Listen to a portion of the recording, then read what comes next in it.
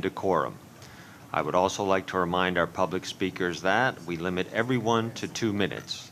Please be aware of the clock in the front of the room and the warning light you will see reminding you that you have 30 seconds left to conclude your remarks.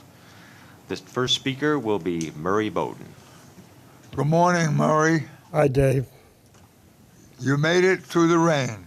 Good for you. Yeah, it was a little touch and go. This is tough. I've been watching how Jano has been changing the MTA, and some of the old ways of doing business are changed to new ways. I've been up here a long time saying, why don't you? And making suggestions, and nothing's happened. I got on the Henry Hudson Bridge, I was supposed to have a meeting, and I got waylaid, and they destroyed the whole thing. Danny, the lines on the upper and lower of the Henry Hudson Bridge are wrong. I've shown it to you. Nobody's fixed them. I challenged the Commissioner of Transportation for New York State at a recent NIMTIC meeting. If she doesn't fix the state, we need a new commissioner.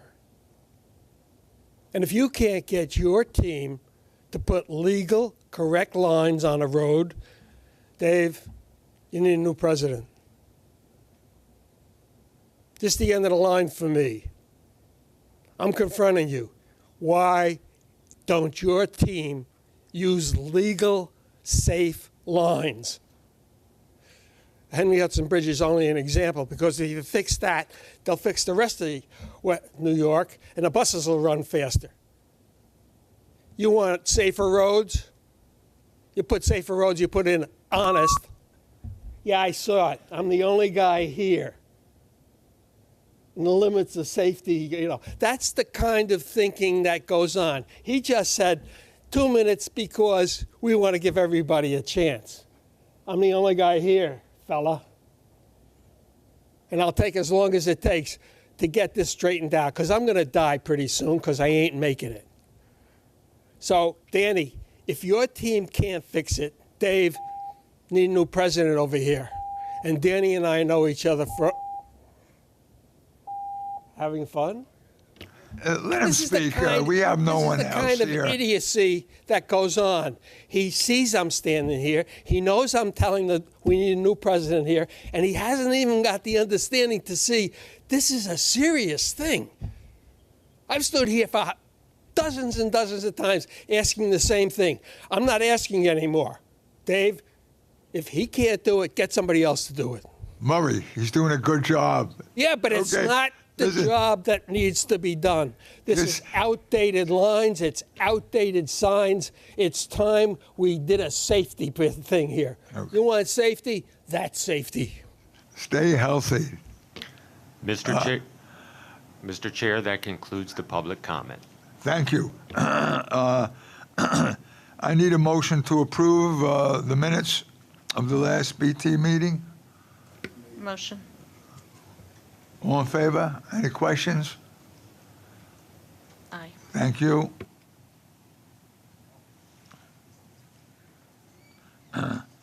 Good. Are there any changes in the BT committee work plan, Dan?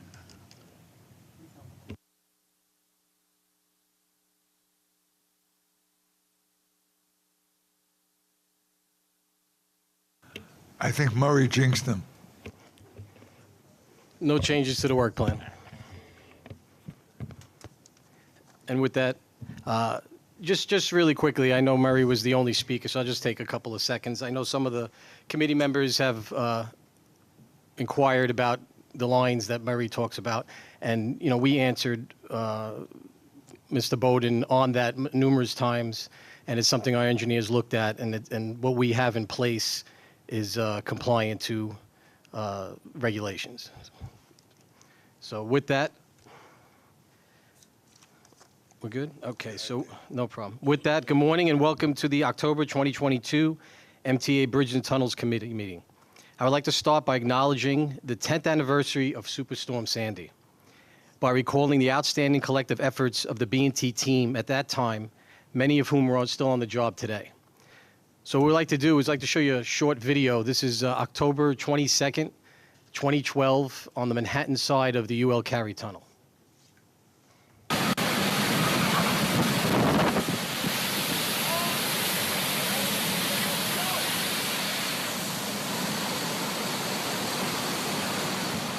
on, we gotta go.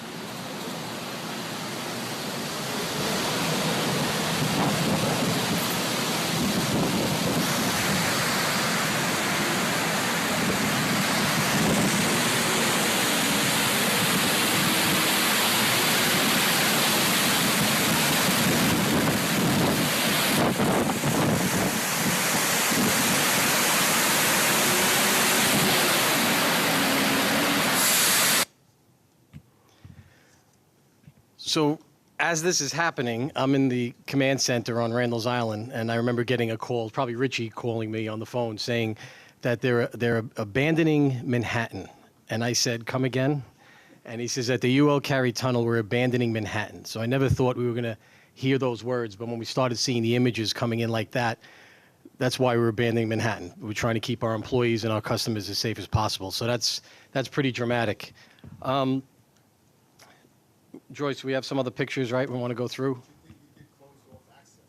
Yeah, that was all closed off. Prior to that, we didn't have any customer vehicles coming down, and but we still had staff there because we had posts. But then once that started happening. True. So some of these pictures you're going to see, we're focusing on the employee side of the house. We don't want to take C&D's steal their thunder on the mitigations that were done throughout the years, but our employees across departments have time and time again exceeded expectations through periods of emergencies or crisis. The demonstration of prep, response, and recovery for Sandy was no different despite the unprecedented scope of the storm. All of our facilities sustained some level of impact and damage, from flooding, downed trees, and fallen light poles to electrical system and utility power outages. But our two tunnels were the hardest hit, with tens of millions of gallons of corrosive seawater flooding the tubes. Regardless of these challenges, most of our bridges, with the exceptions of the Rockaways, were safely reopened to traffic within 24 hours, thanks to around-the-clock intensive work by field employees, as well as our back-office teams who maintained our tolling and business operations. The tunnels followed suit, reopening in stages in the weeks that followed. While no two incidents are alike, the lessons learned from Sandy continue to benefit us. Working closely with our engineering colleagues, we have built back our flood-prone structures better and stronger than before. And as part of our normal operating protocol, we continue to have our seasonal exercises with hurricane and winter prep meetings that include all B&T departments and consolidated partners. I commend our employees for their remarkable sense of duty, past and present, under extreme conditions like Sandy and every day. So regarding recent events, our prediction of a traditional post-Labor Day back-to-school return to office, try to say that very quickly, traffic pattern was proven true this September, as you will hear more about that from Rich during the operations report. But I'm pleased to share that preliminary September 2022 collisions were down more than 33% compared to September 2019, with basically the same amount of traffic. Collisions with injuries were also down by more than 21%. This is due in part to recent engineering controls implemented in conjunction with our C&D partners, as well as the continuing efforts by our operations and maintenance teams on mitigation and traffic monitoring. Upcoming, I want to acknowledge our operations and maintenance, internal security departments, and other departments who have been busy coordinating preparations with the city, state, and event organizers for this year's New York City Marathon. This is a city permanent event that kicks off from the Verrazano Narrows Bridge on Sunday, November 6th, and will be at full capacity again, not since 2019. We expect approximately 55,000 participants at the start line, the most that we've seen. The amount of advanced effort and planning by our employees, as well as post-event cleanup, is truly impressive and mostly done behind the scenes. Finally, this month, we said a bittersweet goodbye to our finance business partner and former TBTA employee, Marissa Krinis. She will be missed not only as a valued colleague to our agency, but also as a friend. And on behalf of the TBTA family, I wish Marissa success and happiness in her future endeavors, and I thank the MTA Office of Management and Budget for their continuing support. If there's no questions, this concludes my remarks. So with that, I'll turn it over to Rich Hildebrand, Chief of Operations, for the report on operations. Rich? Thank you, President DiCrescenzo, and good morning, everyone. The report on operations, this month's committee materials, begins on page 14. With the dog days of summer upon the region, B&T traffic resembled pre-pandemic levels in August of 2022. In this month, we averaged more than 15,000 more vehicles per day over July of 2022, and more than 38,000 additional vehicles per day when compared to August of 2021. B&T reports total traffic count for August of 2022 that was stronger than that of 2021 and well above the traffic counts for the same month in 2020. Paid vehicular traffic in August of 2022 was 29.3 million vehicles, which reflects an increase of 3.9% over the 28.2 million crossings in August of 2021, 19.5% higher than that of August of 2020, with 4.8 million more crossings.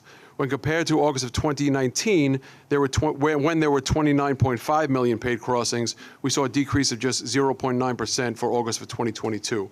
EasyPass market share was 95.4% for August of this year, which was slightly above that of last year and also 2 years ago. Now, for September of 2022, as Dan mentioned, preliminary B&T traffic was 4% higher than September of 2021 and 17.2% higher than that of September of 2020. Per preliminary traffic data, traffic for September of 2022 was also 1.2% higher as compared to September of 2019. Gasoline prices decreased to an average of $4.32 per gallon in August of 2022, and weather conditions did not have an impact on B&T traffic operations. As we move through the first months of the school year and the return to office for many people, B&T continues to trend back toward pre-pandemic levels of bridge and tunnel crossings.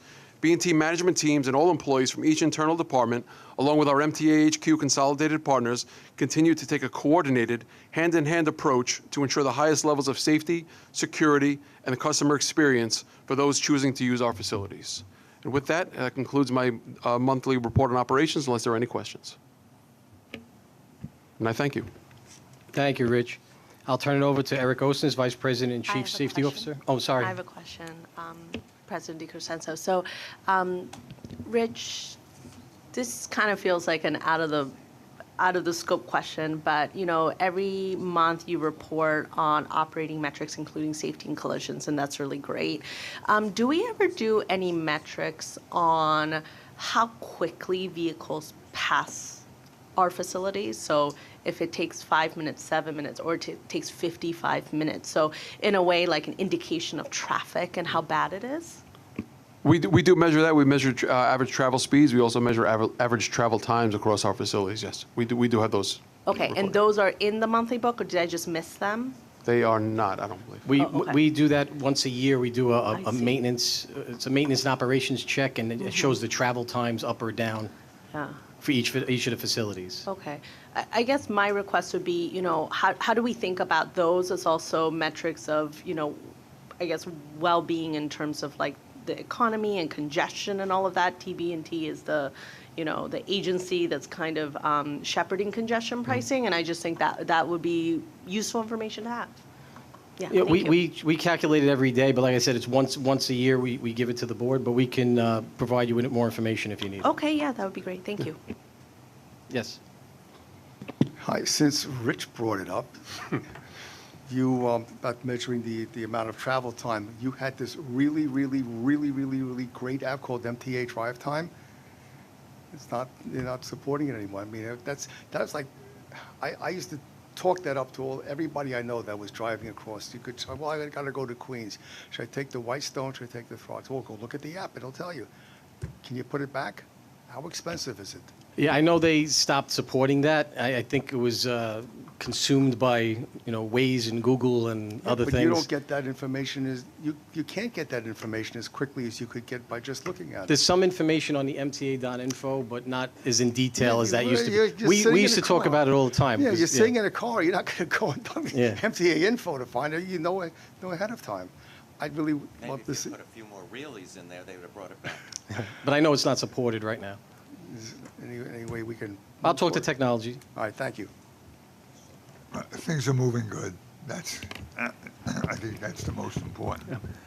I would like to ask a question too. As one of the newbies in the board, I just wanted to ask if the increase in the crossings has can we expect that people are is that going to affect whether or not people are going to come back to subways? Meaning that if I'm still taking my car to do my commute, does that any correlation? Is there any way to forecast if people are still driving that they are not going to go back to the trains, or any correlation like that? Well, Transit's been doing a couple of surveys on, where did people come from, where did they go, right? Really, where did they go? Because there's less people riding transit. We look at the number of people that open up like new Easy Pass accounts, and that kind of gives us a temperature of that. We've seen an increase in Easy Pass accounts throughout the last couple of years, but because the traffic is not exploding, it's not Carmageddon, we're thinking that more people are getting into cars, but not Monday to Friday. And we see that with the rush hours. We still get a very focused rush hour in the morning, but she dies out fairly quickly. Around 9:30, it's basically gone. But then in the afternoon, it's an elongated rush hour. To me, that's saying that people are leaving at different times of the day or getting out and about for other things because they were home, working from home, and now they're out and about. So I guess to answer your question, I think more people are getting in the cars, but they're not driving Monday to Friday. And the congestion or the traffic numbers, again, because they're so close to what they were in 2019, I feel it. It's not, when I do my regular commute, some days it's same as 2019, sometimes it's better, sometimes it's worse. So I don't think it's at the point where it's going to driving people out of their vehicles going, I can't take this anymore. But could it be? Absolutely. There could be a time when they start to say, I'm not going to drive in anymore. But I think it's a condition of the telework and not coming in the traditional Monday to Friday. That's what we see. Yeah, let me add to that.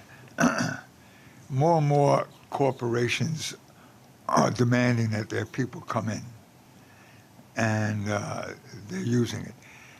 We have a problem, as you can see on TV, with the safety of the subway. Of course, this is a minor fix. People will still use their cars. They'll still commute from the outer boroughs. I must say to all the members of the city board, you must talk to your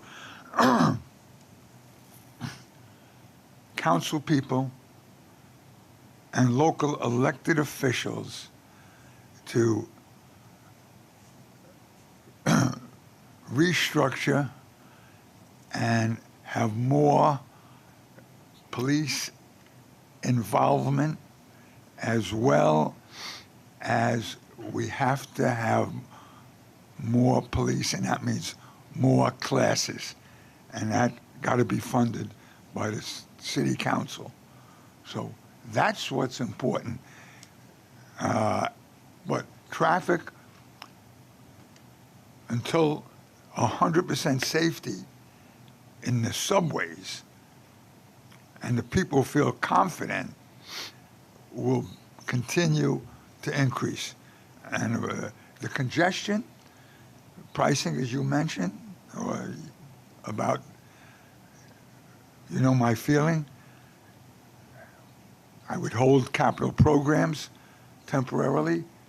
We're going to be in a recession, hopefully not worse. And who knows with the economic conditions in the world, we have to look at everything. And we don't want to kill the city with another burdensome tax when we're trying to revive it. So hopefully we'll get everything on track so they could use the subways and the buses comfortably. Thanks. No, thank you. And Commissioner, I answered your question. Okay. All right, with that, I'll turn it over to Vice President Chief Safety Officer Eric Osnes on report of safety. Thank you, sir. Good morning, everybody. The August 2022 report maintains performance metrics to be generally positive as traffic volume continues to trend toward and within pre-pandemic levels. B&T's safety report highlights include the following. Overall, B&T's August 2022 total collision rate was 3.93 per million vehicles, lower than last year, as well as rolling year 1920.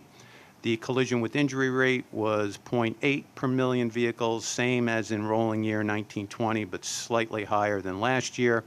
Employee safety metrics over the 12-month period are as follows. The employee lost time injury rate was 5.6 incidents per 200,000 hours, slightly higher compared to rolling year 19 and 20, but lower as compared to last year. And that's the metrics for the safety report.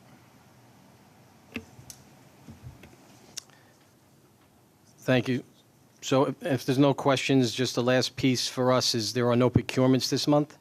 And if there's no questions on that, that concludes the B&T committee report.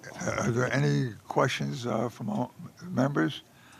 Well, thank you. And we had a good run. We're ahead of schedule. Okay, can I get a motion to adjourn? Second, all in favor? Aye. Thank you all.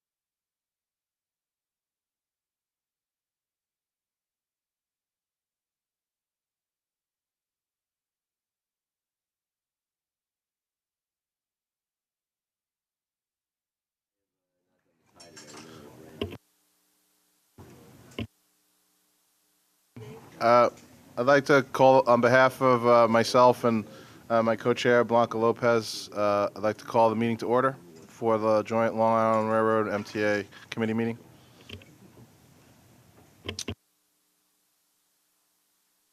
Have any public comments this morning? Today we have 11 public speakers, 6 in person and 5 remotely. As a reminder, we ask that all public speakers adhere to the MTA's rules of conduct and decorum. I would also like to remind our public speakers that in the interest of time and fairness, we will limit everyone to 2 minutes. Please be aware that there will be a warning beep to remind you that you have 30 seconds to conclude your remarks. Again, we have 6 in person and 5 remote speakers, and we will alternate 2 in person and then 2 remote speakers. The first speaker will be Jack Nierenberg, followed by Murray Bowden.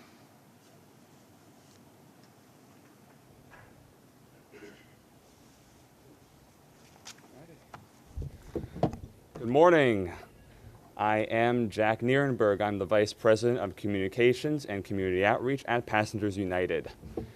And with Grand Central opening to the Long Island Railroad, as well as the evident progress that we've seen at Penn Station with the renovations, I think it's about time that we really start to discuss improved wayfinding and passenger information and enunciation at these major terminals. And I know there's a lot of progress that we've seen over the years across the board with the Long Island Railroad and Metro North.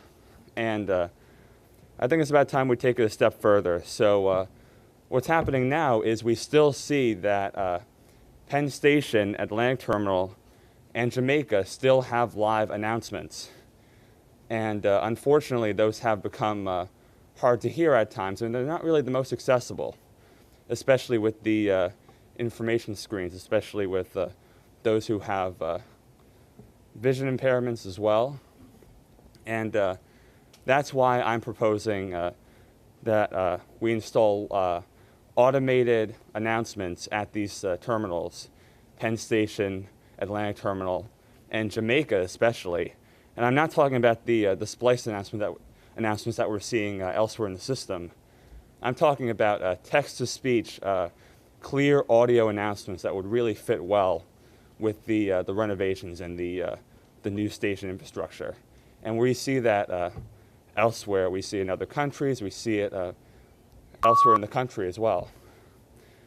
So that's one thing. And secondly, I would like to suggest further improvements to the customer information screens, as they're called, that have been installed in many of the M7s and the M9s. And I would like to address the second committee, please. Okay. All right, so to continue with what I was saying, unfortunately, what I have noticed with those information screens is pretty much they're primarily used for advertising and really not much else. And those are on many of the M7s, and they've been pre-installed on the M9s as well. And what I'm proposing, and again, I allude to the trains in Europe a lot, much because I was really impressed with what they've been doing there with their information systems, is that we really install such systems to allow for, so pretty much what I'm proposing is that these displays would continue to provide information about like next stops, what connections there are at these stations, but also information like what tracks they would have to go to. And this could potentially really make it a lot easier for those passengers who have mobility issues to more easily get to their next train. And as well as other information about other connections at these major stations as well. And such technology is attainable. Like I said, we see it elsewhere in the country, and we see it around the world as well. And given that the Long Island Railroad, and this technology could also be used in Grand Central as well, for Metro North as well as Harlem 125th Street with trains stopping there regularly. So this technology is attainable, and I have many more suggestions on how to improve the service and infrastructure, and I'm open to working with you. So thank you very much. Thank you. The next speaker in person is Mary Bowden, and remotely John Mishno.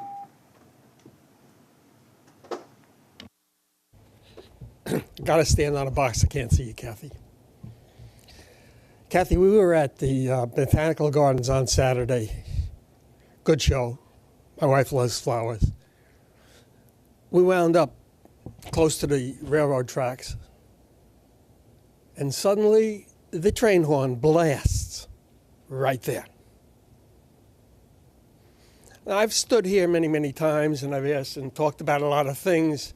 This time it's different. Kathy, what safety reason is there to sound the train horn at the Bronx station? You've got a public address system there, and there are other stations where you don't sound the train horn. Why in the Bronx, where nobody can complain, do you sound a train horn there? I'd like an answer right now, because you knew it was coming. Yeah. Why do you sound a train horn there? What safety issue is there at the Botanical Garden station that doesn't exist at other stations? What's the safety reason for sounding the horn? If you don't have a reason, then stop sounding the horn at places where you already have announcement that the station is a train coming in. This is the kind of craziness that goes on, and nobody says, why are we continuing to do this? You don't sound a train horn at 125th Street when everybody comes in. What's the difference? Yeah, we're going to go through the song and dance with the two things and blow the horn again. We did that at the first meeting. You didn't listen, or did you get the message? This is about listening, people.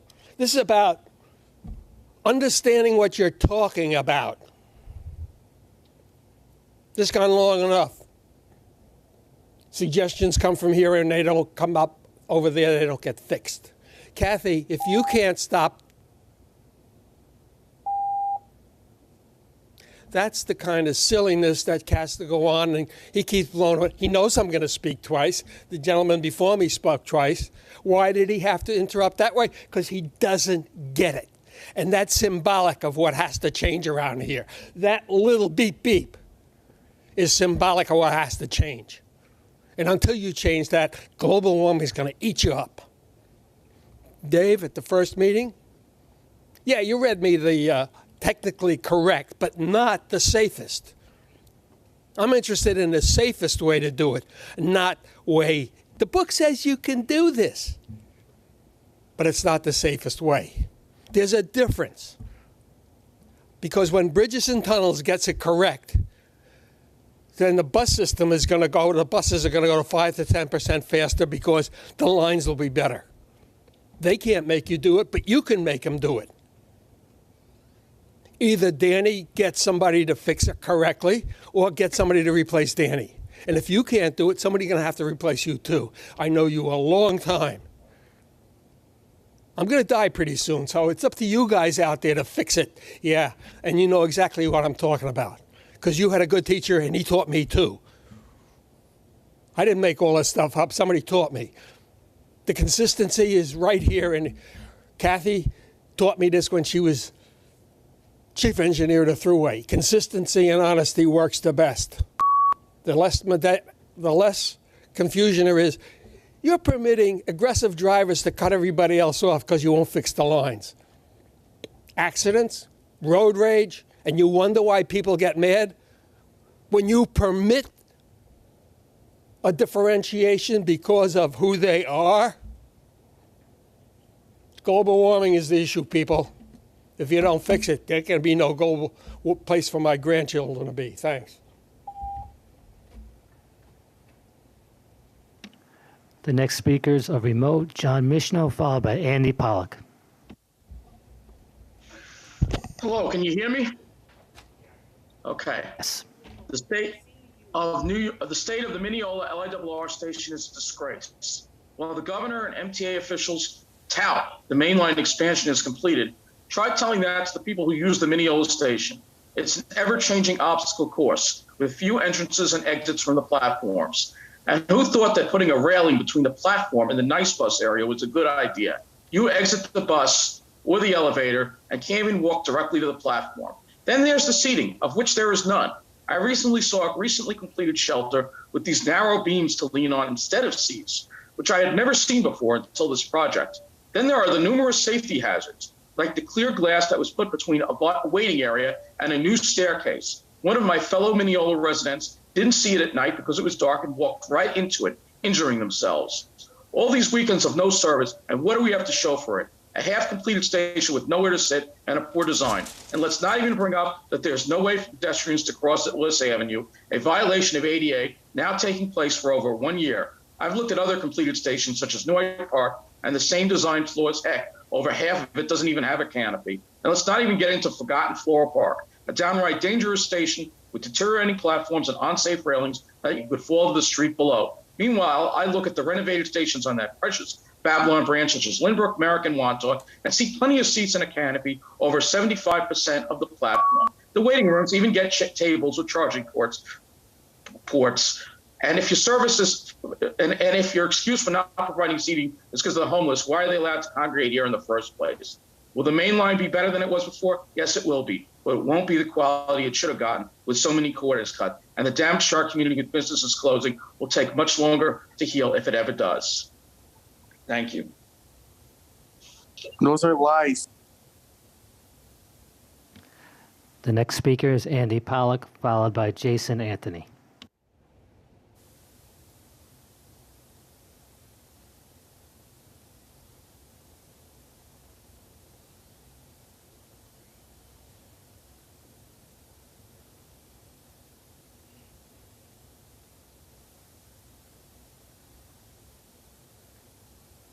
Hi, Kathy. Can you hear me? Yes, we can. Hello? We can hear you. Okay. Good morning, everyone. I do apologize. I'm going to make this speech brief because I am in a hurry to get somewhere. So, Kathy, two things I want to bring up this month. Number one, Floral Park. When I was at Floral Park a couple weeks ago, I noticed that one of the platforms has no yellow paint. How is that safe? It's not safe. Because somebody could easily fall onto the tracks. That's the other flaw I'm going to bring up at Floral Park for this month. Okay, next issue at hand is the shutdowns. So number one, the main line, along with the Hempstead branch, should not be shut down this weekend because we have an Islanders game at UBS Arena. So I'm calling on John Ledecky to get involved and do something about this. And then second, why is the Port Washington line going to be shut down the weekend of the New York City Marathon? Doesn't make any sense. So that also needs to be rescheduled. And if you're going to have other busing options between Bateside and at least Great Neck, at least cross honor on the Q12 and also cross honor on the N20G. So that's all I have to say for this month. Thank you very much, everyone. I will speak to you all in an hour at New York City Transit. The next speaker is Jason Anthony, followed by Kara Girl. Good morning, Long Island Railroad and Metro North Commuter Rail. Jason Anthony here, speaking in response to the two previous speakers. We should call them the Long Island Railroad privilege. Why privilege? Because one, they want to go to sporting events. First, if the agencies, they're planning to do a service change, they should plan ahead before traveling. Second, my branch is going to be affected by East Side Access. They're not thinking about that. I live 2 blocks away from Atlantic Terminal, Brooklyn. With that said, I will be affected. They won't. That means that during off-peak, during peak, and on weekends, I won't have a 1C ride between Atlantic Terminal, Brooklyn, and Hempstead, and between Atlantic Terminal, Brooklyn, and Far Rockaway. Why they are complaining so much? They should advocate for riders that travel between Atlantic Terminal, Brooklyn, and those branches. This is double standard in fullest display. Let's go to Metro North. On Metro North, I've been to Grand Central these past few days. I've been seeing homeless people in full display. Why is that? This is the same thing that we are seeing in Penn Station. Why? I haven't been seeing the BRC or any of the homeless outreach folks like in Penn Station and GCT. Why was the public caught off to witness the press conference that was happening on Saturday between Governor Hochul and the MTA officials? Why? Because we want to denounce the reality that passengers like myself that use the system on a daily basis to the governor directly. Instead, we have to come to these meetings every single month to denounce it to yourselves. That the majority of whom don't use the system, instead use vehicles polluting the air, using tolls, our bridges, our tunnels, and we have now New Jersey going against congestion pricing. What are we going to respond to those across the Hudson that are going against congestion pricing? What are we going to do, folks? And by the way, I'll see you guys in transit. The next speaker is Carol Girl, followed by Mr. H.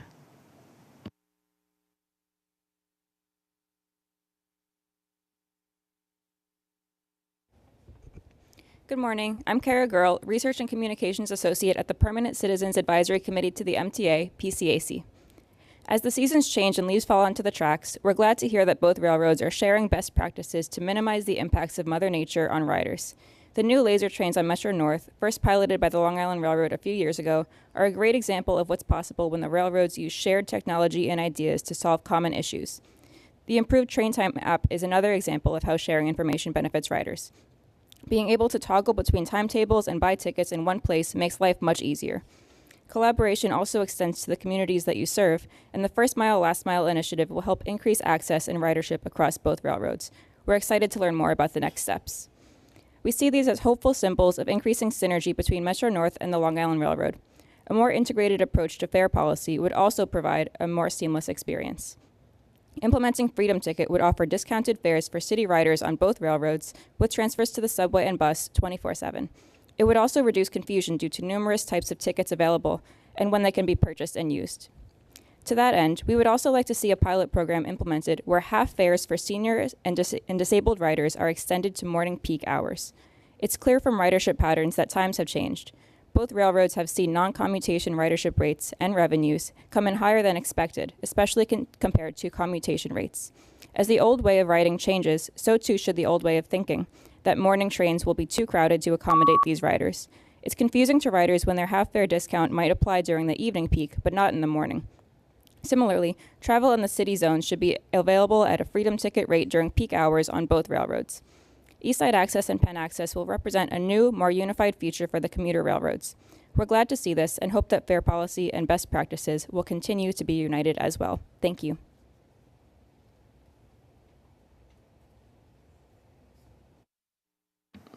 The next speaker will be Mr. H, followed by Sally Wolf. Can you hear me, guys? We can hear you. Hey, good morning. I'm here to express my thanks and appreciation to all the LIRR employees and the contractors on completing the mainline work. It's been very, very long time coming after all these years of pain and all that, but it's coming in for the better. The stations look much more beautiful than ever, and I like the interior, the artwork, the benches, so everything's going absolutely great. And Florida Park is doing absolutely fine too. I agree. Valley Stream has a lot of issues right now. So let's get to the situation with John Mitchell here at Mineola Station. So yeah, there's still nobody has told me about the situation of, because he's been told 2 times about trespassing into the LIRR parking lot, and nothing has been done about it. What is it going to take?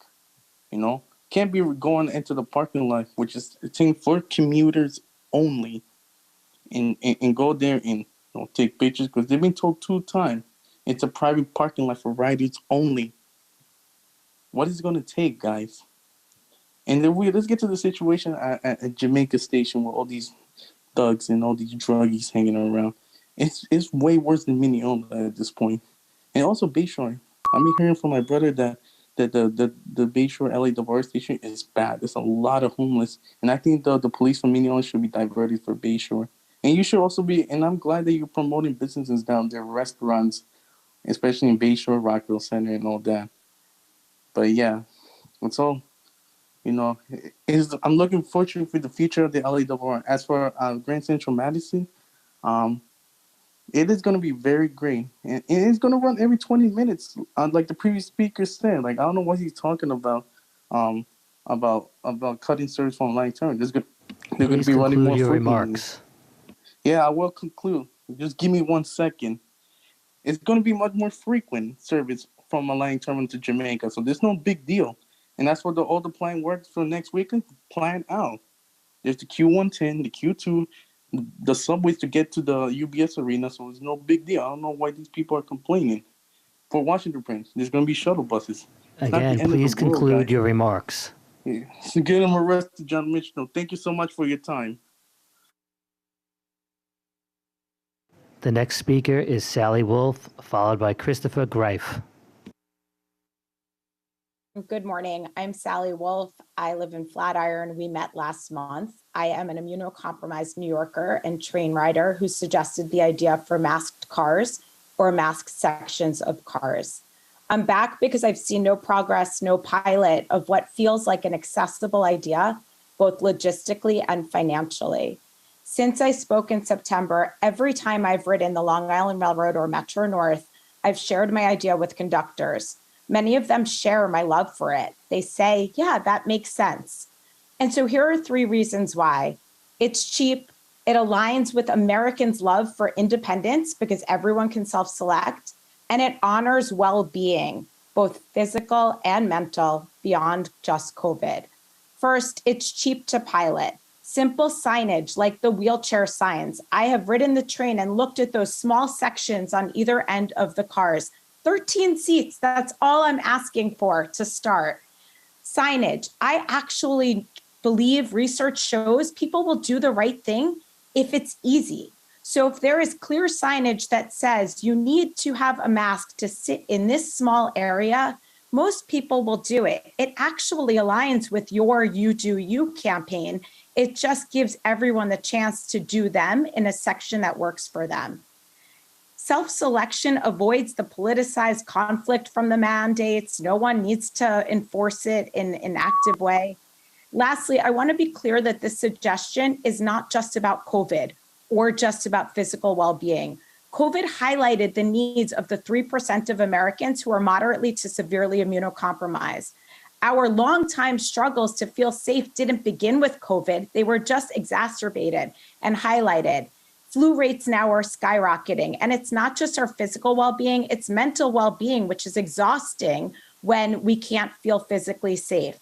I will conclude by saying last week, the Surgeon General, Vivek Murthy, spoke about the importance of mental well-being at work. At work doesn't begin at work, it begins with our commute. Please help us ride safely. Thank you. Thank you. The next speaker is Christopher Greif, followed by Deborah Greif. Good morning, everyone. Christopher D. Greif here, live in person. I'm not on the screen, I'm here in person. First of all, today I'm here to speak about one very important thing, that it is safety. First of all, I want to thank the MTA Police. So, Chief, I want to thank you because at Atlantic Terminal, I'm going to use an example because I do go over there lots of times. We have seen officers with, once in a blue moon, the Department of Mental Health and Mental Hygiene Outreach does get them out at Atlantic Terminal. At least the Atlantic Terminal station is clean. At least I could get on an elevator. It's clean. But at the same time also, I am very supporting with Jano and the mayor and the governor of getting MTA Police to come into the subways as well as the railroads, because we need the safety of seeing an officer just to see if you see something, say something. That is the main key. I'm here to support that because I still travel on the subway and I do see the officers there. Maybe it's not just MTA Police, but I do see our local NYPD precinct. I see transit police. But I don't sometimes see in the Nassau County areas the local police stations out there, Nassau or Suffolk.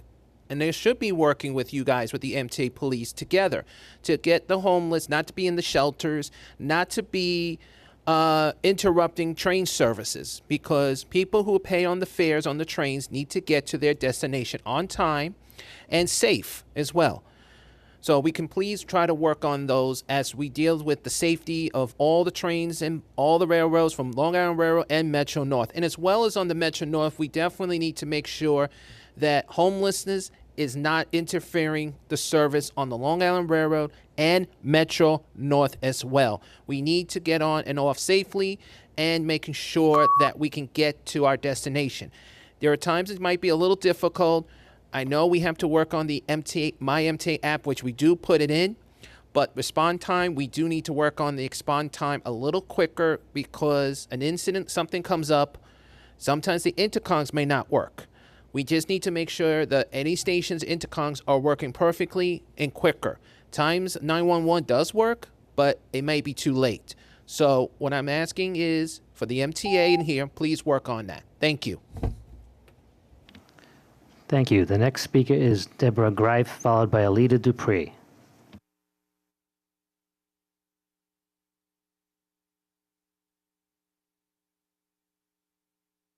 Morning.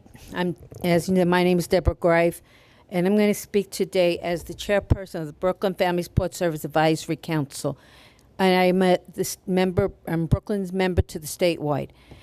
We want the Long Island Railroad and Metro North to please implement fully the city ticket, the $5. Why?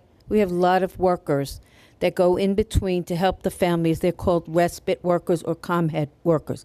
We need to get them back and forth quickly so that a parent can work or go out shopping. This may seem trivial, but when your child is an adult, but with the IQ age or the emotional age of a 10-year-old and they're 40, you need someone who's trained to watch them. And when they implemented that on the Long Island Railroad, it was very popular in the OPWDD workforce because they were able to get back and forth quickly. Because sometimes they give you you have to go from Queens to Brooklyn.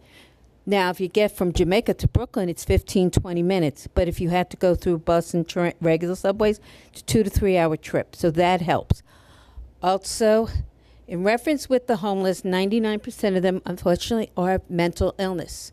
The mental health laws were changed, and they are not getting the same help that they should be getting. So the mental health laws have to be updated, and that's why there's many issues with people with the homeless. So instead of beating on them, let's see that they get the true help. And please, Kathy, please implement Metro North Care soon, because it's a pleasure when I have to go on Long Island Railroad and I have them bring the plate out, they make sure I'm on and off. I want to make sure I don't have to go looking for anybody in Grand Central. I want to be able to just know that. I find the Metro North Cares person and they can help me get on the trains. Thank you.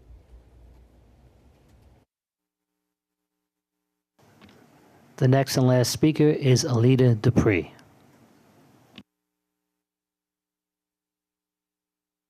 Alida Dupree for the record. My pronouns are she and her. I'm going to talk about railroad today. I'm looking forward to Grand Central Madison because that way, regardless of which railroad I use, I can enjoy Grand Central. It's going to be very helpful to me because I spend a lot of time on the east side. So let's hope we get an opening date. And electrification is very important. It's going to take building a lot of third rail. And along with other things, electrification, I think, is really essential to improving the state of our railroads, not just in reducing emissions and reducing noise, but in creating a better service. And I still have not made it to New York. I went to Chicago, got to ride on this system called Metra. I've done it a few times and rode on their electric section. It's quite small, but I enjoyed it. And I said, well, this is giving me a taste of what I'm going to see when I come back to New York. And I think we have to have clarification about Omni. What will Omni look like on the railroads? How do we do Omni on 67 tracks of Grand Central Terminal? So we need schematics and drawings of what that's going to look like. Because it's obvious on the subway, but I'm still trying to see it on the railroad. Let's make that happen. And ADA for the railroads is essential. We're getting there. How can we get all of these railroad stations accessible? I hope on my next trip that I will be able to use the railroad more often, just as I did in Chicago.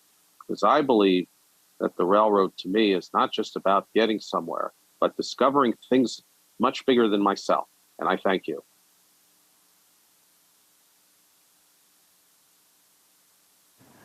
Mr. Chairman, that concludes the public speakers for today. Is that on? Oh, thank you. And thank you to all the speakers. Now I'd like to move on to approval of the minutes. If everyone's had a chance to review, I'd like to entertain a motion. Second. All in favor? Aye. Opposed? Any abstentions? So moved. And now I'll address, sorry, Siri, I'm not talking to you. President Rinaldi, are there any updates to the work plans? No, there are no changes to either work plan. And now I'd like to invite President Rinaldi to give her reports. Thank you.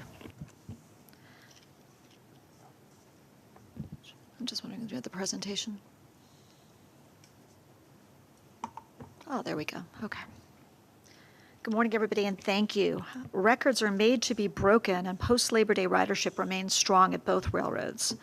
Following Metro North's pandemic-era ridership records set on Tuesday, September 13th and Wednesday, September 14th, Metro North again set a ridership record on Tuesday, September 20th, and yet again on Tuesday, October 11th, with 192,900 riders, or 74% of pre-pandemic levels. Long Island Railroad similarly has set a bunch of records since Labor Day. On September 7th, and then again on September 21st, with 204,600 riders, which is 71% of pre-pandemic. Ridership has remained strong throughout the month of October, with both railroads carrying 60 to 70% of pre-pandemic levels on weekdays, and anywhere between 65% to 120% on weekends. The third and final section of the Long Island Railroad mainline third track between Coral Place and Hicksville opened on Monday, October 3rd, with Governor Hochul presiding at a ribbon-cutting ceremony in Westbury. This project opened on time and $100 million under budget, and as we've discussed before, it is unlocking huge benefit for Long Island Railroad's customers and operations, especially when taken together with the opening of Grand Central Madison service before the end of this year. With Grand Central Madison service coming into clearer view, our crews are performing safety and security drills. Last week, Long Island Railroad completed its second day of advanced pre-revenue testing, operating 8 trains simultaneously to test out the infrastructure, validate service planning assumptions, and gain experience dispatching the territory. Live emergency drills are planned for 3 weeks in October and November. In fact, there was a tunnel evacuation drill that went off without a hitch on Saturday. It was a great team effort with participation not only from the Long Island Railroad, but also Metro North, C&D, MTA Police Department, the Fire Department of New York, and the NYPD. And I'm sorry, it was Sunday. Finally, Long Island Railroad crews continue to go through a federally mandated process known as physical characteristics training. Crews need to learn the location of every signal and switch between tracks, as well as many other physical characteristics of the new route, such as emergency egress locations, tunnel grades, and station configurations. Train crews have been conducting this training for several months to familiarize themselves with this new stretch of Long Island Railroad territory. A quick update on the new GCM schedules. As a result of requests for retention of express service to Penn Station from customers on the Port Washington branch during the public outreach process over the summer, MTA and Long Island Railroad met with elected officials from that area, including Senator Anna Kaplan, Assemblymember Gina Solitti, Town of North Hempstead Supervisor Jennifer DeSena, and Council members Marianne Dalamonte and Veronica Lurvy. The delegation recognizes that construction of additional track space in the Port Washington yard will be necessary in future capital programs to allow for a future expansion of service on the Port Washington branch. But at the same time, at this time, railroad officials were able to look at the schedules and find ways to create express service within the envelope of existing train and track capacity constraints. So we were able to add 3 morning and 3 evening rush hour Penn Station express trains serving Port Washington, Plandome, and Hassett and Great Neck. These new express trains are part of the overall 41% service increase that will take effect along with the opening of Grand Central Madison. While the Long Island Railroad service increases are taking effect later this year when the new service opens, earlier this month, Metro North restored several half-hourly weekend Hudson Line trains, 6 on Saturdays and 4 on Sundays. These trains had been suspended with the July 10th schedule change to support 3 essential state of good repair infrastructure projects between Cortland and Cold Spring. And 2 weeks ago, Metro North began operating its popular Leaf Peeper seasonal weekend trains on the Hudson Line to take New York City area riders out to the incomparable scenery of the Hudson Valley and Neil Zuckerman's backyard. Weather permitting, there are 5 extra trains on Saturdays and 4 extra trains on Sundays, which complement our normal hourly service. Leaf Peeper ridership was strong the first 2 weekends, with most trains reporting passenger counts between 70 and 90% of capacity. We're also going to be operating extra service for the holidays, and we'll talk about that in a little bit next month. While both railroads share the fundamental mission and commitment to improving customer service, never has collaboration between the 2 sister railroads been more pronounced. Operations teams are sharing ideas and learning from each other in unprecedented ways, and we're going to be highlighting examples of collaboration between the railroads as part of my monthly committee report. So one of the public speakers actually kind of, broke the news ahead of me, but I'll say it anyway. This month, I want to highlight Metro North's adoption of laser train technology for the first time this year. This is a technology, as this committee well knows, was pioneered by the Long Island Railroad in 2018, and it's poised to become an important part of Metro North's efforts to combat leaf season slip slide and flat wheels. As this committee knows, as autumn sets in and leaves fall from trees onto the tracks, the detritus of wet leaves and slimy pectin residue builds up on the railway tracks, especially on days like today. The laser train works by using high-intensity lasers to remove the debris, requiring only 1 pass to leave a smooth, clean rail behind. Additionally, both the Long Island Railroad and Metro North operate high-pressure rail washer trains to combat slip-slide conditions. These water trains essentially complement the laser train. Both railroads are solving the same problem for maximum customer benefit. Long Island Railroad is going to build upon the Long Island Railroad's laser train innovation by piloting it at higher speeds. And the good news for today is that the laser train is actually sitting in customs, ready to be picked up. We expect to be able to deploy at some point soon. Couple of the things that I want to highlight from Metro North's track program quarterly update. This is, again, another shout out to Mr. Zuckerman. If you look at the first picture, these are the installation of anti-trespass panels at Brewster Highway Station. This has been a pet project of Neil's for a long time, so I'm very happy to be able to highlight that today. We're also installing them near the Harlem River Lift Bridge. The installation of friction hydraulic bumping blocks on track 17 and 18 in Grand Central, rail installation on the Wassaic branch, Nanuet platform repairs, yay Ramsey, and the Shea Road bridge repair on the Port Jervis line. I attended a Long Island Railroad Connect With Us forum at the Merrick, Long Island Railroad Station on Wednesday, September 28th.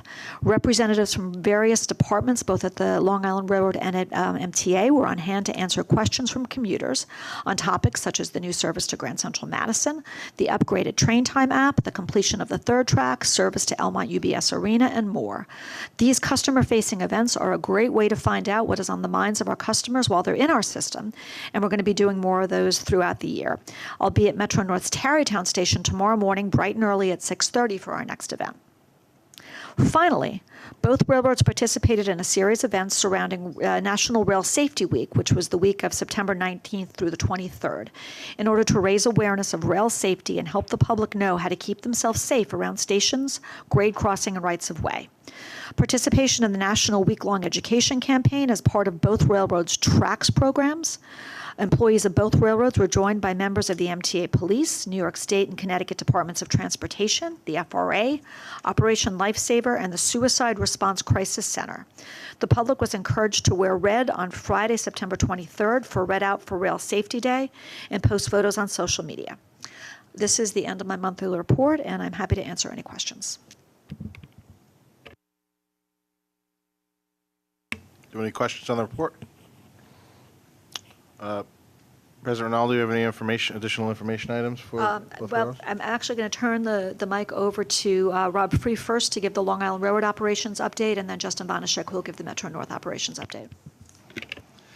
Good morning. Monthly on-time performance for the month of September was 96.3%, and year-to-date as of September was 96%, both of which are above goal of 94%. All 11 branches operated at or above goal for the month and year-to-date. Major events which resulted in delays of 10 or more trains. There were 6 for the month of September, the most significant of which was on September 7th, which was a track condition in the vicinity of Plandome Station on the Port Washington branch during the midday. This event impacted on-time performance by 0.08%. Excuse me. For our fleet performance, our MDBF for the month of August was 190,896 miles, and year-to-date as of August was 217,439 miles. Again, both above goal of 190,000 miles. For service delivery, we completed 99.7% of our trips, both for the month-to-date and year-to-date. And finally, as we continue to upgrade our system, some work that'll impact operations, this upcoming weekend will represent the final shutdown of the main line, scheduled anyway, this weekend, and this is to support Queens interlocking system upgrades. In November, there will be 3 shutdowns between Bayside and Port Washington. Bus service will be provided, This work is to complete the Great Neck Pocket extension for Grand Central Madison service. And on November 12th and 13th, there'll be concrete tie work on the Hempstead branch, which bus service will be provided as well. And finally, as we approach the holidays, as Kathy had mentioned, we'll be providing extra holiday service for Thanksgiving Eve on Wednesday, November 23rd. That will be 11 extra eastbound trains early afternoon, and on Thanksgiving Day, we'll run our Thanksgiving Day program, which will be 6 trains pre-parade and 11 trains post-parade. That concludes my report, and I'll be happy to answer any questions you may have. All right, good morning. On-time performance for the month of September was 97%, above goal at 94%. Year-to-date was also above goal at 97.1. Regarding the fleet, the MDBF for the month of August was 172.5 thousand miles. Year-to-date mean distance between failures was above goal at 210,000 miles. In addition to the service mentioned by President Rinaldi, we will also be operating our Thanksgiving week service plan. The Wednesday before Thanksgiving, additional afternoon getaway trains will be operated. On Thanksgiving, additional inbound morning service will be provided for customers going to the Macy's Thanksgiving Day Parade, and additional service will also be provided throughout the day for holiday travel. And then on Friday, a special schedule will be operated. Customers can check the train time app for the latest schedule information. This concludes the report. I'm happy to answer any questions.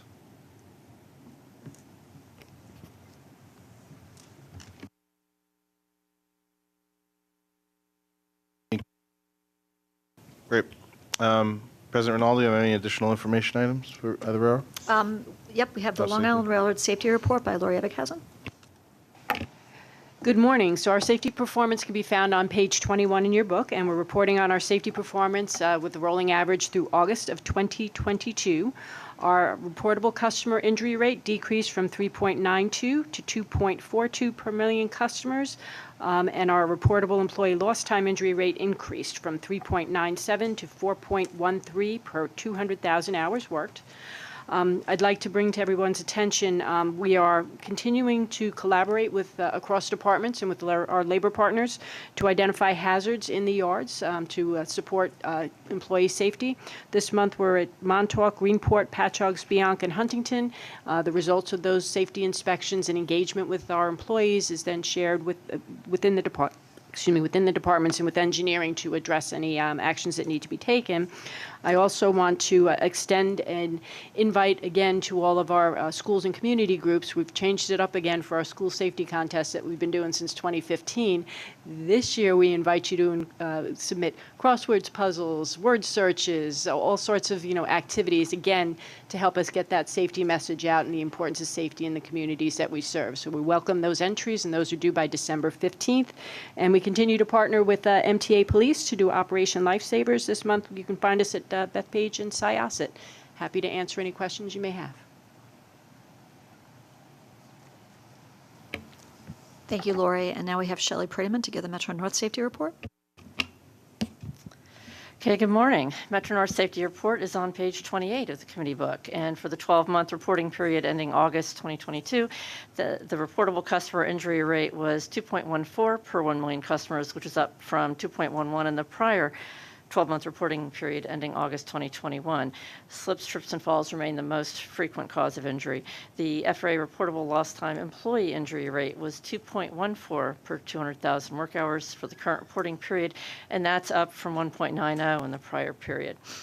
So this month, Metro North Safety Outreach and Education Program, TRACS, will be participating in some local Halloween events. So 2 examples are the Miracle League of Westchester's A Very Special Halloween event on October 29th. That's in Hartsdale, New York. And the Danbury Railway Museum's Pumpkin Patch Train event on October 30th in Danbury, Connecticut. And TRACS for Metro North is also holding our 5th annual rail safety contest. And for contest details, those are available on the Metro North TRACS website on the MTA webpage. To support suicide prevention awareness, Metro North continues to deliver question, persuade, refer training to employees. And additionally, the digital posters on display throughout the territory have been updated to include the 988 suicide and crisis lifeline number, and those updated posters should appear in rotation shortly. That concludes my report. I would be happy to answer any questions. I have a quick question. That's okay.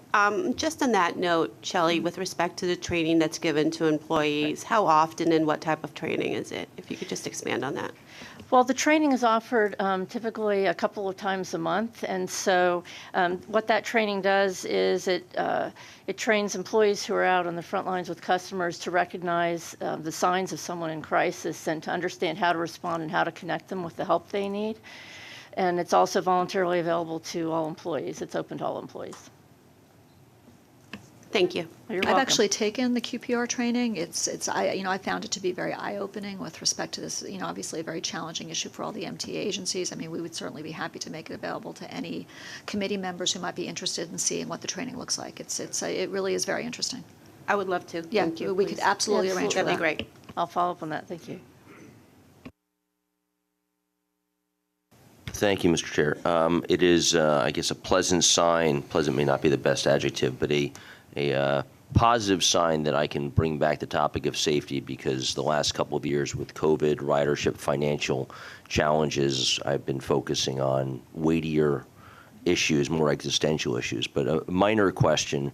I see a 13% uptick in employee injuries at Metro North. That's your 1.9 to 2.14, clearly lower than your historical numbers pre-COVID, but an uptick is what we would call an emerging trend. And those are usually worth looking at. So could you give us a little information? Is that people doing more work, more workers out on the tracks and doing more things, or is there something else happening that is accounting for that increase?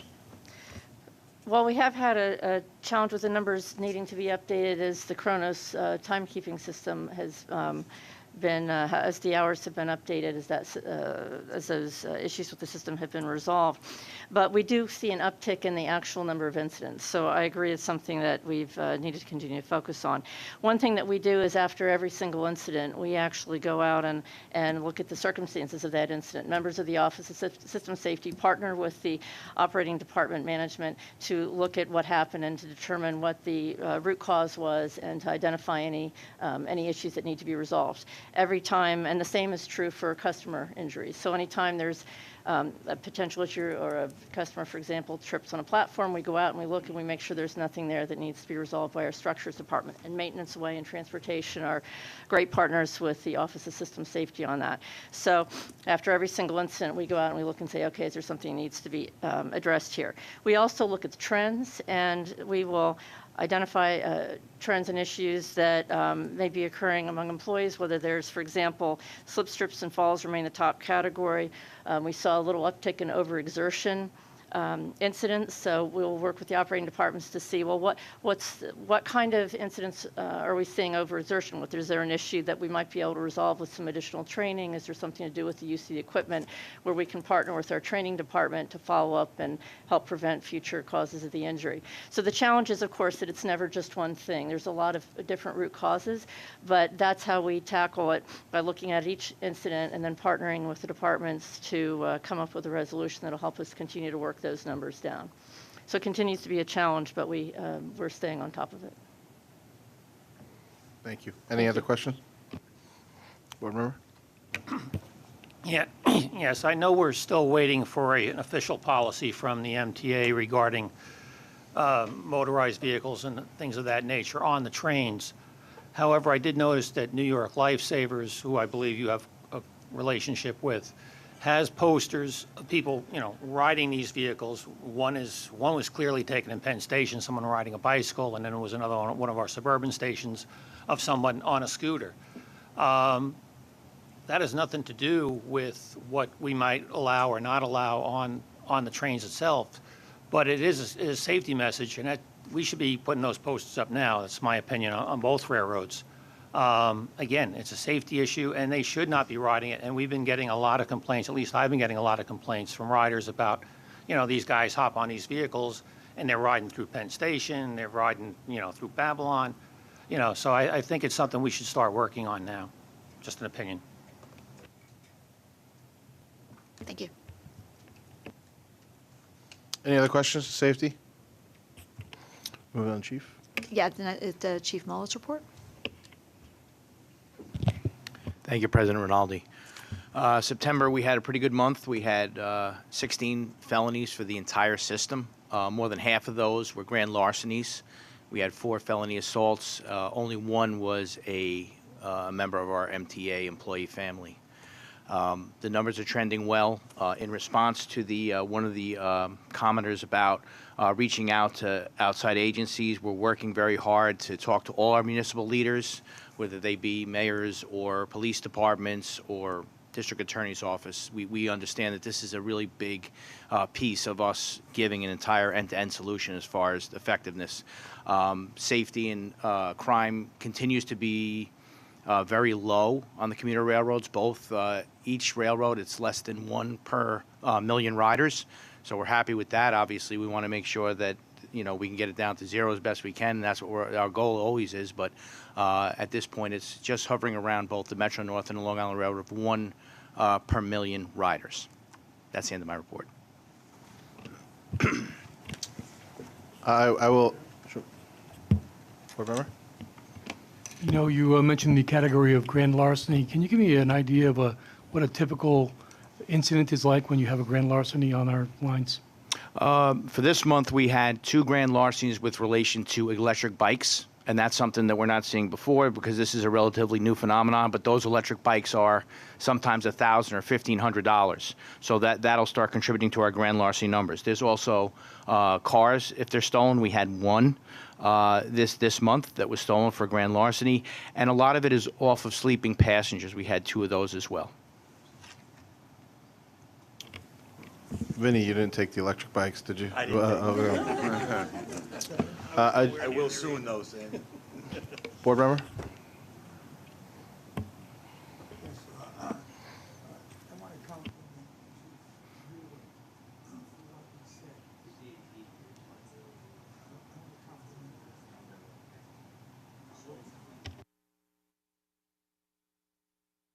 I want to compliment Chief Mueller on what he said. He's reached out to different departments. And don't forget,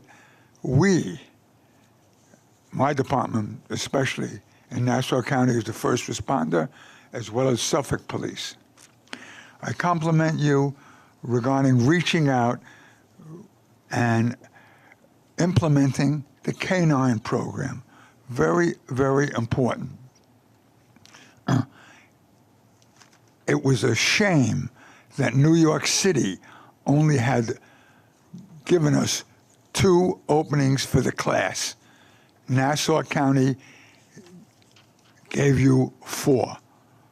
Chief, thank you for reaching out and making it happen.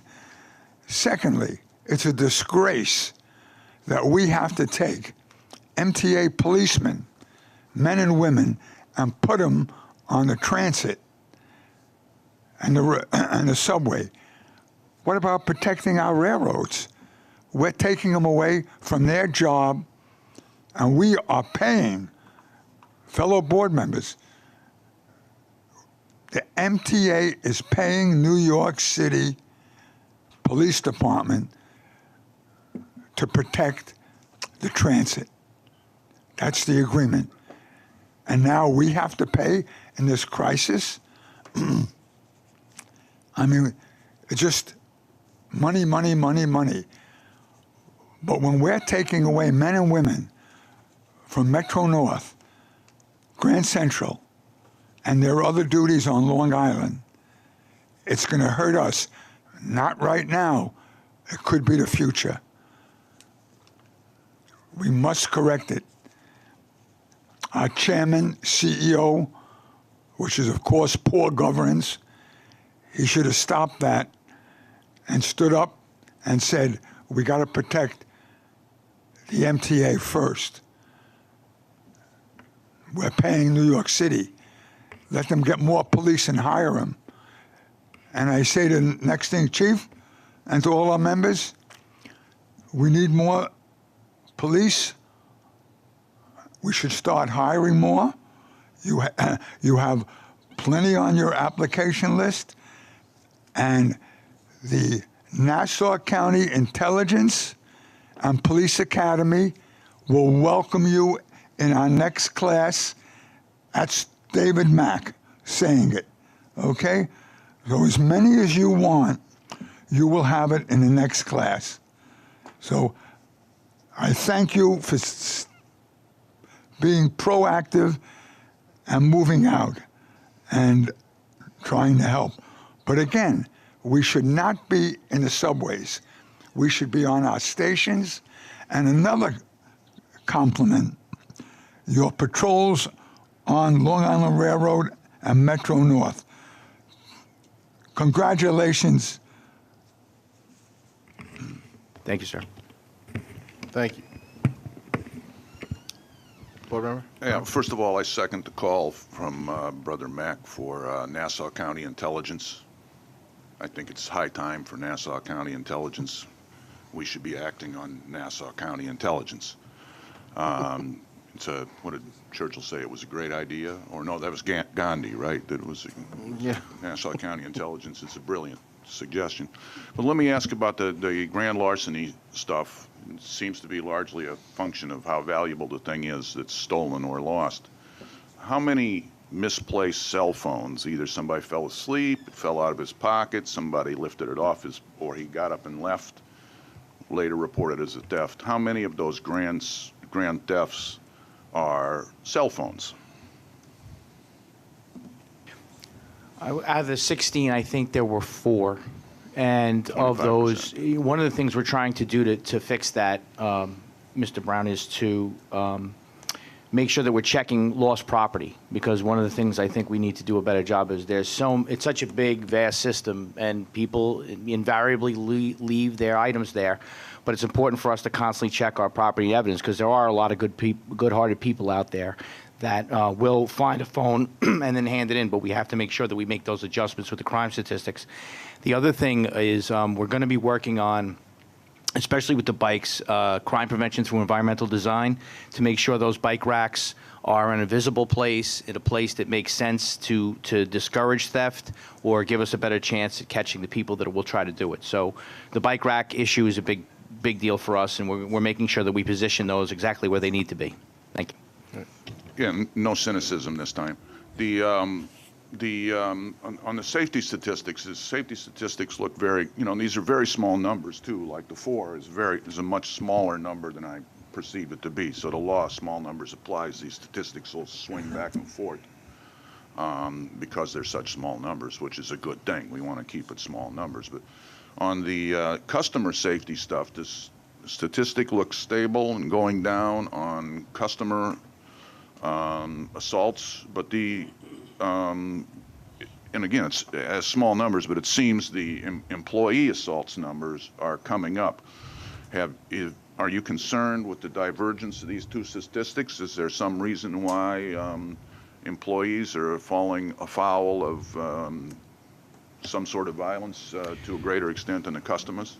Not to a greater extent. Like, for example, this month we had 4 felony assaults for the entire both commuter rails, and one of them was an MTA employee, a conductor.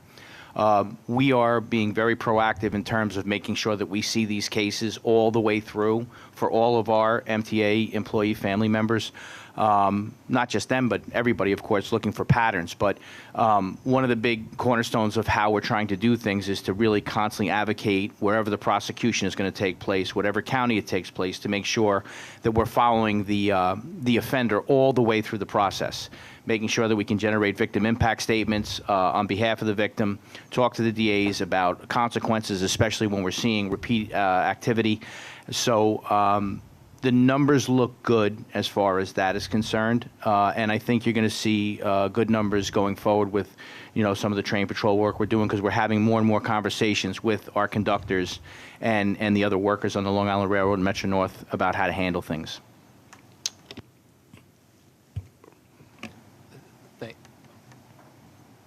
I'll just quickly talk a little bit about safety and the use of MTA PD in the subway system.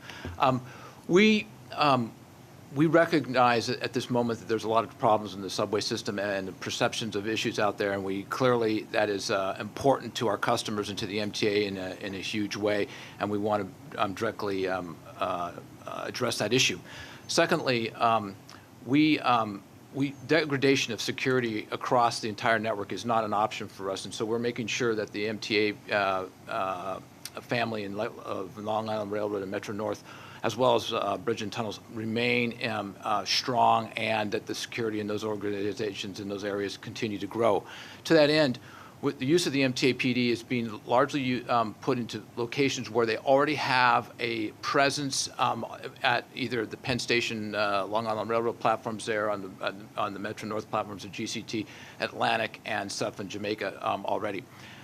So it's a natural extension to be able to use that expertise from those locations and extend that into the subway systems at those platforms. Simultaneously, we've asked and received agreement from the state police to come in and backfill some of the missions that the MTA police were doing, so that we do not lose any security for the Long Island Railroad or the Metro North Police. So we're going to watch it very, very closely. It's important to us. It's important to the city. It's important to the MTA that we get all the security right. So that's what we're trying to do right now. Thank you for the party line. Excuse me. Board member? Question, have you been getting any reports of any catalytic converter thefts in our parking lots?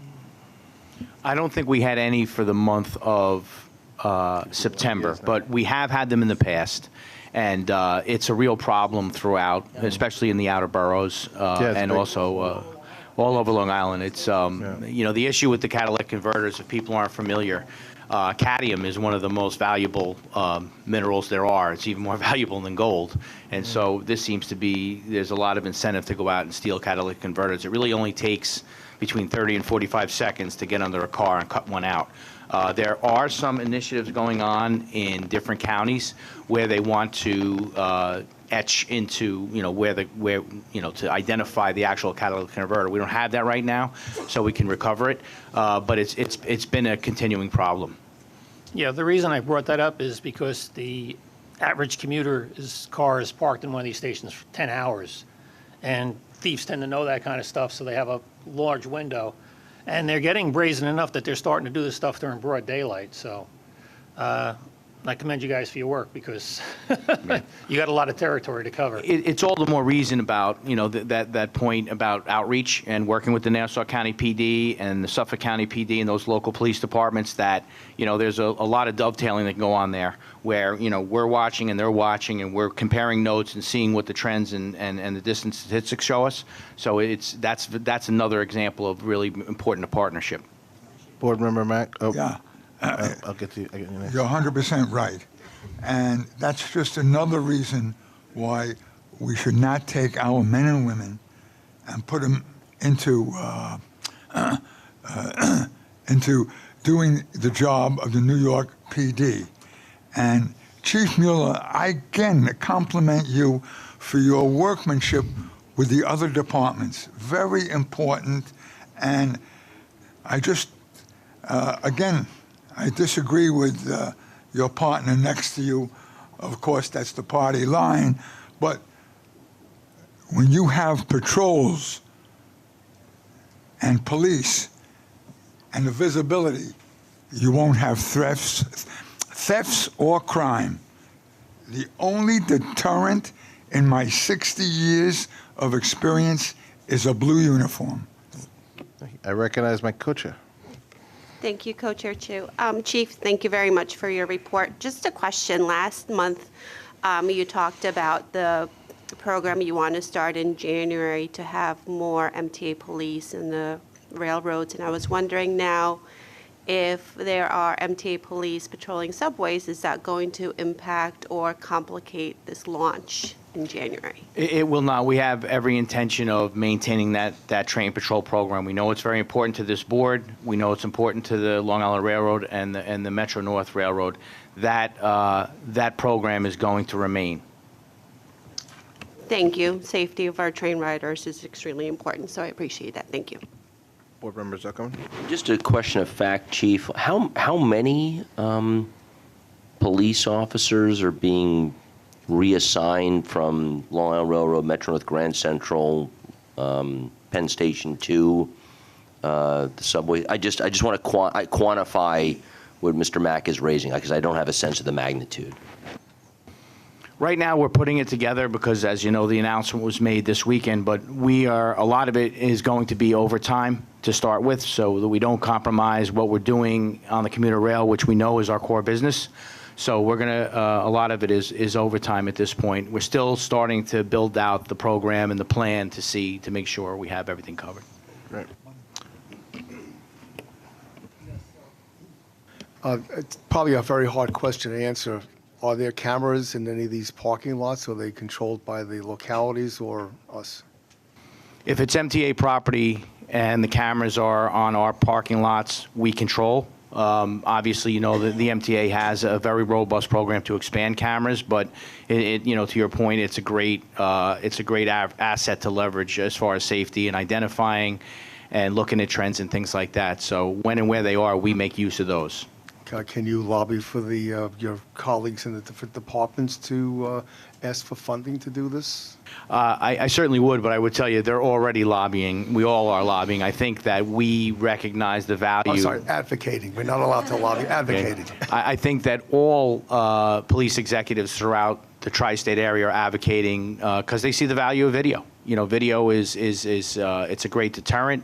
It's a great investigative piece, almost to the point now where people without video, it's like it didn't happen, and that's not true either. But it's not the whole piece, but it's a very, very, very valuable piece. Thank you. Board member? So just two real quick things for me, just to, and maybe it'll transition us a little bit in the topic. But, Brother Brown brought up the issue of the assaults on the employees. And he raised it first. I just want to thank the chief. We are making progress with these train patrols. And I think what we really can do here, if we wanted to help, while the committees that are put together to implement the train patrols, is just support the resources needed to make sure that these patrols keep going. And just a new topic, I asked Kathy of this week, but I feel the need to share it with the committee. I'm requesting that we take a really good look at the need for a gating program at UBS Arena. The crowds are there now. It's different. We have traffic in both directions now, train service in both directions. I was sent a lot of pictures over the weekend. And the biggest reason why you need gating is certainly to ensure the fare collection, but we also have to control the crowd. So not that the chief needs, more demand on him, but we'll need MTA police present at these gating locations, and we need to have a gating location set up at Elmont to make sure that we get every fare and we keep those platforms under control. So when a game ends all at once, an overtime game or something, it'll make it much safer for our customers.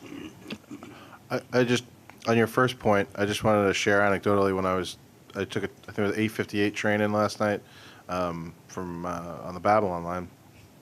And I, just in my car, the conductor in my car, very, with a lot of dignity, handled a homeless man that came onto the train, and then she expertly dealt with a panhandler. And then we had a chance to have a conversation, and I specifically asked her about how she felt about the train patrols, and she was very encouraged by it. So it was just it was great for me to hear that the conductors and the personnel are excited about it, and are really already feeling good about the prospect of feeling safer in their employment, which everyone should have the opportunity to do so. So, Board Member Mack. Yeah. Once again, I hate to be. Are you going to compliment the chief again? Is this the try? I think I lost count. Is anyone at the bingo? The chief is doing well, but you brought up the point. Why should we be taking our men and women away from doing and helping us on Metro North and Long Island Railroad? And we need more men and women. Recruit more. Not to be outdone, I want to compliment you as well, Chief. I don't want to get shut out. Are there any more questions, Board Member Brown? Yeah, I want to compliment the chief. However, I've always rejected the sort of suburban belief that mass transit brings crime to Long Island and Westchester. I've always found that was sort of a ridiculous conundrum. But people do travel between the two locations. Now, I believe last time the number I saw was like 75% of the commuter rail riders get on the subway.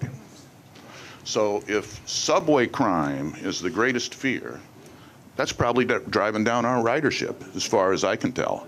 So having some back and forth on the personnel, and certainly in the communications level, which is 3/4 of the job, is communicating with each other. Certainly on that level, back and forth between the city, and this is probably the only agency that brings together the suburbs and the city. And really the question is, of course, if you took all the people off the Long Island Railroad and Metro North, and our people are as comforted by seeing a cop as everybody is comforted by seeing a cop. If you took all of them off and put them on the subway because subway crime is first of all, I don't think it would make any difference for subway crime, but the people on the railroad would be lost and wouldn't have any. So we have a greater presence of police now than we used to on commuter rails. Well, giving commuter rail riders confidence that when they get off the train in Grand Central and Penn and jump on the IRT, that they're going to have a safe ride. Sure. Good show. I actually am speaking now so I can say the following. I'd like to affiliate myself with Brother Brown's comments, because I feel like I don't get called a brother enough, and I think you call David Mack brother, I'd like to be called brother too, so I want to call you a brother right back at you. But well, I was when I worked at Gorstides in 1987, I was a union member, very proud. My paycheck was quite small. I remember asking what that line was. They said, "That's the union." I said, "Do I have a choice?" They said, "No, you don't." I said, "Okay, I'm in. I'm in." Anyway, I joined this board many years ago, and I was fortunate to be taught by a really talented leader here, Tom Prendergast. And Tom would say often, it's one system. It's one system. Now, I affiliated myself with that statement because at the time, and to this day, I still try to advocate for things in our small little county. And if you treat it like one system, you think that, well, Putnam County deserves this as much as, not dollar-wise, but proportionally as much as, Nassau or Queens or Richmond or Kings County, et cetera. And so I do, though, agree it's all one system in terms of perception, too. And the more we can work together to figure out how to protect that system as one system, I'm all in for that. So We're thanks, one Norman. system, we're all brothers and sisters in the one system. We are all brothers, sisters, or whatever else you want to be. Board Member Glucksman? Before you match. Brother Glucksman? Before you utter those magic words asking for adjournment, I just wanted to advocate for the pilot program for seniors and disabled to be able to purchase Metro North and Long Island Railroad tickets in the morning peak. Thank you. I was just going to say, I know it's not a motion, but I would definitely second Mr. Glucksman's. Great. Any more questions or comments on this topic? I think it's a high time to move on then. President Rinaldi, are there any additional information items? There are. So we have two joint information items, the 2022 preliminary budget, which is out for public comment, as well as the Long Island Railroad Metro North PTC project update. Dave Malillo and Paul Dietland are here in case there's any questions about that.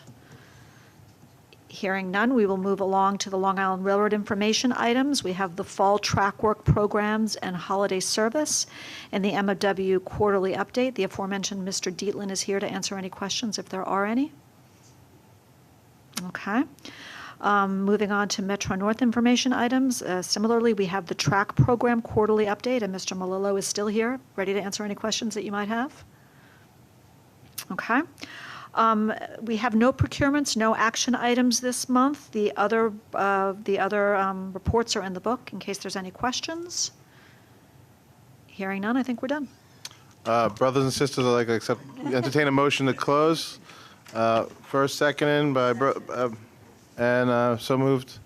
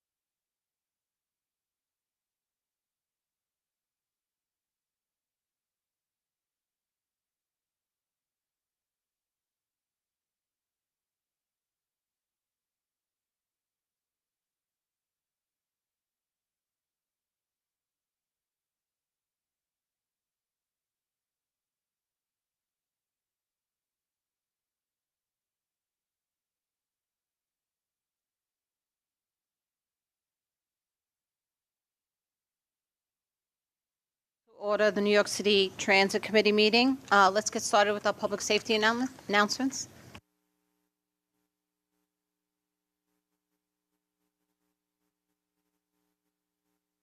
Your safety is of foremost importance to the MTA. Therefore, we ask that you listen to the following instructions. In the event of an emergency, notify emergency personnel in the room and 911 should be called. If an alarm sounds, wait for a public address announcement and follow instructions. If told to go to another floor or to evacuate the building, leave all unessential items behind and use stairwell A just across the main hallway or stairwell D down the hallway past the elevators. An automated external defibrillator, AED, for use by trained personnel is in the main hallway just past the elevators. Thank you and have a safe day. Thank you. Let's move to our public speakers. Good morning. We have 16 members of the public registered to speak today. As a reminder, we ask that all public speakers adhere to the MTA's rules of conduct and decorum. I would also like to remind our public speakers that in the interest of time and fairness to all speakers, we limit everyone to 2 minutes.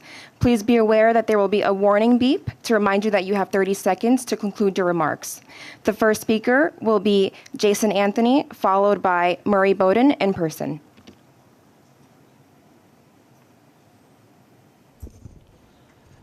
Good morning, Rich. Good morning, Hila. And good morning, Jason. And good morning to the rest of the New York City Transit Committee.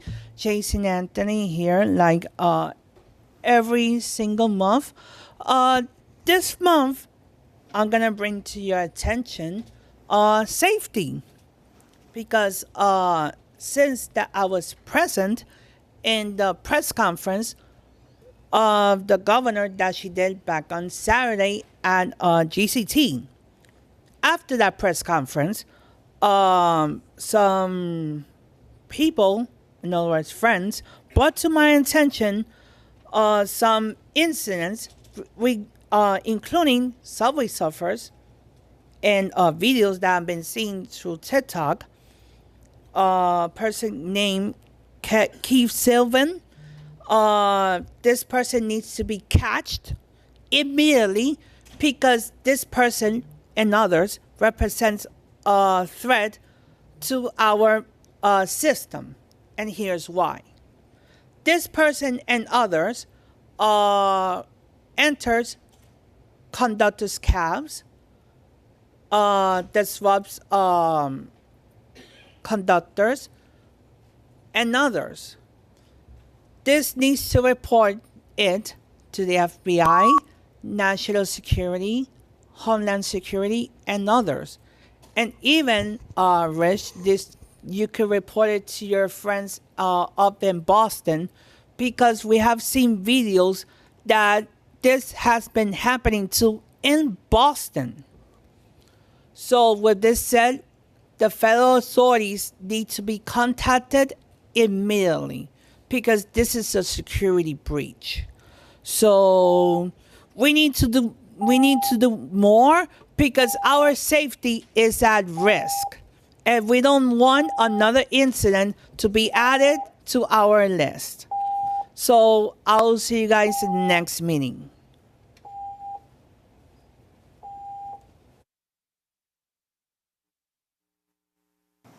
Our next speaker is Murray Bowden, followed by Charlton D'Souza remotely.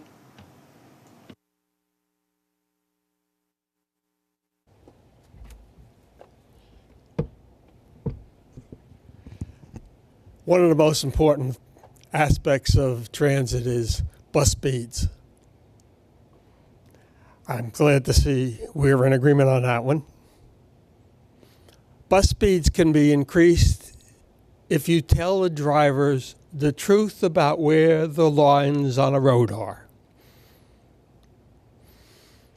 I confronted the New York State Commissioner of Transportation last couple of weeks ago. She was the chair of the NMTIC meeting. New York State DOT ignores the lines on a road. What does it do? It encourages people to be aggressive drivers. Now, if you want the bus speeds to get better, and you're going to have to put some pressure on Danny in the first Bridges and Tunnels meeting this morning. I said, Danny, if you can't get your people to get the lines right on Bridges and Tunnels, we need a new president of Bridges and Tunnels. And it is your responsibility up there, guys, to see that aggressive drivers are put in their place and you put on legal road lines and discourage aggressive drivers to go up the line and then cut in ahead, because you can stop it legally. What Danny said this morning is, well, we're following the book. Yeah, you're following the book. But if the book isn't the safest, quickest way to do it, do something else. That's what's going on around here. You're trying things that haven't been tried before. It's time to tell the truth to the driver that the yellow line is on the left and the white line is on the right. I can't do it. I'm failing. You guys got to do it. I'm leaving because that's all I can do here. Yes, I know. Thank you. Thank you for your remarks. Our next speaker is Charlton D'Souza, followed by Alita Dupree. Good morning, everyone. My name is Charlton D'Souza, President of Passengers United. And today we are declaring a state of emergency in the New York City subway system. And we are also launching a campaign at Passengers United called Subway Safety Second. And this new campaign is going to be protecting subway riders in the subway system. We are going to be having messages. We are going to be doing safety videos. And we are also going to be interviewing the victims of subway crime in the system to find out from them what they could have done better in these situations. I was at all these crime scenes. I was at the Far Rockaway incident. I was at the Roosevelt Avenue incident. It's just devastating. And the MTA board today, they have power. They have the power to demand a police officer in every subway station. And remember, the subway operates 24 hours. You have 472 subway stations. So there should be a police officer at every station, and the private security guards, they need to turn them into property protection agents. If y'all can't handle that, then maybe you need to ask the governor to send state troopers, National Guard. But right now, the subway is in a state of emergency. This morning, another poor victim was pushed on the tracks at East 149th Street. When is this going to end in our subway system? When are we going to feel a sense of safety? I'm tired of going to all these crime scenes. We need action now. I beg you guys, please. And Kathy Hochul, if you're listening to this, you know what to do, Kathy Hochul. Go to Albany, have a special session, and change these laws that lets violent criminals, repeat offenders, come in the subway system and victimize everyone again and again and again. It's like a cycle that does not stop. Thank you. Thank you for your remarks. Our next speaker is Andy Polak. Our next speaker is Alita Dupree, remotely, followed by David Kupferberg in person. Thank you. Good morning. Chair Haida Mahaltsis and members. Alita Dupree, for the record, my pronouns are she and her. I'm going to talk about transit today. Still haven't made it to New York, maybe in November. I did go to Chicago, rode on the L. I said, well, I'm getting a taste of what I'm going to get in New York. And I really like riding the L and in Chicago, and it inspired me that when I come to New York, I'm going to get on the subway. I'm going to use it often. I'm going to use the Omni. I told you about my feelings about Omni. It's very important. And I want reduced fare Omni. So we got to make that happen. But I'm going to own myself and use this subway because I believe in it. And I am simply an ordinary user of the subway and other systems of public transportation around the country. No more or less. Don't represent anybody but myself. Only represent myself, but surely many will agree with my sentiments. How do we build the best subway we can? Maintenance is essential to everyday do our inspections and our repairs. And a subway that runs on renewable energy. You know, I'm doing this in my home, talking to you on Zoom, charging up my iPad using solar power. And BART in California has 100% greenhouse gas free electricity. I think we can do that too.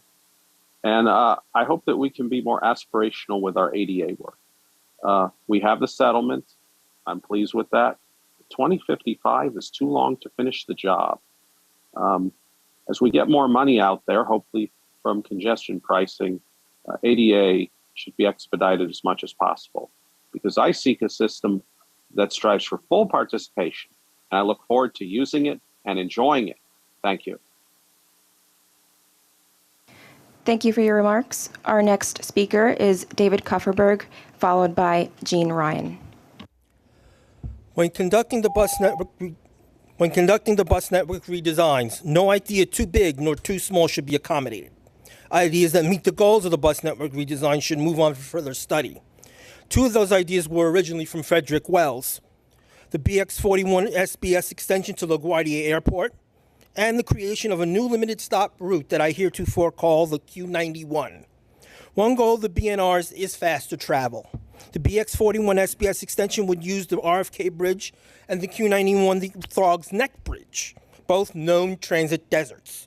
People would no longer be forced to take the subway via Manhattan and the Q50 via Flushing, respectively. This would save passengers 15 to 30 minutes travel time per trip. Another goal is better connectivity. The BX41 SBS extension would give all passengers direct connections between the Bronx and the wheelchair-accessible Astoria Boulevard station. Passengers could then transfer for the N and W lines, bypassing the overcrowded Lexington Avenue line.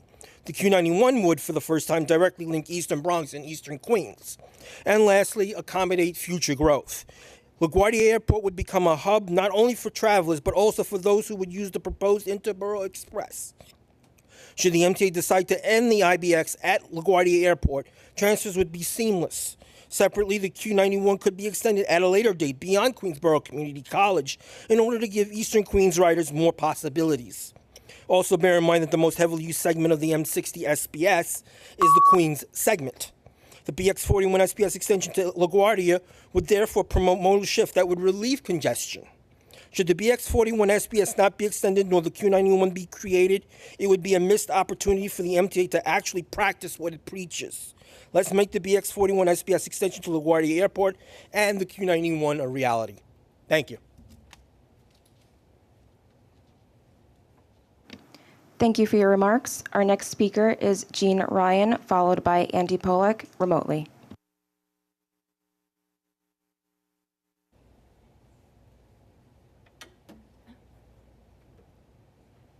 Good morning. I'm Jean Ryan. I'm president of Disabled in Action of Metropolitan New York, DIA for short.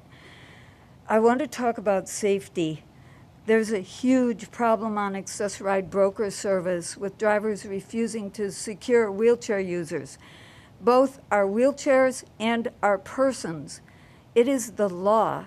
It is a safe thing to do, but we cannot do it ourselves. Trying to talk to drivers does not help because often they do not speak English.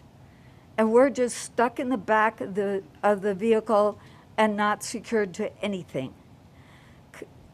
Complaining to Access-Ride, the TLC or 311 changes nothing and only takes up our time because nothing ever happens when we do. It's a systemic problem and it has to be solved by the TLC, the City Council, and the MTA working together. We can't solve this problem. Lastly, I want to talk about bathrooms. It's nice that the MTA is finally planning to open up some subway bathrooms. Not just unhoused people need bathrooms, we all do. And I am sure that we have all had an occasion where we had to go to the bathroom unplanned and could have used a subway bathroom were to be open. I know that I did 50 years ago when I was pregnant and going to work and got morning sickness. I didn't want to throw up on the train. I had to get off on my way to work. And, luckily there was a bathroom in that station. I still remember it because there was a cleaner there who was really helpful and nice to me, and it really made an impression. But we all need bathrooms. So I think we have to think about that when we open them. Thank you. Thank you for your remarks. Our next speaker is Andy Polak, followed by Andy Quito remotely. Thank you, Megan. For the record, my name is Andrew Pollock. Well, Andy Pollock to be specific. That's P-O, 2 L's, A, C as in Chuck, K as in Kevin. So today, I would like to talk about subway safety. It has been a very, very brutal month alone, just as we speak. Where do we even begin? On October 14th, a teenager was shot and killed on the A train in Far Rockaway. On October 17th, an individual was struck and killed by a moving train in Jackson Heights, all because of a fight regarding a cell phone on the tracks. Nobody intervened, and if somebody had intervened, the fight could have at least been taken upstairs. And I know the situation at Jackson Heights very well. There's a lot of police upstairs, and it's a very busy station up there. And then let's go to October 19th. Somebody was stabbed with a kitchen knife on the Upper West Side. And the next day, somebody was stabbed with a samurai sword in Tribeca.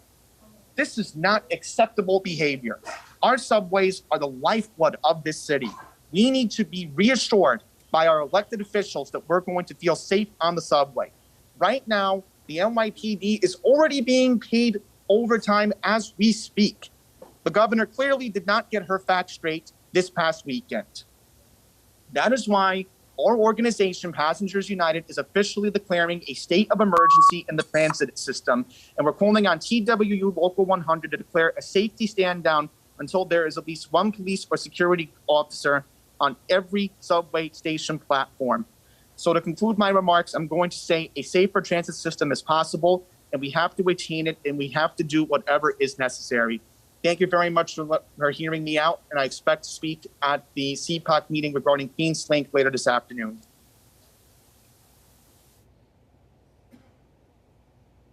Thank you for your remarks. Our next speaker is Andy Quito remotely, followed by Lisa Daglian in person.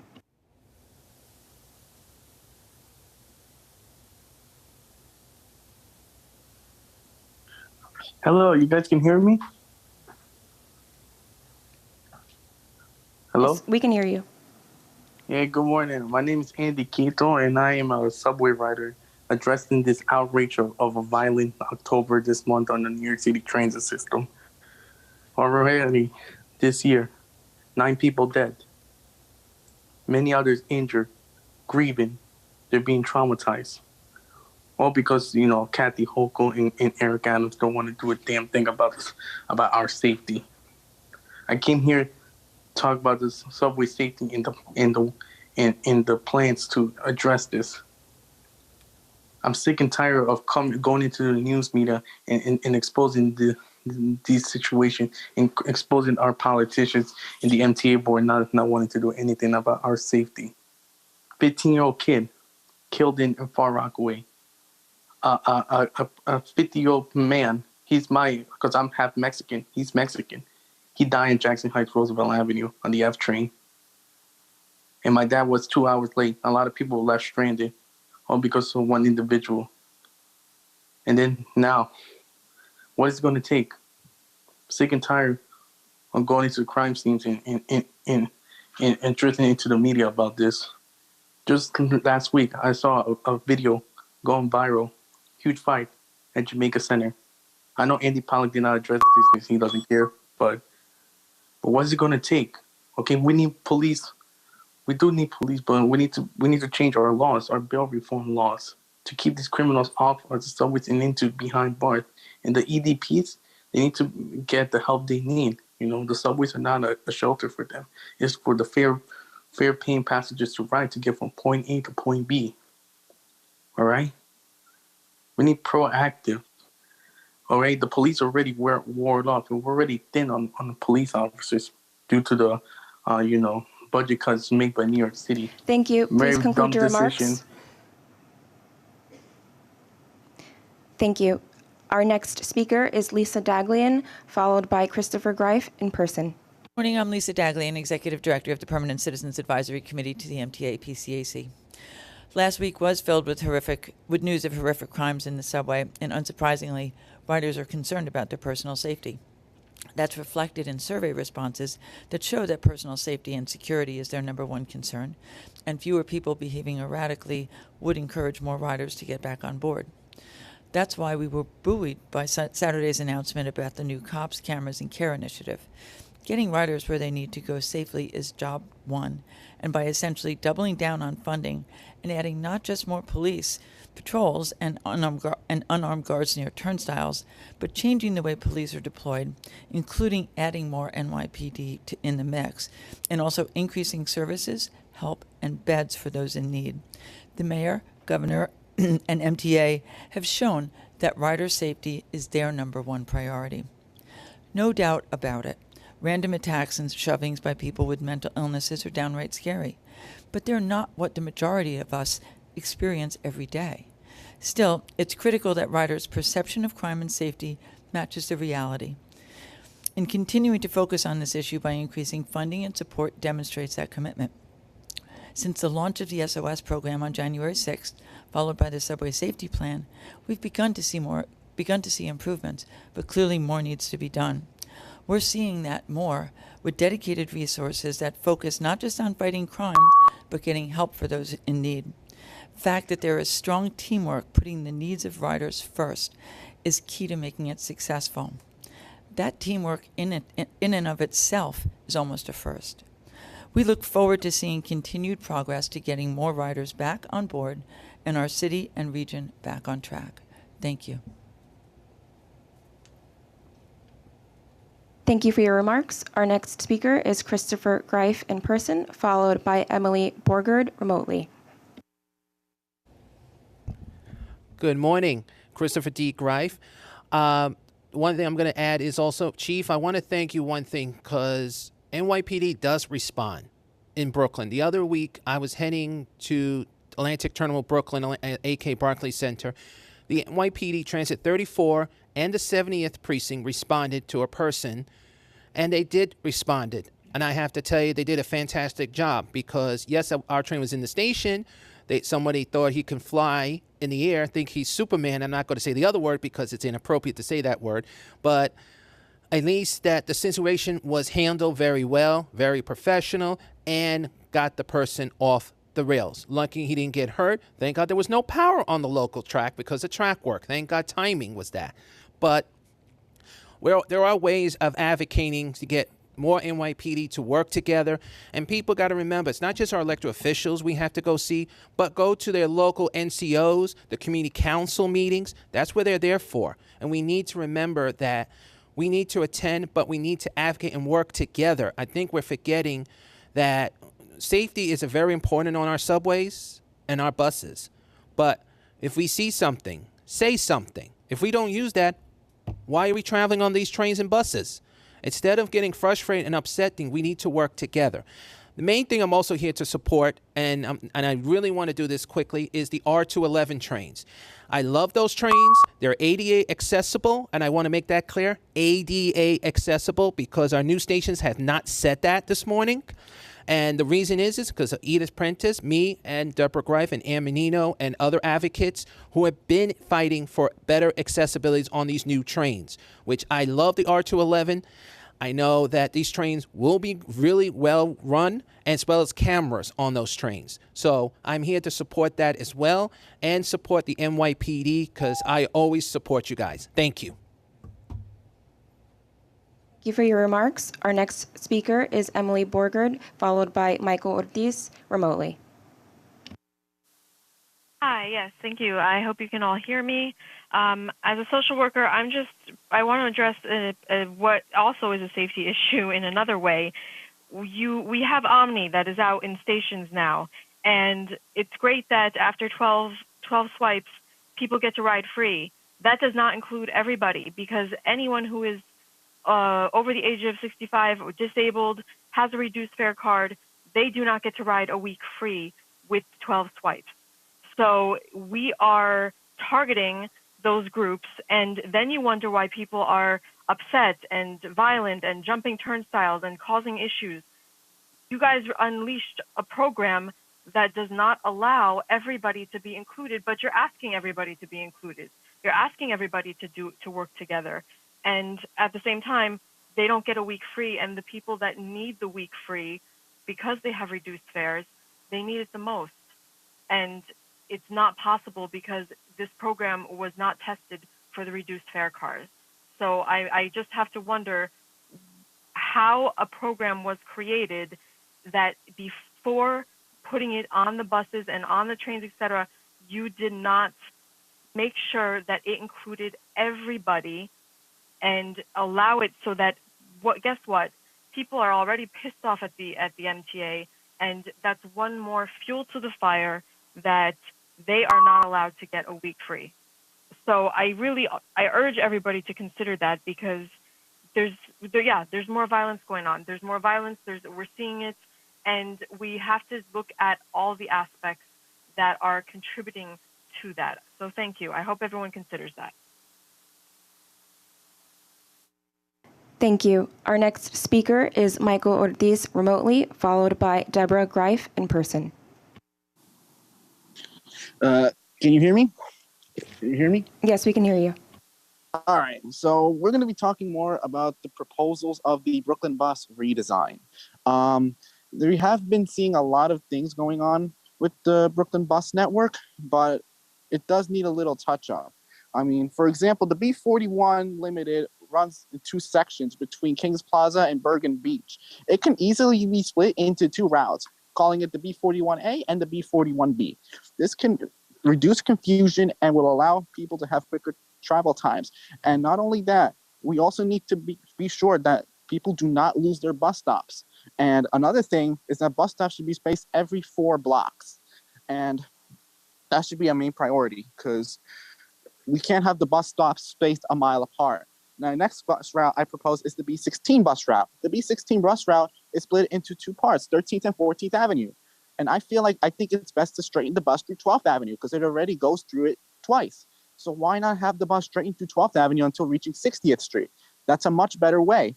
And another thing is that few more things need to be added to the Brooklyn bus network. A couple of extensions could also be added. And of course, you also got the B67 and B69. They all are pretty much the same route. But I think you should also consider changing up the routes from B67A to B67B, eliminating the use of the B69. I think it will be perfectly used for more people and will reduce passenger confusion greatly. All the other routes will stay the same. To make up for the loss on 14th Avenue, you can also have a bus through 15th Avenue to accommodate the people on 14th Avenue, and the bus on 12th Avenue to accommodate the people on 13th Avenue. Thank you. Thank you for your remarks. Our next speaker is Deborah Greif, followed by Joe Rappaport in person. Good morning. My name is Deborah Greif. I want to address something the previous speaker, not the previous one, but the one before. I don't understand what you mean that nobody with the disability community was contacted. I am one of the testers for the half-fare Omni card. So I'm kind of insulted that you didn't even realize that or answered when the MTA went to every disability group to ask if you wanted to be a tester. I have been testing the card. It is working a lot better. Only one issue, but I did address it to the police department. I thank you, Chief.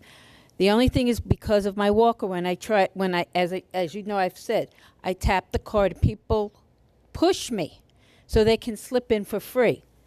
I brought this up to the police department because I don't want people with disabilities who have to use, and I also have an AutoGate card, Metro card, so that I'm not blamed for letting persons come through quickly thinking I'm letting people evade the fare. No. I have to tap it, I wait, and before I can even get through, they're pushing me. And thankfully, I haven't fallen yet. I also want to say that I appreciate that the police are there. I would like to see more police, but I also want the community to start showing up to precinct councils. I would also like the transit district police departments to also have their own precinct councils. I'm a retired council president for the 6-1. Transit District 34 used to come to us so I could help them with the issues. They want their own council. So I do hope everybody can do that. And please, I can't wait for the new train. Why?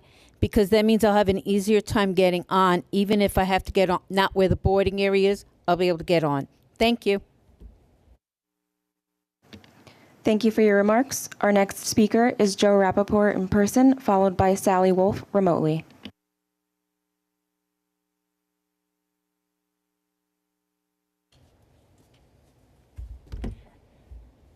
Okay. Good morning. I'm the coronavirus, COVID-19. You've heard of me. I'm so happy to be here. I'm really everywhere these days, as you know. But I thought I'd drop by here at the MTA because, first of all, it's so great that virtually no one here is wearing a mask. You're going to sit next to each other for an hour or two, just like on the subway or Access-a-Ride, and that gives me a great chance to infect you. And you know, I spread pretty quickly these days, so if you don't wear masks, it just keeps me going. So keep those masks off. You know, we're coming up on Halloween, and I have to say this is not my favorite holiday. And you know why, right? It involves masks. And masks prevent the transmission of COVID-19, in other words, me. So any holiday that involves masks is scary. Luckily, here at the MTA, you don't take masks too seriously, even though study after study shows that masks can prevent the transmission of COVID-19. Well, masks are the last thing I want, so I want to thank you for keeping me going. Great job. Not only did you get rid of the transit mask mandate, but then you put up ads telling people it doesn't matter if they wear masks. You do you. I just love that. And now you say, oh, we took those down, don't worry. But you know what you haven't done. You haven't put up new ads telling people to wear masks. You haven't voted to impose your own mask mandate. Instead, you just tried to act as if COVID, me, disappeared. But here I am, infecting New Yorkers every day. Some of them get really sick and die. So you've made an airborne virus happy. Keep up the good work, helping me.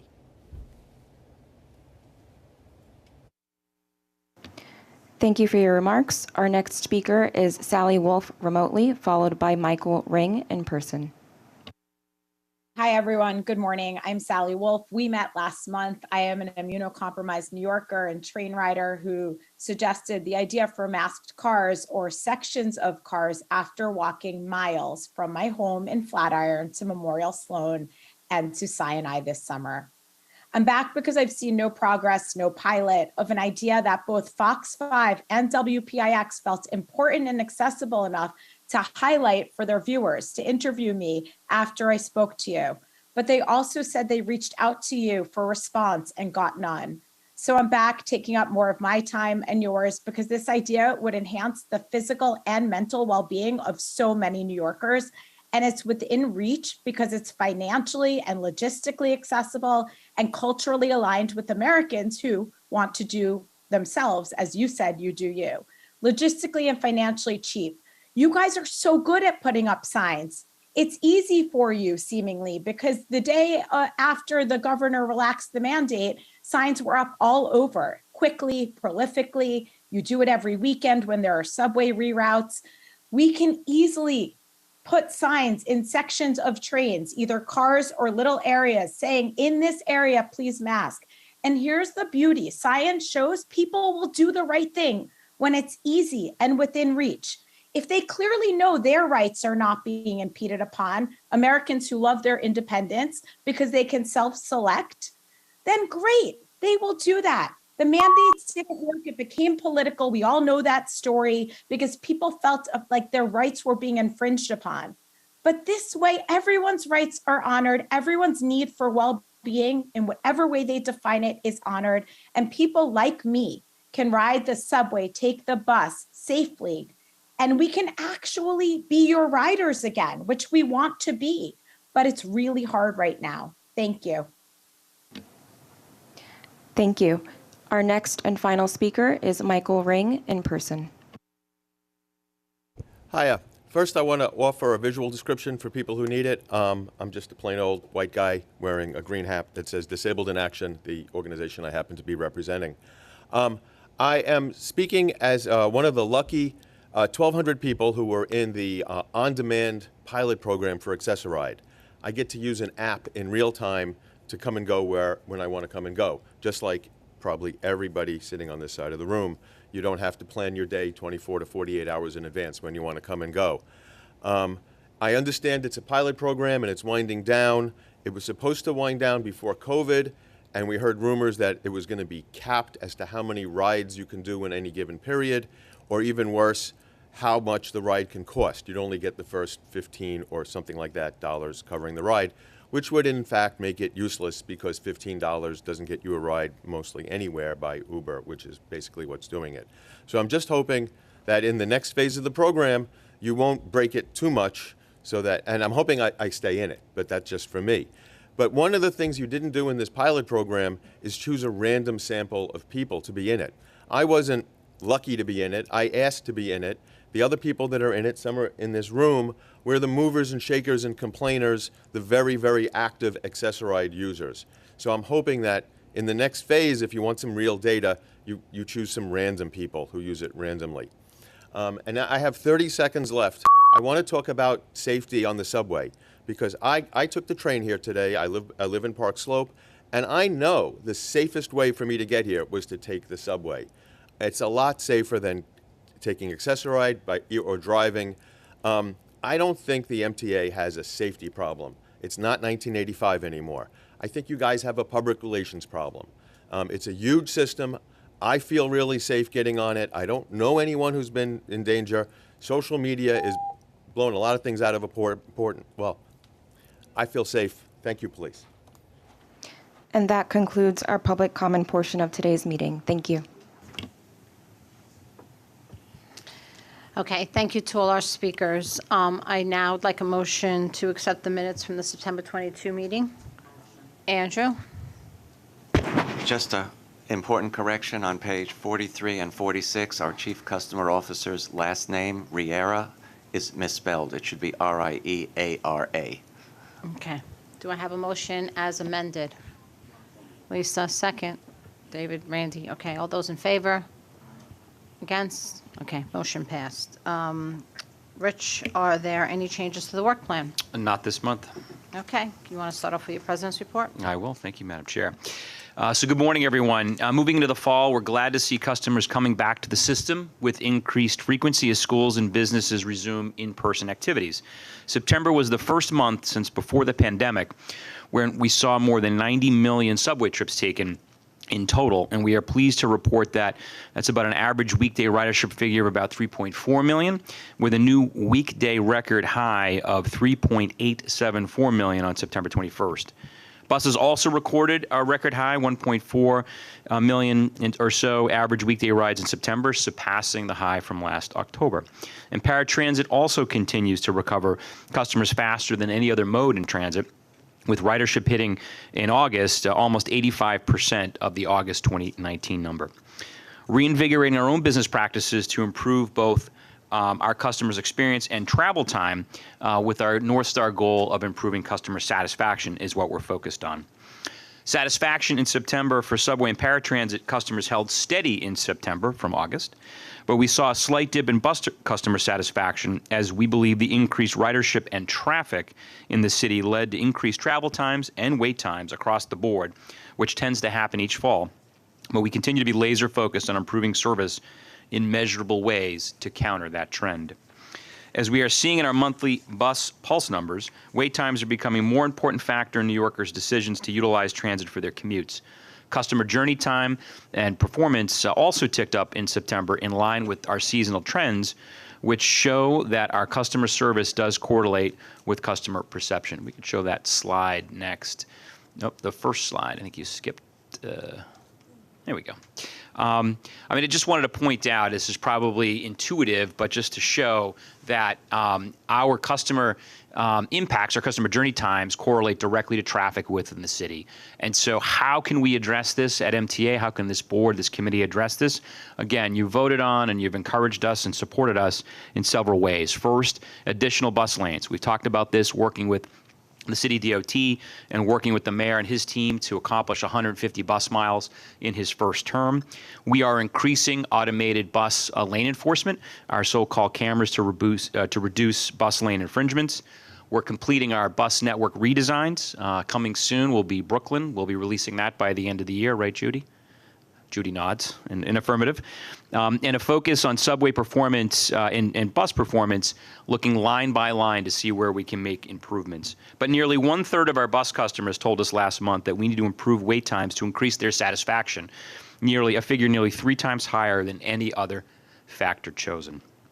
So one of those main levers we have, as I mentioned, to reduce wait times and increase speeds is both bus lanes and enforcement. So new bus lanes along 21st Street in Western Queens, running from Long Island City, Astoria, serving the Q66, the 69, and the 100 routes, will improve service for about 29,000 riders in that vibrant community. And as mentioned, enforcement is also key as well. New York City DOT and we have agreed to expand the ABLE program to cover up to 85% of existing bus lanes by the end of 2023, with an additional 900 cameras coming out, 300 this year, 600 next year, to ensure that when the bus lanes are established, we're enforcing that those are for buses only. And as I mentioned, the implementation of redesigns is another key focus area. Again, we're excited to mention that the Bronx local redesign, as you all know, launched in June, and local bus performance in the Bronx during the first 2 weeks of school this year saw improvements in reliability, travel time, and speed compared to the same time frame in September of 2019. The routes modified for travel time savings, the BX24, the BX40 and 42, the BX36, have seen reduced run times. And we've seen also increased speeds on 13 modified routes. We continue to have robust public comment on the Queens bus redesign, which we'll be releasing a final draft early next year, and final draft meaning we will still take public comment, and then putting out as I mentioned, the Brooklyn bus redesign by the end of this year for comment, and we'll have a robust public comment period in 2023. Customers are also been asking us for better weekend service, and I'm pleased to we're pleased to announce, but I'm pleased to introduce Jose LaSalle, sitting here at the dais in the orange tie. He's obviously a Mets fan, and he's looking very Metish today, blue and orange. He has hit the ground running in the first 6 weeks, being our weekend service czar. And as you can see, just since he joined, we see an uptick on this slide of on-time weekend performance. And what has he been focused on? Limiting the length of slow speed zones, and this is all construction related, by the way. Improving service through merge points, out in the field, conducting field visits to see where we can improve, creating a database for best practices to apply for future work. Also, we're seeing, as we're hiring more crews, we're making sure that we have more crew availability on the weekends now as well.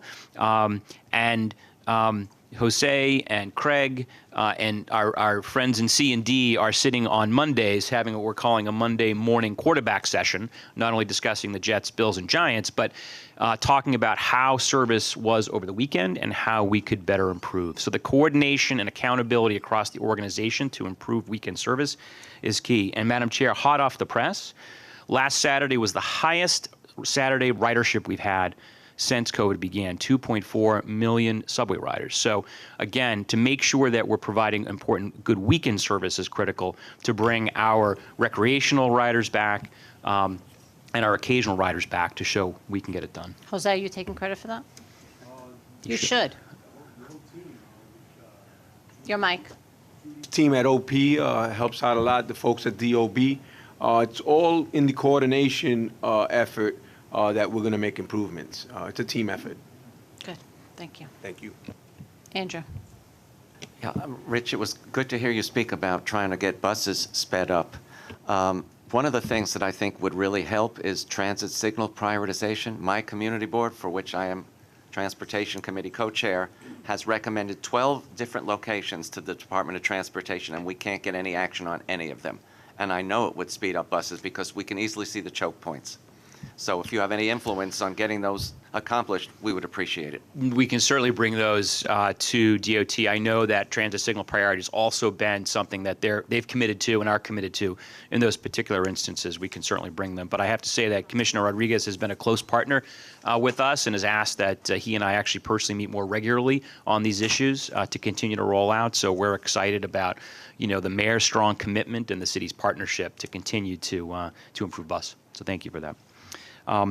Maybe just moving on to just service delivery, the Department of Subways, and kudos to Demetrius and his team for developing new dashboards and tools to support a daily, weekly, and monthly internal review process, I think he's called Substat, across multiple aspects of service delivery, from maintenance to line management. In fact, some of the committee members were at the RCC just a couple weeks ago and heard about that, but Demetrius and team are really digging in granularly to how we're operating our service. I'll talk about the A-line in just a moment. But teams in each unit review the most impactful events by the day to identify root causes and develop strategies to prevent further incidents. Line management also assesses daily performance in order to pinpoint where actions can be taken to improve reliability. By addressing the root causes of common delays types prior to incidents, we can reduce delays due to asset-related failures in areas like car equipment and signals, while using line performance reviews to reduce the impacts of other delays on overall service. With a more focused line management, the A-line initiative is realizing weekday performance is actually trending in the positive direction. So here in this final slide, you can see Demetrius and team, and maybe actually Demetrius, I'll let you maybe comment on this. Yeah, why don't we hear from Demetrius? Let him. Sorry. No worries. The chair finds my voice monotonous. No, I just think, he should take pride in his work and he should report on it. Oh, thank you. The management team has been all over this. The A-line is one of the more challenging lines. We've kind of acknowledged that it's one that takes a lot of effort, a lot of manpower to be able to address. So the management meets regularly to be able to talk about the progress on it, to look at the terminal operation itself to see what type of steps can be taken. They've looked at the discharging of trains at select terminals. What's taking longer than usual, why a specific train is not getting cleared, and how that bangs up the train against the trains that follow it. There's a full review process with operations planning to take a look at future schedules and see what adjustments need to be made specifically for that line. And then specifically the speed increases, working with the speed team, looking at the crews themselves. So it has been, it is not something that we've, when Rich challenged us to work at the A-line, it was not something that we took lightly because it's a challenge. I mean, the line itself has specific things that make it difficult to improve. But, we've made some really great strides, and very proud of the team for continuing their efforts on it. Great. Thank you. I have a question. Sorry. Yes, sorry. Hi. No problem. Thank you, Chair. So I'm looking at the results here, A-line weekday performance. Demetrius, between OTP, which is on-time performance, I assume based on a schedule that you have, CJTP, which I believe is customer journey time performance, and then service delivered, which metric do you think most touches what the rider sees, right? So if the A-line is supposed to be delivering 12-minute headways anyway, then having a train come at 14 minutes, that's not great for them, but they're already frustrated that they're, waiting the 12-minute headways. So just curious, what is the average headway on the A-line, and then which metric is the most representative of how you're really doing? It's a great question. I think for us operationally, we like to lean toward the old metrics of on-time performance, run the trains, try to get the trains to the terminal on time. But I think from a customer's perspective, if you're not commuting from end to end, it's really a combination of service delivered and customer journey time. The right balance of the two of those, if those two markers are increasing, it shows that we're providing better service to customers.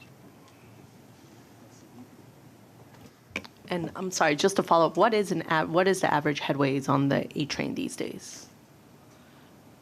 For weekdays, rush hour? You can get back to me. I was just curious. Sorry. I think I will. Okay. I want. It depends where on the line you are, quite obviously. If you're on Rockaway Boulevard and west, it's better than east. Yes. Yeah. I'll get back to you. In fact, we can provide, I think, maybe just the average headways across the system per day, per time, just so you have a sense. So, but we are running pre-pandemic service, so it's pretty good.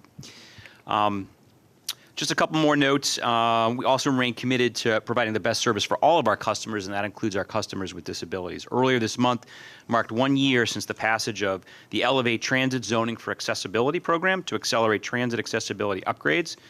In just 1 year, this program has provided 4 ADA upgraded projects across Manhattan, Queens, and Brooklyn. The program encourages partnerships with private developers to secure future MTA ADA projects and commitments by private developers to enhance accessibility at subway stations at no cost to MTA or city taxpayers. September also marked the successful launch of MTA's Open Stroller Pilot Program, which will allow our customers with strollers to board buses marked with a stroller decal outside the bus to utilize a dedicated onboard space to park their stroller with their child inside safely, also marked with a decal. These spaces are purpose-built and will not reduce accessibility for our customers requiring priority seating, and we will evaluate the relative success of the space types while taking community feedback into account. Making transit work better for everyone, including increased satisfaction. We're hoping this pilot will yield great results, and we'll look to scale it in the future. Finally, Madam Chair, driving all of these improvements would not be possible without our people, and so we're also dedicated to improving the employee experience. I've had several town halls this year where employees shared their ideas, and I'm listening to employees when visiting locations to get their perspectives, whether folks are asking for a new monitor or a new chair or a new roof for that matter. Seeing tangible results to their requests can really enhance performance while showing that we really do care at MTA. And in response to the alarming incidents of violence against our employees, I'm also calling each and every employee reported to be a victim of assault because they deserve to know that we care about their safety and want to make personally sure that they're okay. And on that point, I had the opportunity to attend the American Public Transportation Association meeting in Seattle a couple weeks back, where I joined a number of transit CEOs from around the country to call for a national summit on the issue of transit worker assaults. This is not just a New York problem. It is a national one, and as such, requires national attention. That concludes my remarks. Andrew. Rich, since you mentioned the APTA event that you were at, was there any widespread discussion about federal support, operating support for transit systems nationwide? It's a great question. The answer is yes. I had the chance to talk to, in particular, the CEOs of the other large transit agencies, Chicago, Washington, the Bay Area were all in attendance, and it's a huge issue, right? And so, you know, I think folks sometimes confuse the fiscal challenges that we have here at MTA as being an MTA problem or some mismanagement or something. It can't be further from the truth.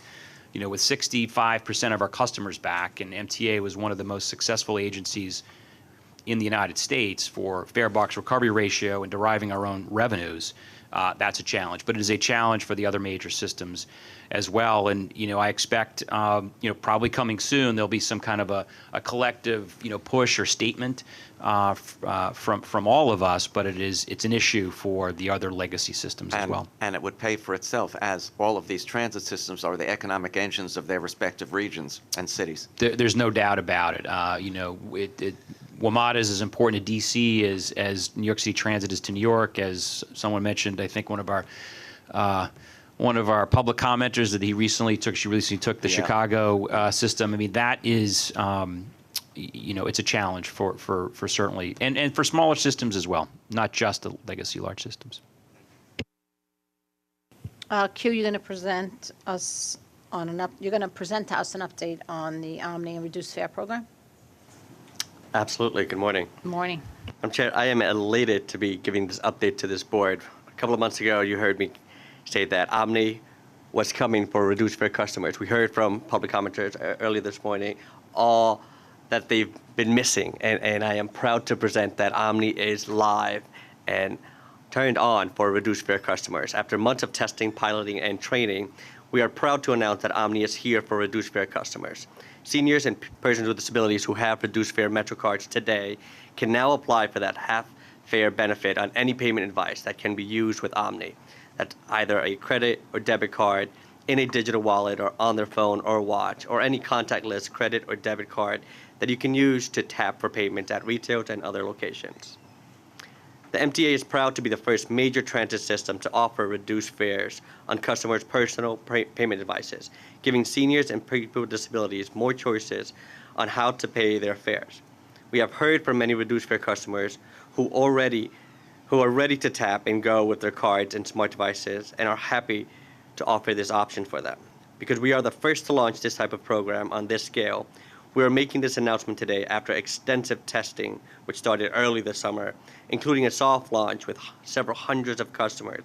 We've heard their feedback and used it to inform improvements to the customer training and transition experience for Omni call centers and agents, and to develop customer educational resources and marketing of new features.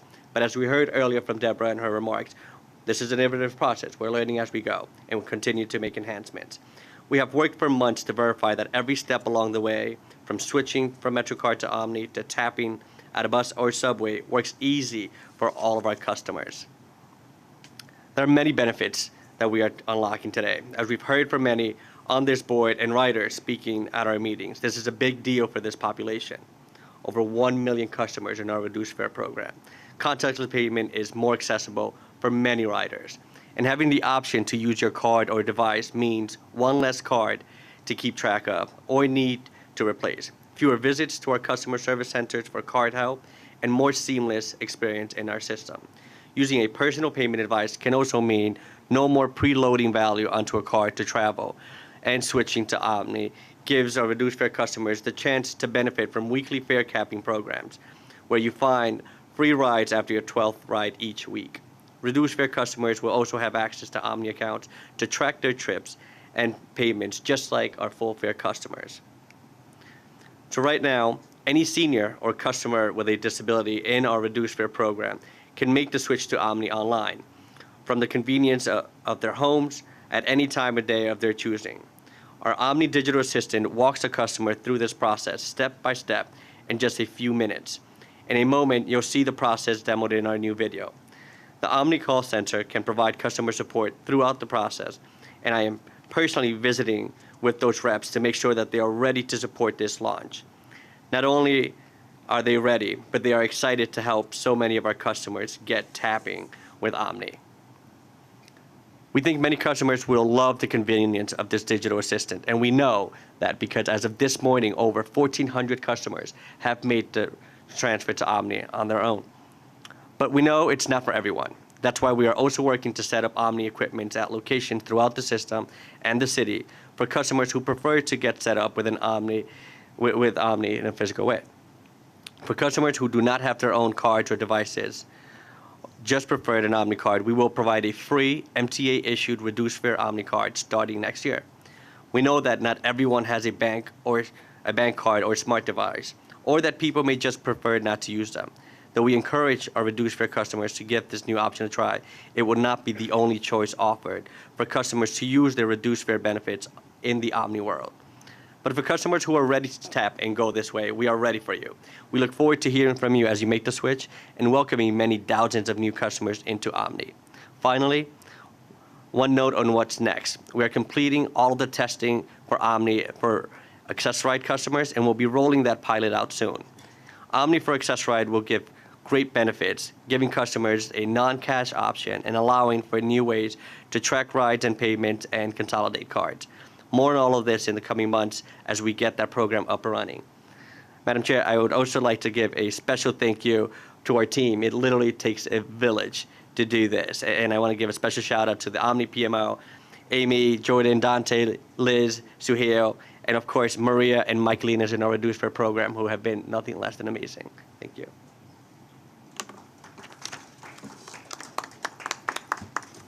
Great work, you. Any questions? Yes, Randy, and then Mador. Thank you. Look forward for that. Yeah, you saved me having to ask a question by one of my friends about the Access-Ride.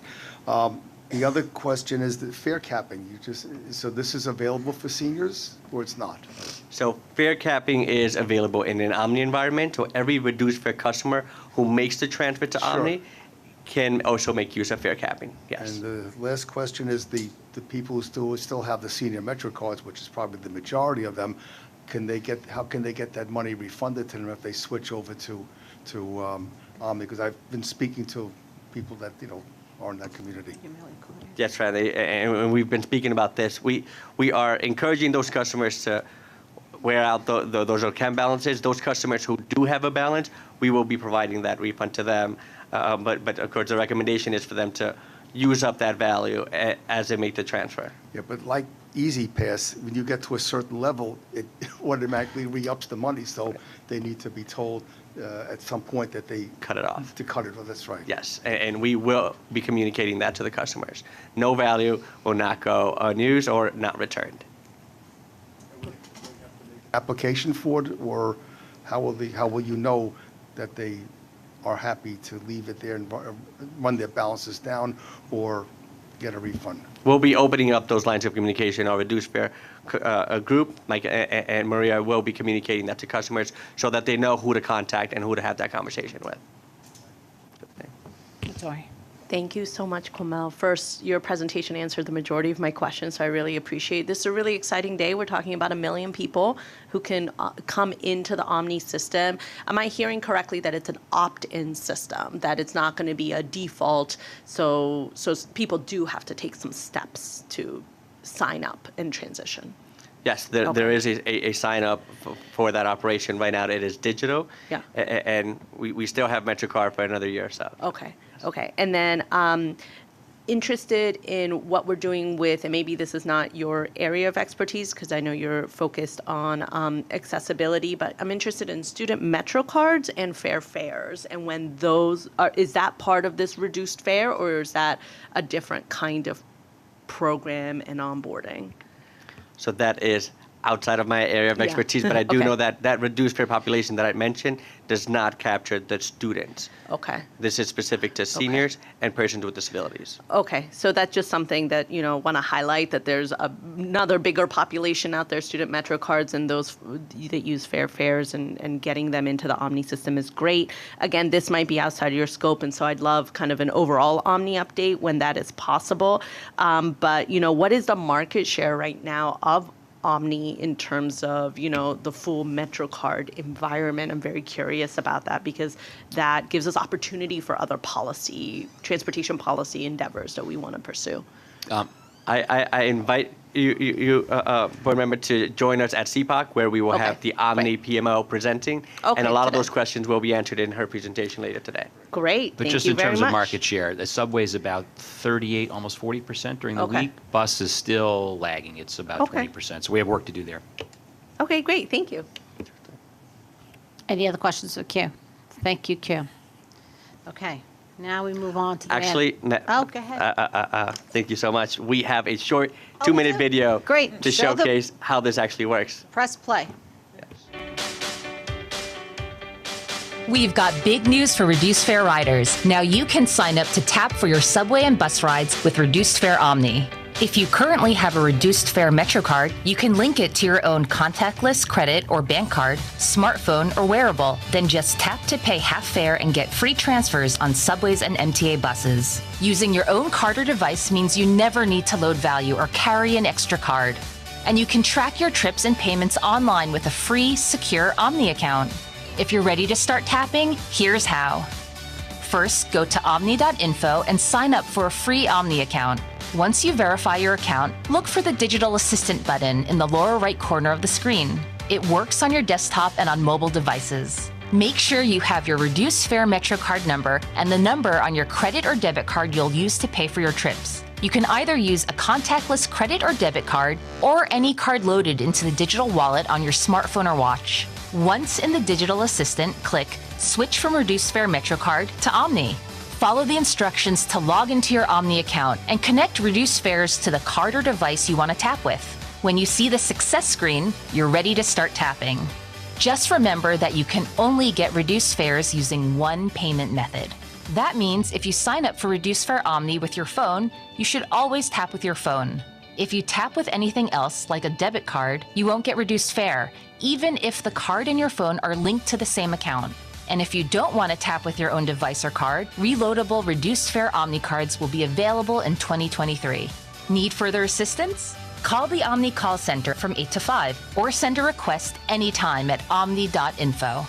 That's everything you need to know to tap and go with reduced fare Omni. Thanks for riding with us.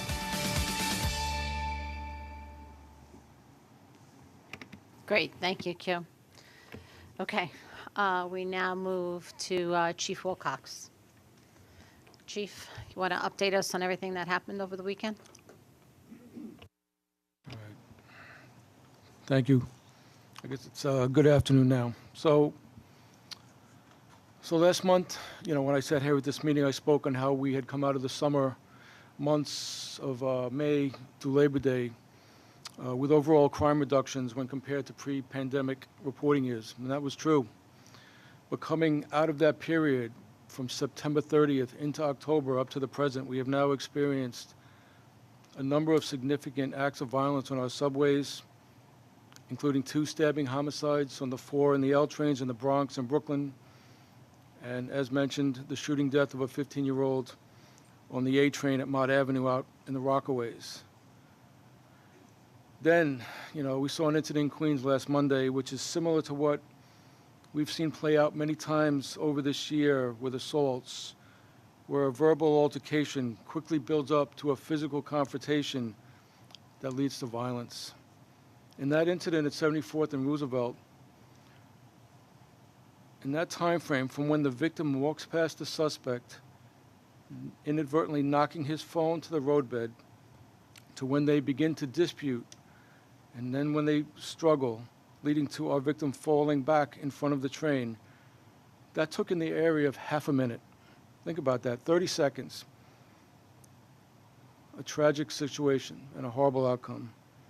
All these incidents are awful and are unacceptable violence. Arrests and apprehensions have been made in all homicide incidents this year. I am sure that we have all seen some, if not all, of the press conference that was done last Saturday down in the Grand Central Station complex. Important words spoken by the governor, the mayor, our police commissioner, and the MTA chair. We all heard them. I won't try to expound on what was said or to explain further what was said. That would be unnecessary. We understand the gravity of the issues we are facing and remain fully determined to address them. We have made strong efforts to enhance our uniform presence on the trains and platforms this year. With the announcements made on Saturday, this effort now grows stronger and larger. Thousands of additional officer tours weekly, up to 300 stations will be manned at peak hours, and additional train runs will be made. This is not just a Transit Bureau effort, this is an NYPD effort. When we speak of the words that we are talking, that we are working hard to fight crime or fight significant quality of life fare evasions, I want you to know these are not just words that are written on a page, that go into a plan, and then is placed in a book somewhere. When I say fight crime, those are words that are being fully realized, put in motion, and proactively acted on every day by our NYPD officers. So far this year, we have accomplished a 46% increase in overall arrests, a 65% increase in robbery arrests, a 28% increase in gun arrests, including 2 males last week that were stopped by officers walking through the fare gate without paying at Stillwell Avenue armed with loaded firearms. We also have a 53% increase in transit-related summonses, a total of which now exceeds 90,000 summonses issued for infractions of transit rules and regulations. This includes a 170% increase in summonses for quality of life violations. Felony assaults, where the victim has received a stabbing or slashing injury, account for around 20% of our total assaults. And we have put a strong focus on this all year long. We have made over 680 arrests for cutting instruments in the subway system, a 102% increase over last year, and a 200% increase over the last 4 weeks. plus a 241% increase in transit tab summonses for carrying weapons in the system. On October 20th, our TPF, or Transit Patrol Force officers, stopped a 44-year-old male for possession of a knife at Metropolitan Avenue in Brooklyn. That male was carrying with him 3 knives, 2 box cutters, brass knuckles, and pepper spray, mace. On October 21st, the next day, a 20-year-old male pulled out a knife and menaced our officers who were conducting end-of-the-line homeless operations at Stillwell Avenue. The male, who had significant prior, mostly disturbed history, was taken into custody safely, and the knife was recovered. And yesterday, at around 2 in the morning, we stopped a 46-year-old male for fare evasion, again, at the 168th Street station in Upper Manhattan. A computer check showed that male to be wanted for a stabbing incident on October 12th on the number 1 train at West 50th Street. That suspect is also notable in that he has 5 prior criminal possession of weapon arrests, including knives and pepper spray, in the transit system since 2020. These are important arrests, and they highlight that we are preventing potential and future additional acts of violence by making such arrests. One issue the governor and the mayor spoke emphatically on Saturday was the word care, a focus on caring for the homeless and for those with mental illness that are often seen in our subway system. This is significant when you see that over 30% of those that we have arrested so far in 2022 in transit for a serious major crime have prior mostly disturbed aided history. This number rises to over 40% when you look at our arrests this year for murder and felony assault.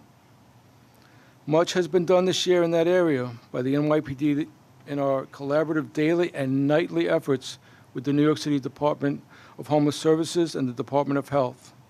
Tens of thousands of homeless contacts made, thousands of placements into shelter and referrals for service, and several hundred taken to area hospitals for immediate attention for those needing medical issues addressed or in mental crisis. The words of deep commitment spoken last Saturday will help us strive and accomplish much more to help the homeless. Now, thankfully, some promising news. On October 17th, a new police academy class of police officers graduated. We have now been assigned 63 new police officers who will begin their patrol careers in our subway training units. Their added presence is needed and very much welcome.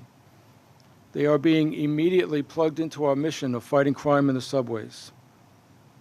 In addition, in a joint effort with our Community Affairs Bureau, precinct crime prevention officers will be disseminating important crime prevention materials to riders at 20 stations. This effort will be done daily from 7 to 10 in the morning and from 4 to 7 p.m. in the afternoon until November 6th.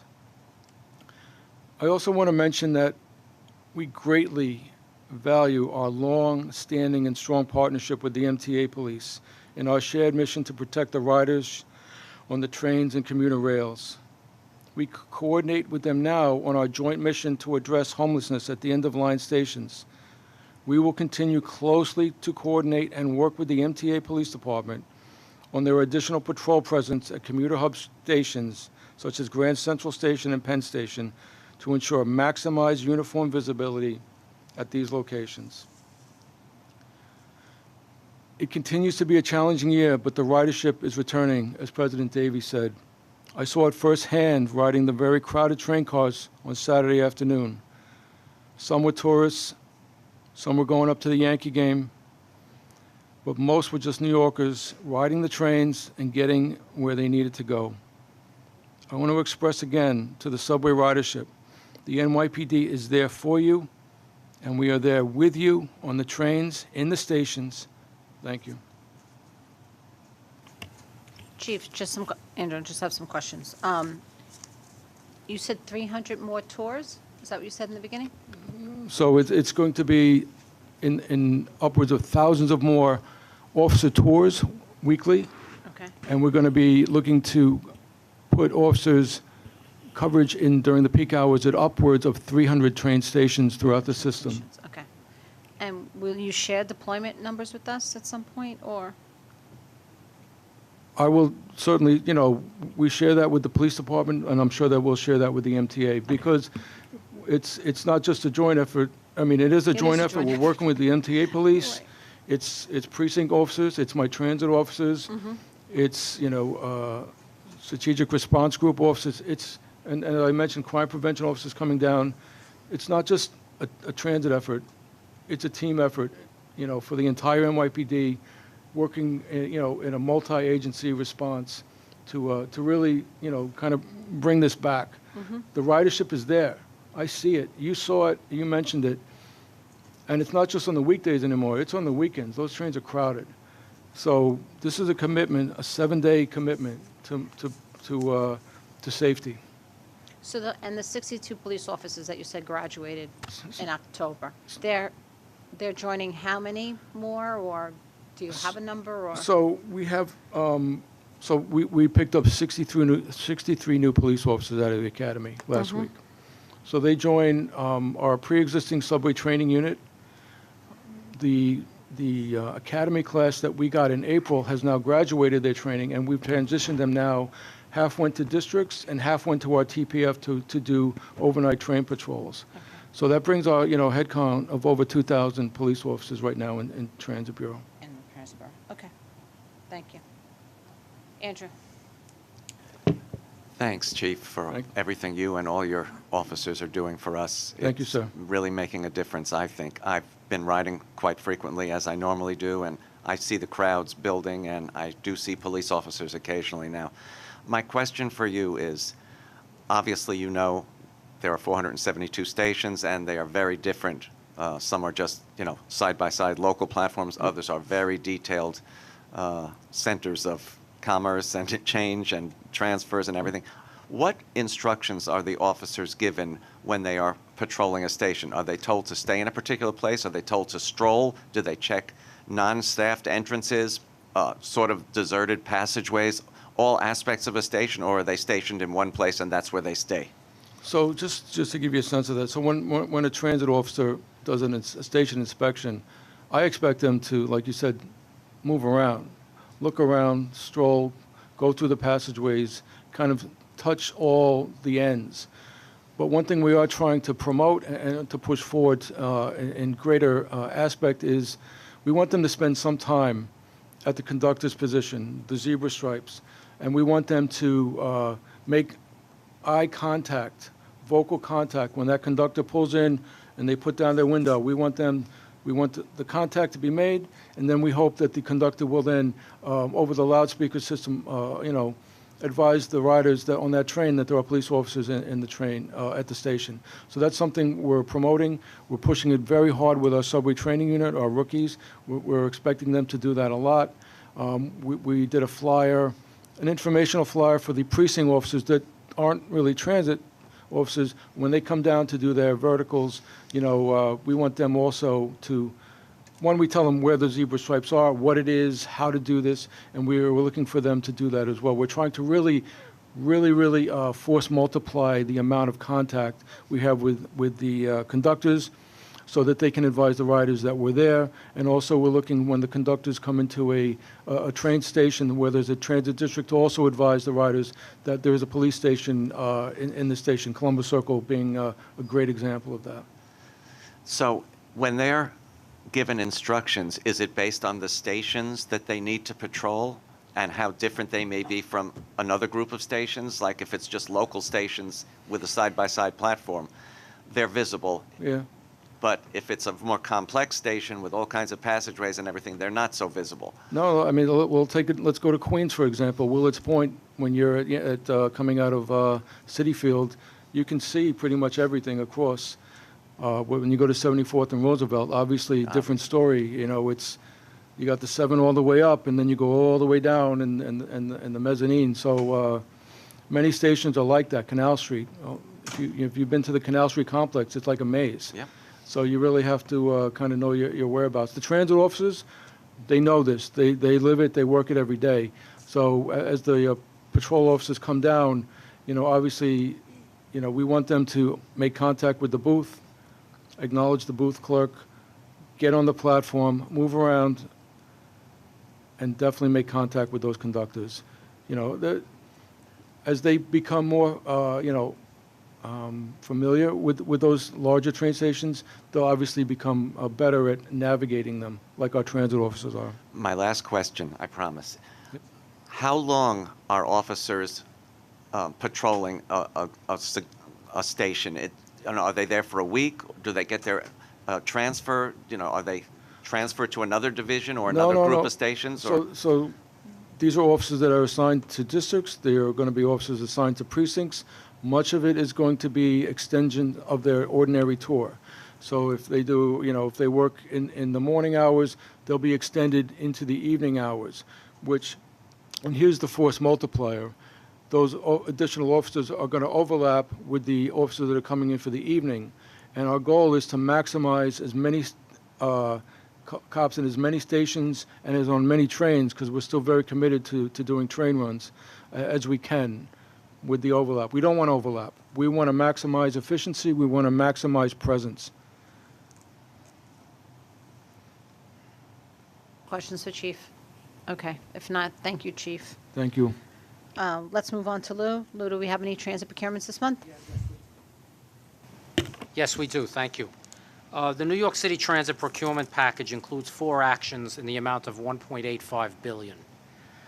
We are seeking your approval today to exercise the federally funded Option 1 of the R211 subway car contract to purchase 640 additional cars, related non-car items, and training from Kawasaki Railcar in the estimated amount of $1.782 billion.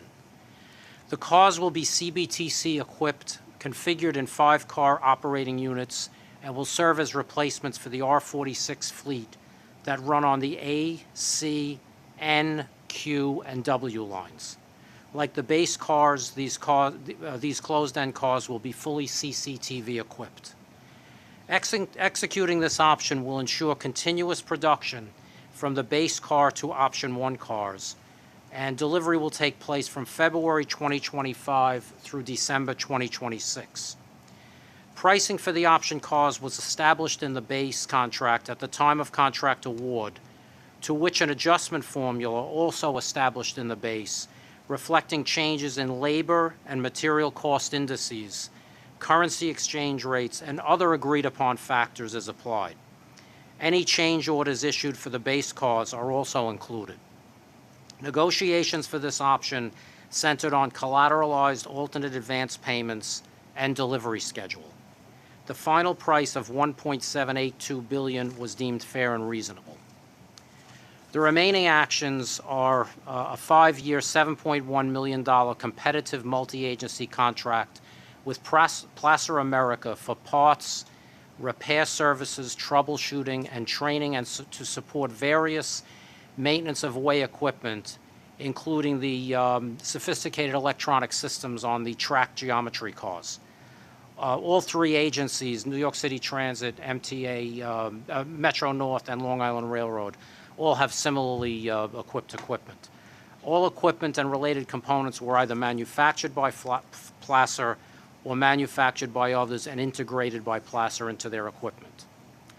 The next item is award of a modification to the post-award engineering consulting services for the R211 subway car contract to C2K Partners for additional engineering support services in the estimated amount of $32.3 million for the Department of Subways Division of Car Equipment. The final item is a ratification of a declaration of an immediate operating need to approve the purchase of 20 paratransit Ford cutaway buses manufactured by Coach and Equipment Manufacturing, and 20 paratransit Ford Transit vans from Fenton Mobility Products in the total amount of $4.1 million. I submit these procurements for board approval. And Lou, all this is already factored into the capital budget. We're just moving things around. Well, they're not all capital. Not capital. The R211 I is shouldn't, right, I'm Yes. sorry, in the budget, I should say. Yes, absolutely. And I think I mentioned it's federally funded as well. Oh, did you? I didn't hear that. If I didn't, yes, I did, but if I didn't, I apologize. Okay, sorry, I didn't hear that. I apologize. Andrew? I'm going to move these, but I do have a question, Lou. I assume delivery was discussed with Kawasaki, as the current 211s have been a little slow in arriving? Yes, absolutely. Delivery was an important factor of the negotiations for the option. We negotiated a delivery rate that has a very acceptable average number of cars per month that we think Kawasaki can well accommodate, and we're comfortable that it should be met. Thank you.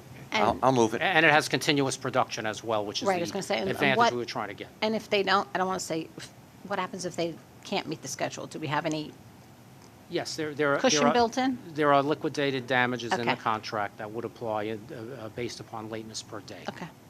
Midori? Thank you, Lou. I think I have two questions. So first, I saw 20 open gangway cars are part of this option. Just wanted to know, one, if that's in the capital plan already, or two, why not more? If we're kind of moving forward in that direction, I thought there were some gangway cars as part of the 2018 procurement, so that's Yeah, my there- first there question. There are no open gangway cars as part of this option. Okay, this The op- option is the- not The any. open gangway cars are the ones that are part of the test. There are 20 open gangway cars, and we're going to be doing rigorous testing on various elements of the operational safety and things of that nature. That would flavor our decision for option 2. I see. But So- no, there were no open gangway cars as part of this Okay, option. thank you for that clarification. So that means that we wouldn't even get any open gangway cars until 2026, anything bigger Well, in these will, terms these of... will be closed-end cars. Okay. All right? Okay, And then we'll thank you. contemplate open gangway on option 2. Okay, thank you. And Andrew highlighted concerns around, delivery. I know that there were issues in Nebraska in terms of production or worker attrition.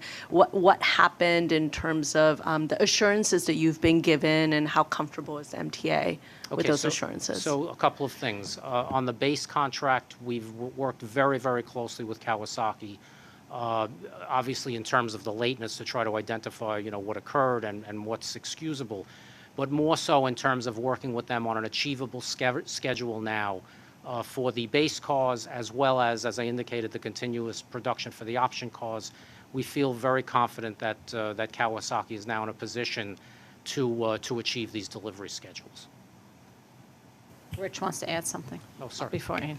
Thank you, Chair. Just on the open gangway, just to be clear, the open gangway cars, the 20 are coming in the next couple of months, as I understand it, from the underlying is exactly. And so I think that's why we chose not to have an option in this option, Midori, because we want to actually test them. But as Lou mentioned, we'll test them very rigorously and come to the board with a recommendation about that second option. Let's say that it works out very well. They're all over the world. I don't know why they wouldn't work here. But going back a long time ago with the R40s, the first R40s that came with the slant cars, because that was like new and everything, and it turned out to be a mistake because of the ability of people to enter the cars, enter the train between cars. And so very quickly, a modification, the R40Ms were developed. It was a simple fix then, just put a different end on it. Is there a possibility that if it becomes successful, that you could change this contract to get more open gangway cars? Not this option 1, but definitely it's being contemplated for the second option. And how many cars is it the full 600 is this option? You mentioned No, 600. this option is 640. 640, Option wow. 2 is 437 cars. So there's no chance that this could be We changed? did not contemplate cutting it in. Okay, thank you. If not, entertain a motion to approve the procurements. Andrew? Lisa, second by Lisa. No? All those in favor? Against? Motion passed. Thank you, Lou. Okay. Audit Committee. Second, okay. Thank you, everyone. Audit is going to start immediately.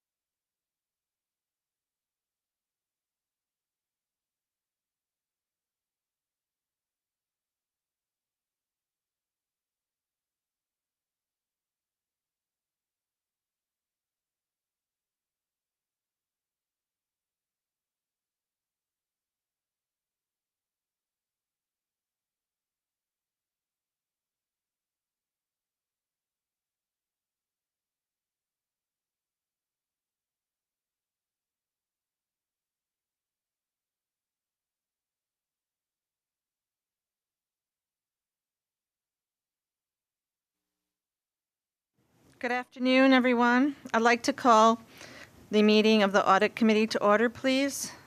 Michelle, are there any public speakers? Yes, Madam Chair, we have one member of the public registered to speak today. As a reminder, we ask that the public speaker adhere to the MTA's rule of conduct and decorum. I would also like to remind our public speaker that in the interest of time and fairness to all speakers at all committee meetings, we limit everyone to 2 minutes. Please be aware that there will be a warning beep to remind you that you have 30 seconds to conclude your remark. Our only speaker is Jason Anthony.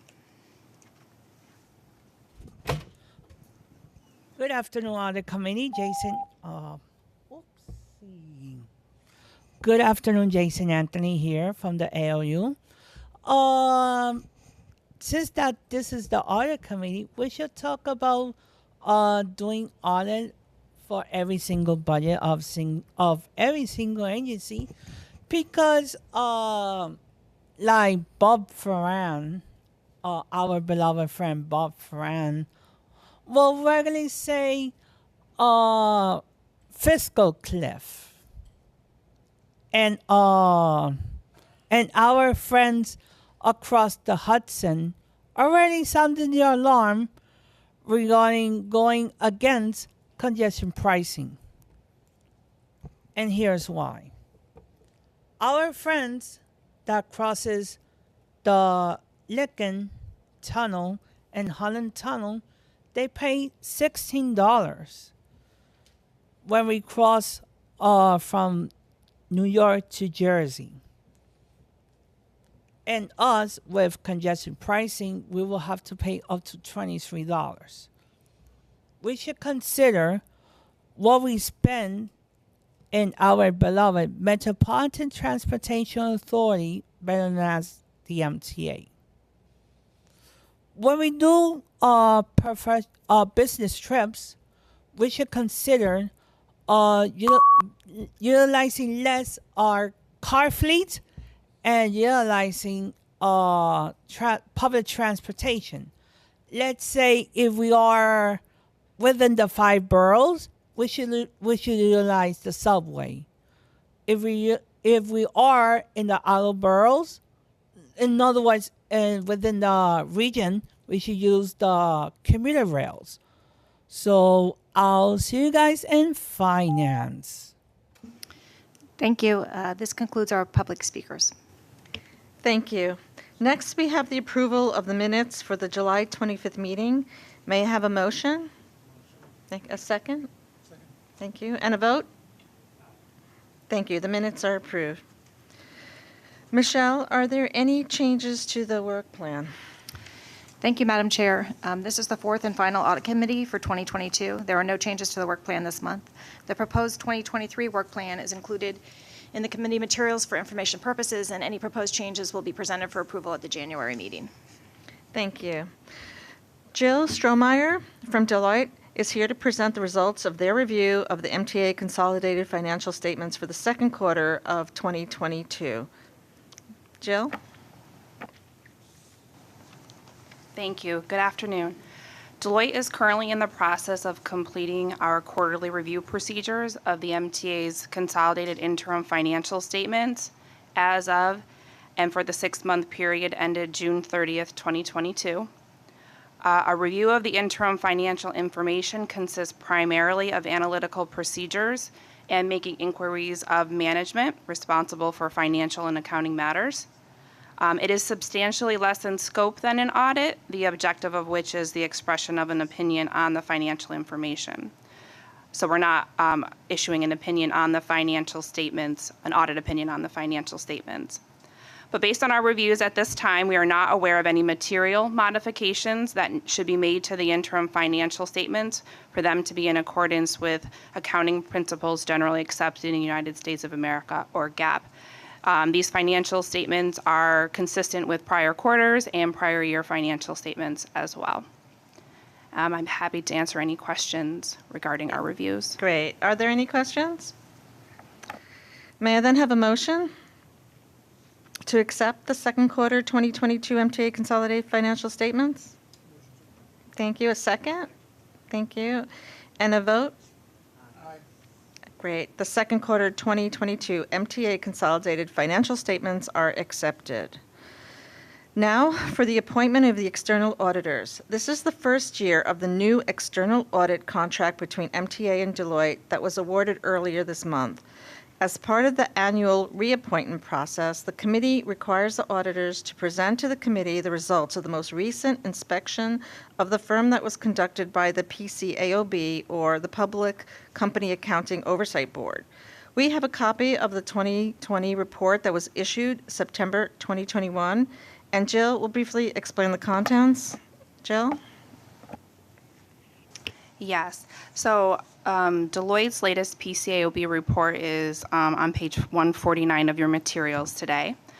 And due to the fact that Deloitte is registered with the PCAOB and performs audits of publicly traded companies every year, the PCAOB is required to inspect the audit working papers prepared by Deloitte, excuse me, in support of those audits. The PCAOB reviews the work papers to determine whether Deloitte has followed the appropriate auditing standards, the PCAOB rules, as well as our own internal Deloitte policies and procedures. During the 2020 inspection, 53 public issuers were reviewed by the PCAOB, and 2 of those audits were given comments. So out of 53, only 2 were awarded any comments. The comments that were given out related to testing and controls over revenue and related accounts. I do want to point out that the 2020 results from the PCAOB were improved over 2019, in which there were 6 audits that had comments. So we have 2 in the 2020 reporting year. And I'd be happy to answer any questions around the PCAOB reports. Okay, great. Thank you, Jill. Any questions or comments about the PCAOB report or the reappointment of Deloitte as MTA's independent auditor? Okay, good. We need a motion to appoint Deloitte as the MTA's external auditors. Can I have a, thank you. A second? Great. And a vote? Great. Deloitte is appointed as MTA's external auditors for the audit of the year and 2022 financial statements. Continuing with Deloitte, Jill will tell us about their audit approach to the 2022 year-end audits of MTA financial statements and that of its agencies. Jill will also discuss any new or proposed changes in accounting principles, regulations, or financial reporting practices and its impact to the financial statements. Jill?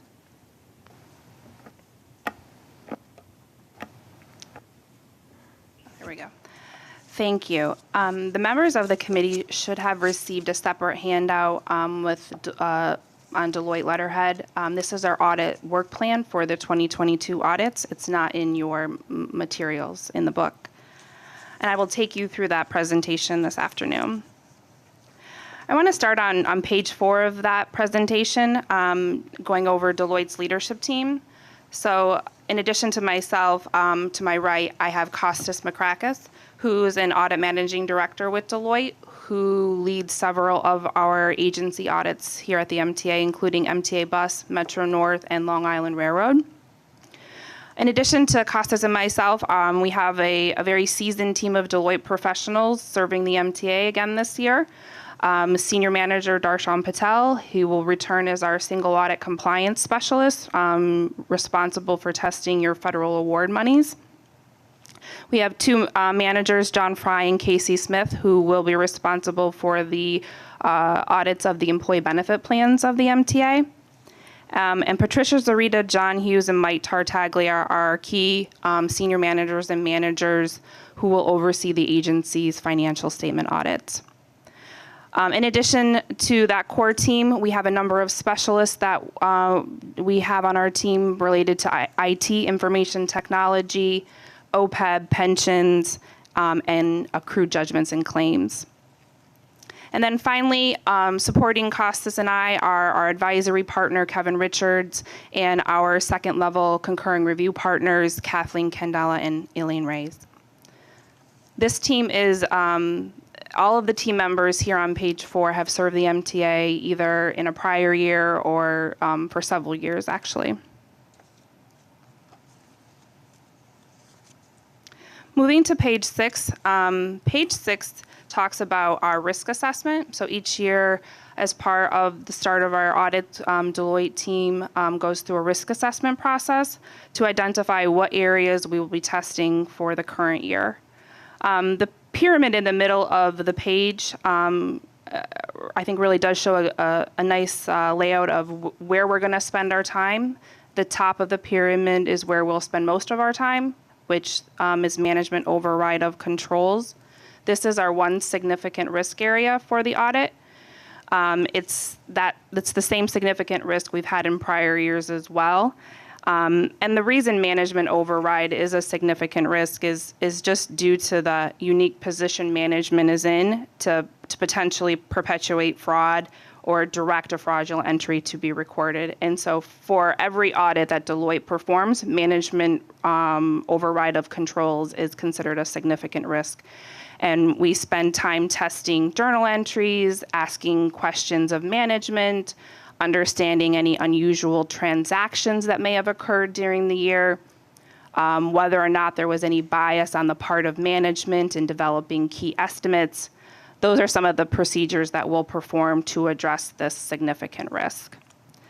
The second layer of the pyramid is our areas that are considered maybe higher risk but not significant risk. So we'll spend quite a bit of time in these areas. They relate to COVID-19 funding that may have been received in the current year. Areas that have judgments or management use as an expert, pension, OPEB liabilities, and accrued judgment and claims areas are where we spend quite a bit of time, and we also bring specialists to help us test those areas. Construction work in progress, we'll spend some time there as well, just making certain that any projects that may have been completed get transferred to capital assets and depreciation begins timely. And the last area in this category relates to leases. The MTA is going through a rather significant accounting pronouncement adoption this year related to GASB statement number 87 and leases. It's going to, for the first time, bring certain lease agreements to the balance sheet that have never been recorded before. So leased assets, lease liabilities, lease receivables, and some deferred inflows will all be recorded for the first time on the MTA's financial statements. The next layer is our lower risk area, so areas that we will spend time on during our audit, but less time than the top two layers, revenues, cash, investments, long-term debt, other capital assets, accrued expenses. And the last layer is a layer where we'll spend some time, but not as much time as the previous three layers. We'll do some inquiries with management, we'll do some analytical procedures, but we'll likely not go into the detailed testing just because in our professional judgment, there's little to no risk in these areas. And we have come up with this pyramid based on understanding the business, having conversations with management, our industry knowledge, things that we've learned from prior years, understanding macroeconomic and the political environment. Moving to page 9, while we do not plan to rely on the work of internal audit, we do have conversations with internal audit. We do review internal audit's reports each year. It's an important part of our process in determining our risk assessment program and where we'll spend time during our audit. We will also use third parties as part of our engagement this year. These third parties relate to minority-owned, women-owned, and service-disabled veteran-owned businesses who will be part of our audit team in testing various account balances. In addition to the specialists I've mentioned related to pension, OPEB, and claims, we also have specialists that will help, data analytics specialists that will help us review journal entries, and we will have a specialist on the team related to the lease implementation. Page 10 outlines our audit timeline, when we'll be on-site performing procedures. It's very similar to prior years, with May being our anticipated issuance of our auditor's report on your financial statements. Page 11 outlines all the reports that we will issue. And again, this is the same as in prior years.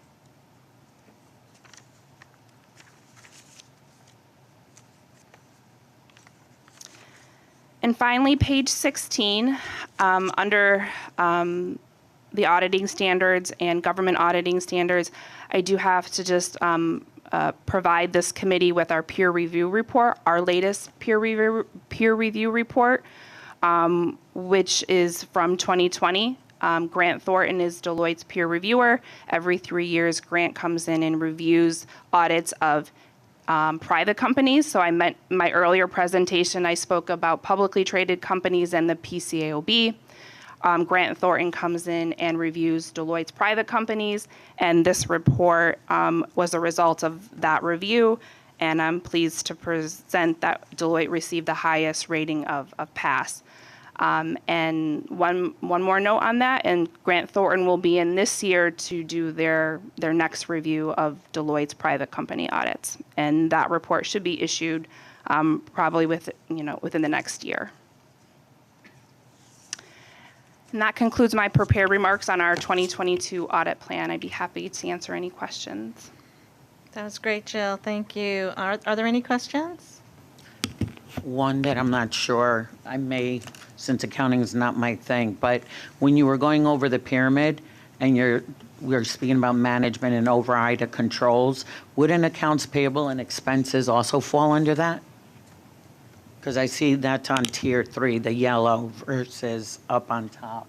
Or am I just reading it incorrectly? So management override of controls is really pervasive and covers all areas of the financial statements because management has the ability to override any type of entries made for any account balance, which would include accounts payable and accrued expenses. But the actual testing of that particular line item in the financial statement, we've assessed as a lower level of risk. Good, that makes sense. Okay, on to the audit committee charter. For the record, the committee has been provided with a copy of the charter to review and assess the adequacy of the audit committee charter. The committee members were asked to provide any comments or recommendations to revise the charter prior to this meeting, and no such recommendations were received. Therefore, based on our review, the committee recommends no changes to the charter at this time. So next we have Lamont Kearse, the MTA Chief Compliance Officer, who will give a brief update on the implementation status of prior audit recommendations. Lamont? All right. Thank you very much. Appreciate it. I think we have a quick presentation we can throw up on the screen. Very brief. So, MTA Corporate Compliance continues to monitor the implementation of recommendations pursuant to the request of this committee.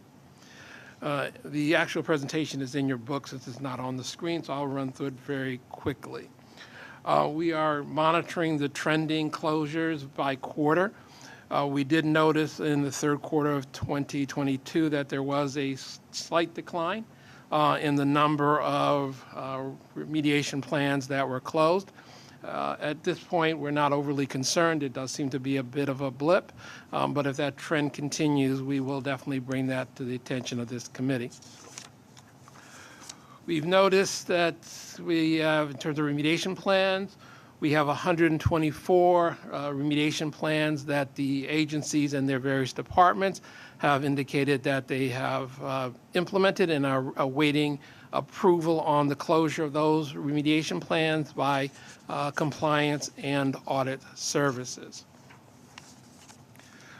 We have provided the committee a report on 6 months past due remediation plan by agency and priority. A large number of those are currently pending with headquarters and C&D. We've also provided a report which breaks down those remediation plans that are 6 months past due based upon those that are of the highest priority. There are a total of 32 of those. The majority of those are sitting with MTA HQ in terms of the area and technology, as well as MTA C&D and delivery. And compliance continues to work with both areas to get those closed out as quickly as possible. That's my presentation. Any questions? Did you give them a timeline? I'm sorry. Sure.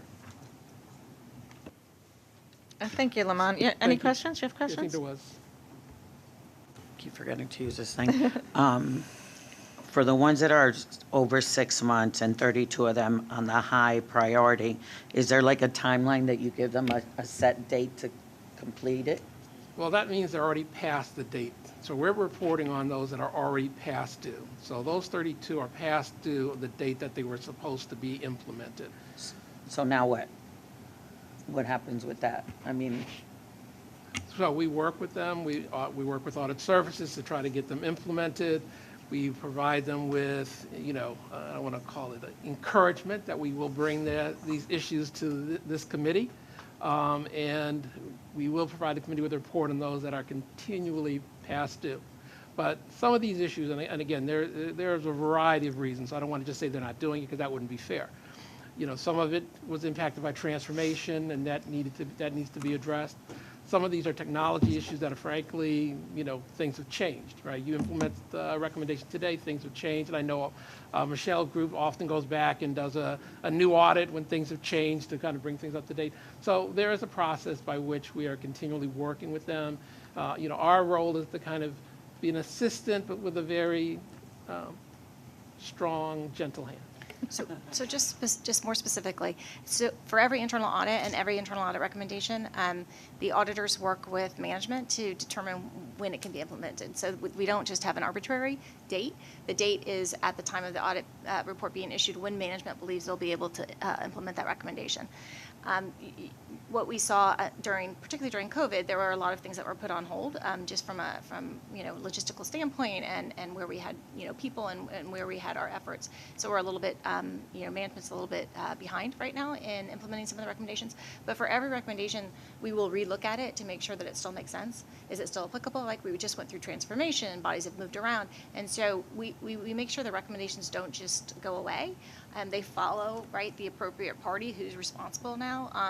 But that's what's happening with some of the delays. But we will continue to follow up, and if it is no longer applicable, we will close it out. But it has to they can't close it out. It has to come to us, and we have to agree that it's not applicable any longer. Right. We've established a two-party approval. Both compliance and audit has to agree that it's actually been implemented.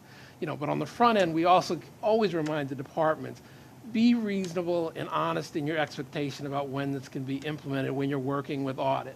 Because at some point, compliance will come back to you and say, well, you didn't do it. So. Thank you. Yes, Sharif? Thank you very much. Just a question about the technology piece. I see here, 15 outstanding, far and away the highest. And I of course appreciate your comment about things changing, technology evolving, et cetera. But 15, how do we assess sort of the nature of this 15 in terms of degrees of severity? Is this more akin to software updates or something more of a critical nature that really impedes operations? Because I think 15, 6 months past due, quite a high number. So I noticed one of the things that we've noticed, at least in the technology area, is that there was, prior to the changes that we've made, I will call it a lack of ownership. So say, for example, the recommendation is that compliance comes up with a new system to track and monitor audit recommendations. Well, who owns that? Does compliance own that, or does technology own that? And I think for some of these, you would see there was, for a long time, kind of a lack of ownership. So we've been working with RAF and the departments to kind of put this somewhere, which is now sitting for the most part with technology to get some of these things implemented. Right, I think a lot of these that you will see kind of relate, and I can give you an actual list instead of just kind of giving you a broad list because we do have that information. A lot of them, relate to making modifications in systems or developing new systems going forward. I think a lot of them you'll see those 15 fall into that category. I don't think any of these will be system stoppers. I don't think any of these are, significant cybersecurity risks that will, undermine, our data. But they are those kind of things that are out there. But I think the best thing that I can do is give you an actual list of what they are, what the recommendations are, and the status, and I will provide that for you. That would be helpful, Luan. Thank you. You're Any welcome. other questions? Okay, next, I have a 4-page draft report that covers the activities of the Audit Committee during the 12 months ended July 31st, 2021. A draft of this report was circulated to you for your review and comments last week. Any questions or suggestions? Okay, then may I have a motion to approve this report for submission to the full board? Yes, thank you. A second? Thank you. A vote to submit to the full board? Thank you. The draft report will be finalized and submitted to the board. Now, pursuant to Section 105(1) of the New York State Public Officers Law, the Audit Committee will go into executive session. We need a motion to go into executive session. Thank you. A second? A vote? Thank you. Okay. Session, thank you.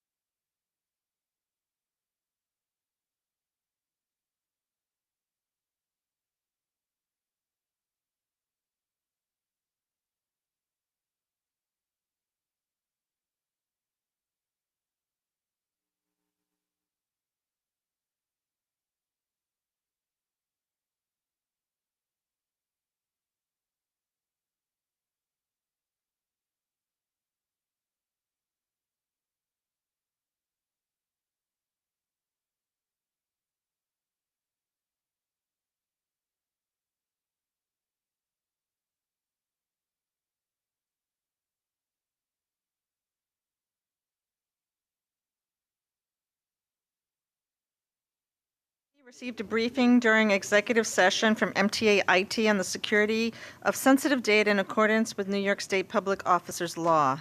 Now we need a motion for the audit committee to adjourn. Motion. Second, thank you. And a vote? Aye. Thank you. The audit committee is adjourned. Thank you very much.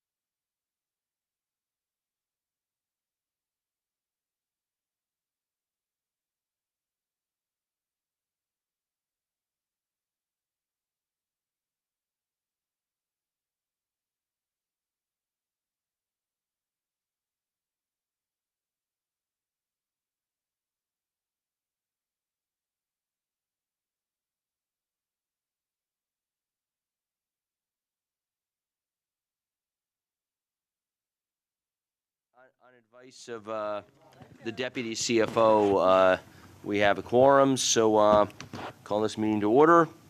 We're not going to say the Pledge of Allegiance, unlike my town planning board, so we'll just jump to public speakers then. All right, good afternoon, everyone. We have one public speaker in person, Jason Anthony.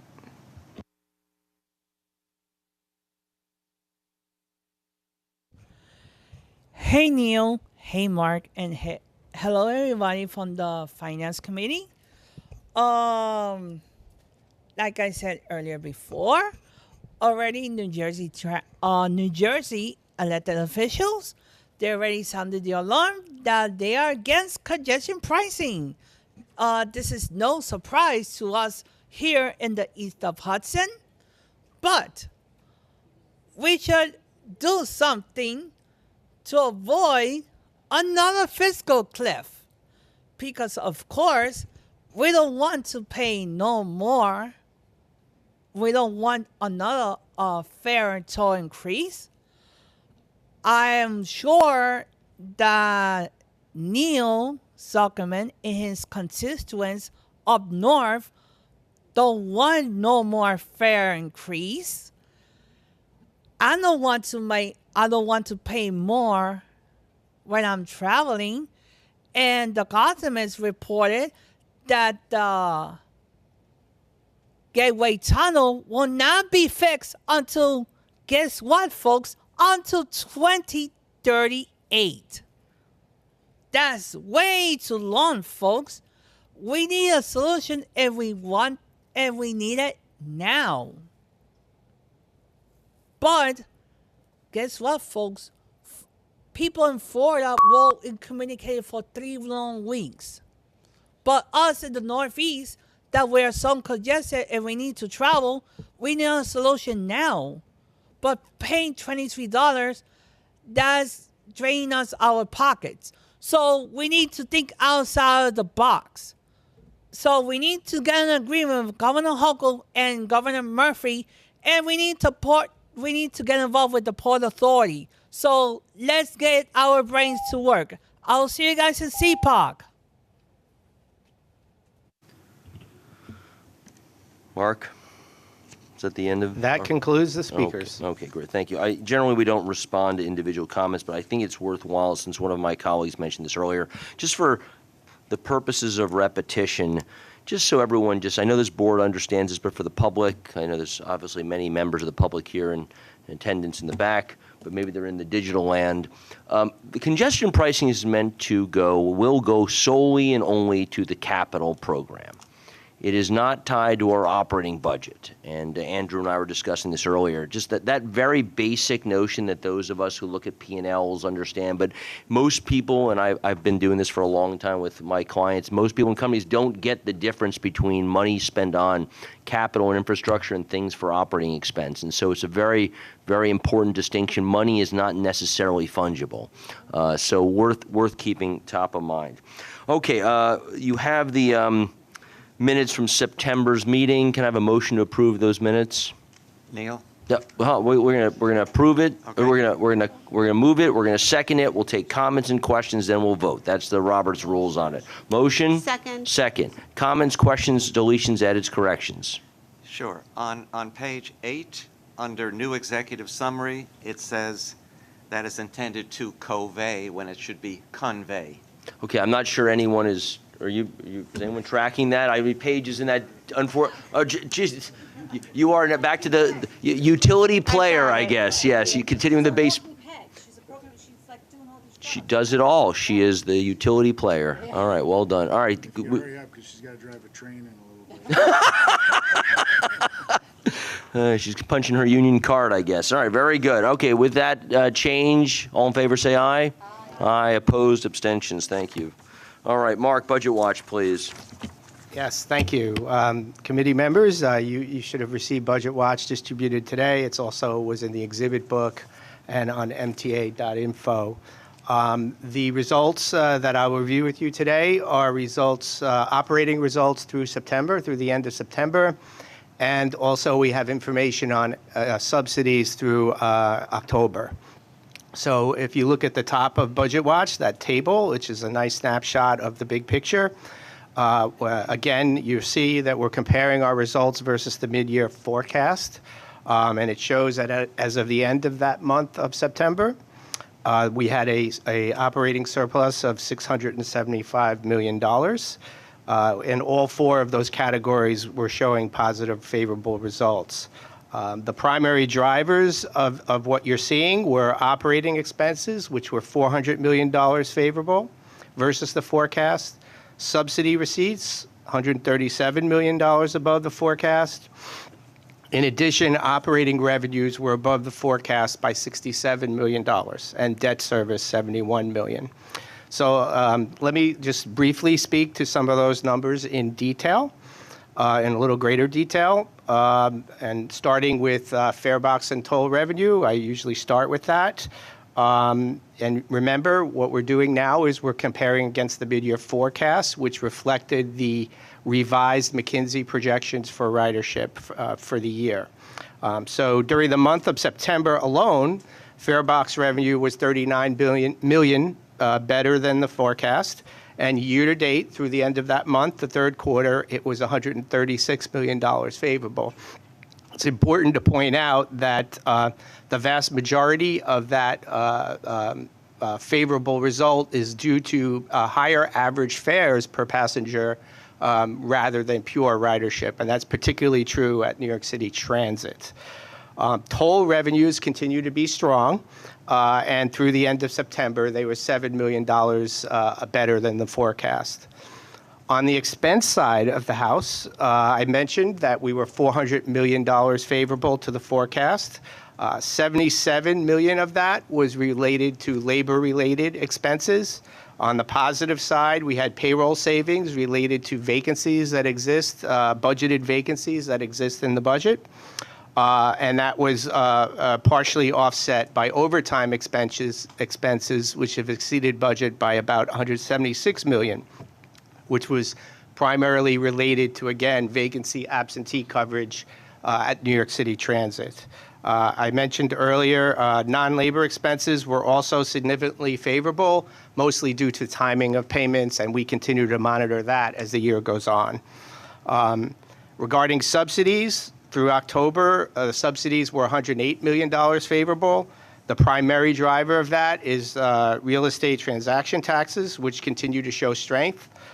They actually were $123 million favorable. All of the other types of subsidies were relatively close to forecast, with a net decline of several $billion. We continue to monitor all these results as we proceed through the year and as we develop the November financial plan. I'm happy to take any questions you might have. Andrew, is the reason for the higher average cost on transit, the fares that are higher, is that because people are not traveling weeklies and monthlies, but buying a per trip ticket, basically, or fare? Correct. So the budget assumes a pre-pandemic mix of market share, and certainly that's something that the CFO has asked us to look at in terms of the November plan and potentially updating that. Thank you.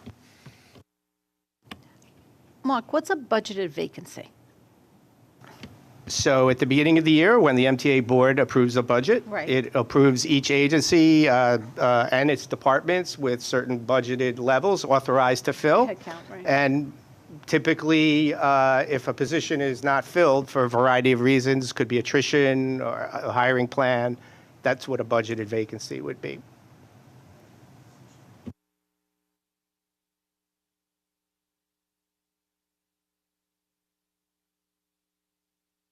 No, I think Mark explained on the average fare.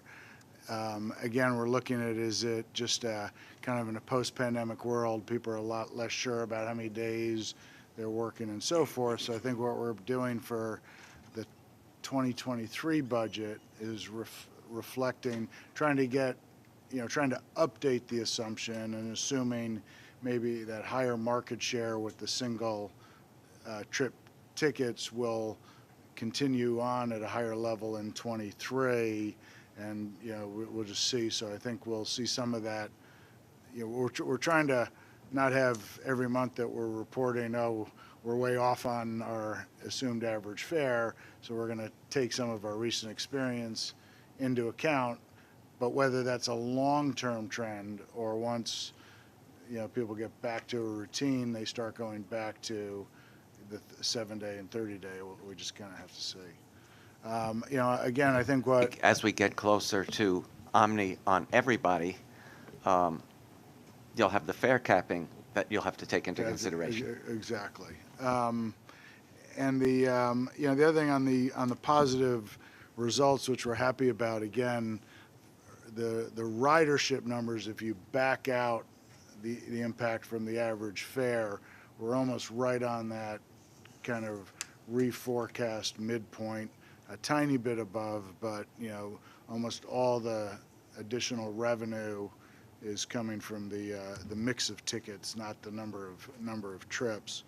On the expense side, what you'll notice we're about $400 million lower in expenses versus the budget year to date. Most of that is in the material side, $77 million on labor, which again, as Mark said, the reason it's we're still running overtime over budget, filling position, basically overtime's covering unfilled positions. That's keeping kind of payroll or close to budget. The materials, we're just trying to get a sense of how much of that is just timing versus lower spend. Some of it's lower spend, but certainly with some of that, the purchases can be lumpy, and with supply chain issues, so forth and so on. And in terms of the subsidies, we're happy they're slightly above budget, but if you notice in the all the data in the newspaper, it's not like everyone's really bullish on the real estate market into the future, so we're keeping our forecasts relatively conservative while trying to enjoy some of the near term, at least continued strong collections. All right, so any other questions, folks? Let me just make one comment and then one question. So I think it's great that you made the point about overtime. I think we simplistically look at it being up and say that's bad, but the sense that we don't have to hire additional people when we use it, and if we're even Steven on the cost of it, then one actually may be better at a lower number of humans staff. Question on the PMT, payroll mobility tax. So it's down 14% in the month. So could you just give some insight about whether that's a leading indicator of anything that we should be thinking about? We talk a lot about real estate as being but maybe remind us the driver of that tax, and then what your thoughts are in that direction. We think it's just a timing issue. I mean, clearly if overall payrolls and things like Wall Street bonuses come down, that'll have an impact. Looking at the month to month, and since a lot of the collections are very similar to withholding, so a good amount of the payroll tax comes in like clockwork, but there's also a good portion that are either sole proprietors filing or other quarterly filings that you just kind of don't know whether kind of month to month. So we didn't see it as a trend, but kind of got to see a few more months to see how it plays out. Mark, anything else? Pat, over to you. Thank you. Good afternoon. Finance Watch appears on page 19 of the committee book. Today we have one refunding transaction, 2 letters of credit being extended, 1 remarketing, and 1 fuel hedge to report. So starting with the refunding, this will be a payroll mobility tax issue. This is scheduled to close in November next month. We'll use the payroll mobility tax fund credit to refund 3 subseries of transportation revenue bonds that are term rate bonds issued as floating rate notes or FRNs, and to retire an outstanding transportation revenue bond anticipation note of $200 million. And these all mature on November 15th. The refunding really is a tool for our debt portfolio management, as these bonds, these TRB bonds, were due for remarketing next month, so this is our plan of finance to deal with them.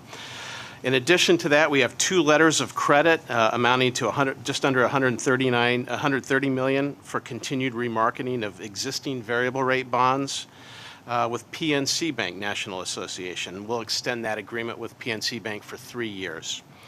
The one remarketing transaction scheduled to close also next month is 145 million for continued remarketing of transportation variable rate bonds, subseries 05D2 and 2012 G4.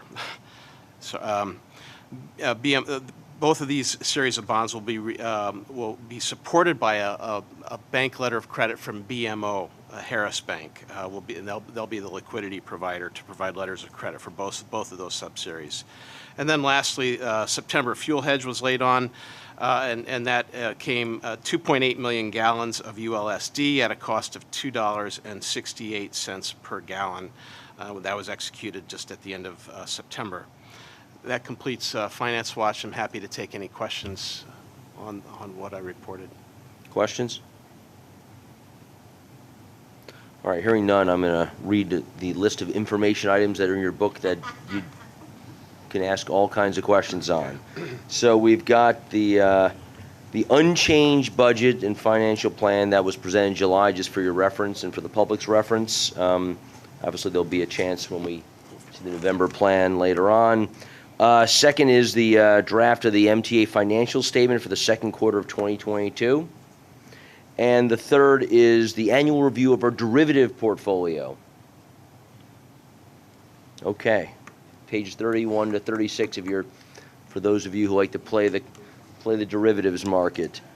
Any questions on those 3 information items? Going once? Okay, Kavesh, procurements, please. Good afternoon. For Finance Committee approval this month are 3 action items for MTA headquarters totaling $76.8 million. The first action is a modification to a consulting services contract for New York City Transit's new fare payment system, or Omni as we know it, with CH2M Hill, New York Incorporated, adding a 3-year extension from November 22 to October 25, and additional funding in the amount of $13,482,000. During this extension period, CH2M and its subcontractors will perform new fare payment and Omni support activities, including program management and oversight and consulting support for the additional field installations, the system design reviews, rollout and testing, integration for Long Island Railroad and Metro North Railroad systems, together with fare policy and analysis. I submit this item for your approval. Any comments on the Omni consulting? Please, Lisa. It was more of a clarification request than, you said it so quickly. Can you just tell me, because that's a 40 million you said for the consulting? That was 13,482,418. And that's for the consulting? Correct. For a 2-year contract? 3-year yes, 3 years. And it's part of the overall rollout for the Long Omni. Island Railroad and Metro North. Thank you. Thanks. Other questions? All right, hearing none, can I have a motion, please? Second? Second. All in favor, say aye. Aye. Opposed? Abstentions? Kavesh? Thank you. The next item is a 2-year extension of 14 competitively negotiated services contracts awarded to various firms for ongoing and future enterprise asset management, digitization, and sustainment efforts. The amount of $49.17 million will be added to the contract together with this extension, and the planned efforts include, of this 49.8, 28 million for the ongoing new Department of Subways consulting services, 7.1 million for ongoing Long Island Railroad support services, and 7.9 million for MTA bus operation services. To this extent, I have David Kraft, who is the project director for the EAM program, and he has a short presentation for the committee. David, can you come through?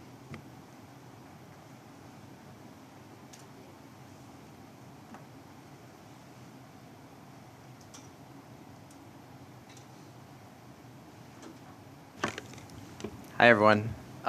Just real quick before I get into my slides, a little context about what we're doing with our project. So imagine a track worker out there doing an inspection on the tracks. Previous to what we were doing with our program, they're out there with a clipboard, piece of paper, butcher book in their back pocket, taking notes. There's a crack in the track at this station. There's something loose on the tracks that they need to take care of, has a maintenance activity. Previous to what we were doing with this program, that was literally written down on a piece of paper, brought back, put into boxes in an office somewhere, those pieces of information compiled, and then we would go about on a monthly effort to try to figure out how we would review those activities and react to them. What we're trying to do with the program is get all that information digitalized in a system up front while the workers are out there with using iPhones, iPads, those types of things, so that those types of analyses can be done instantly and we can react better to getting out to fix these issues as they come up. So just kind of keep that scenario in mind as I go through these slides, and that'll explain the rest of what Kuvesh presented with what we're trying to do with the contract extension. So what we've been doing for the last couple years is we've been working on the digitalization piece.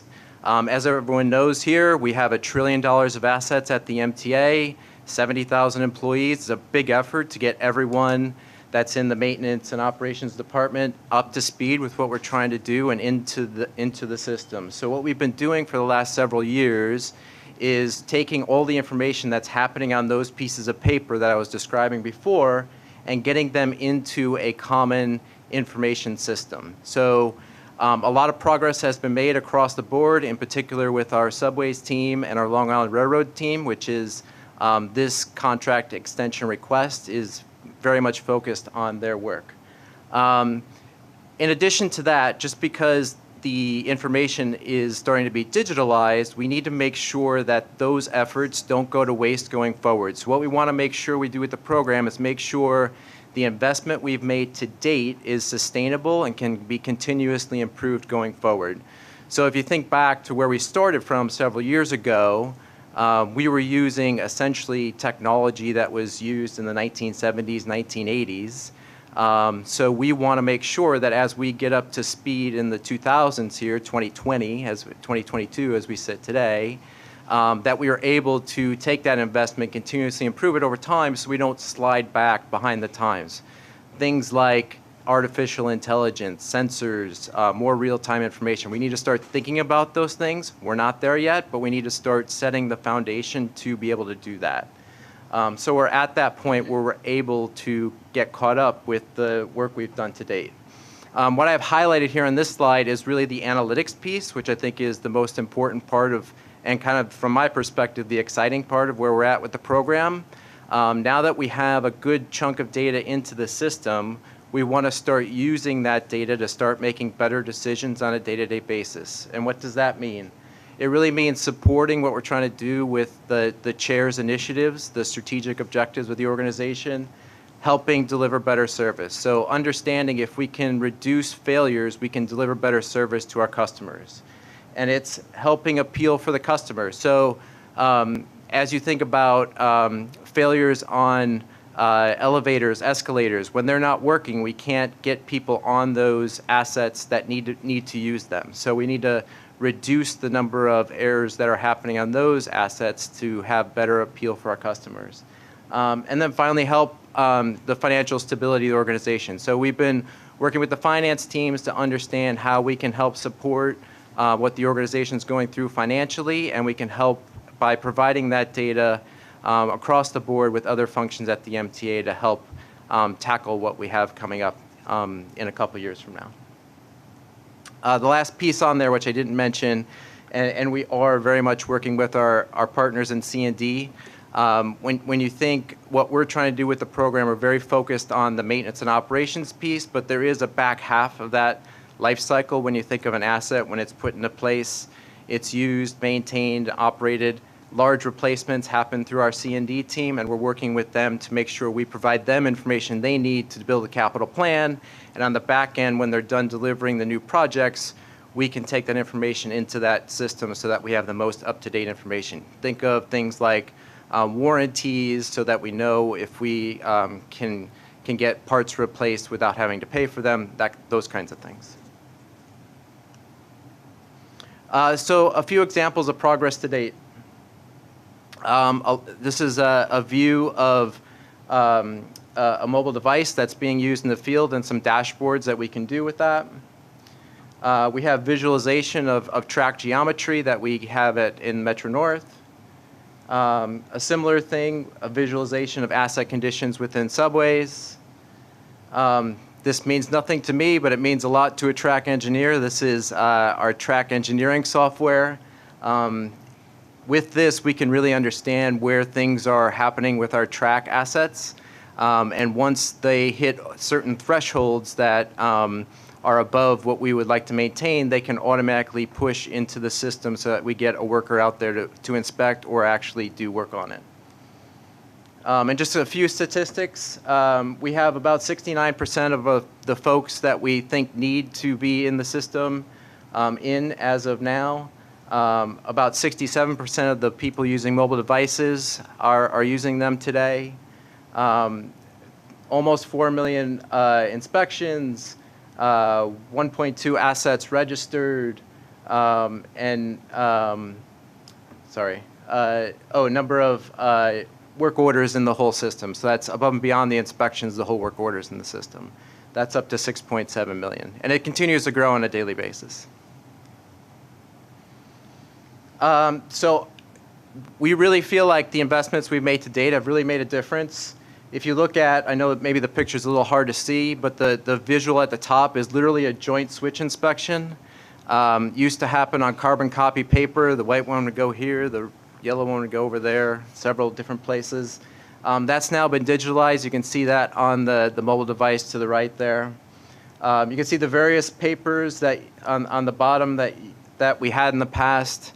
Those literally used to all had to be collated together for people to get needed information out of those documents. What we can do today is we can pull up dashboards so managers can see what is out there in the field and react to it faster. We can have visualizations that I was talking about before. Everybody can relate to a map, so it's really easy to determine where your needed area, where you need to service areas. And then we have dashboards to show how we're in compliance with inspections that should have happened on a monthly, quarterly, yearly basis or not. We can get those instantly at our fingertips so we can react to those that aren't happening. Next steps for the program, much like Kavesh described, we continue the digitalization of subways and Long Island Railroad and the other agencies. And we want to start to enhance our data analytics to help support our operational analytics. And then just a few things with some numbers, more details around what we're trying to do. Or this was the spend to date. This is what we had spent to date and the asset classes that we have put into the system. So you can see there's a wide variety of asset classes across the board that this contract has already supported, and we want to continue to grow that over time. And then the last piece is this contract extension is going to go to these specific areas that Kavesh already described. And in particular, the support for the data analytics is something that we're excited to really get moving on. But the reality is the vast majority of this money is to continue that digitalization to get most of our $1 trillion of assets into this system. And then the last piece is a capital and operating breakdown. These are all parts of what we have in the budget. Everything in here is part of the plan already, with the exception of the capital funding for bus, and we're working with our C&D partners to identify where we can get support for that. That's all I have. Any questions? Thank you, David. Let's start to my left. I'm sorry if I missed it. Do you have lease agreements to the software, or is this a bespoke that we own the software outright? We own the software. Good, thank you.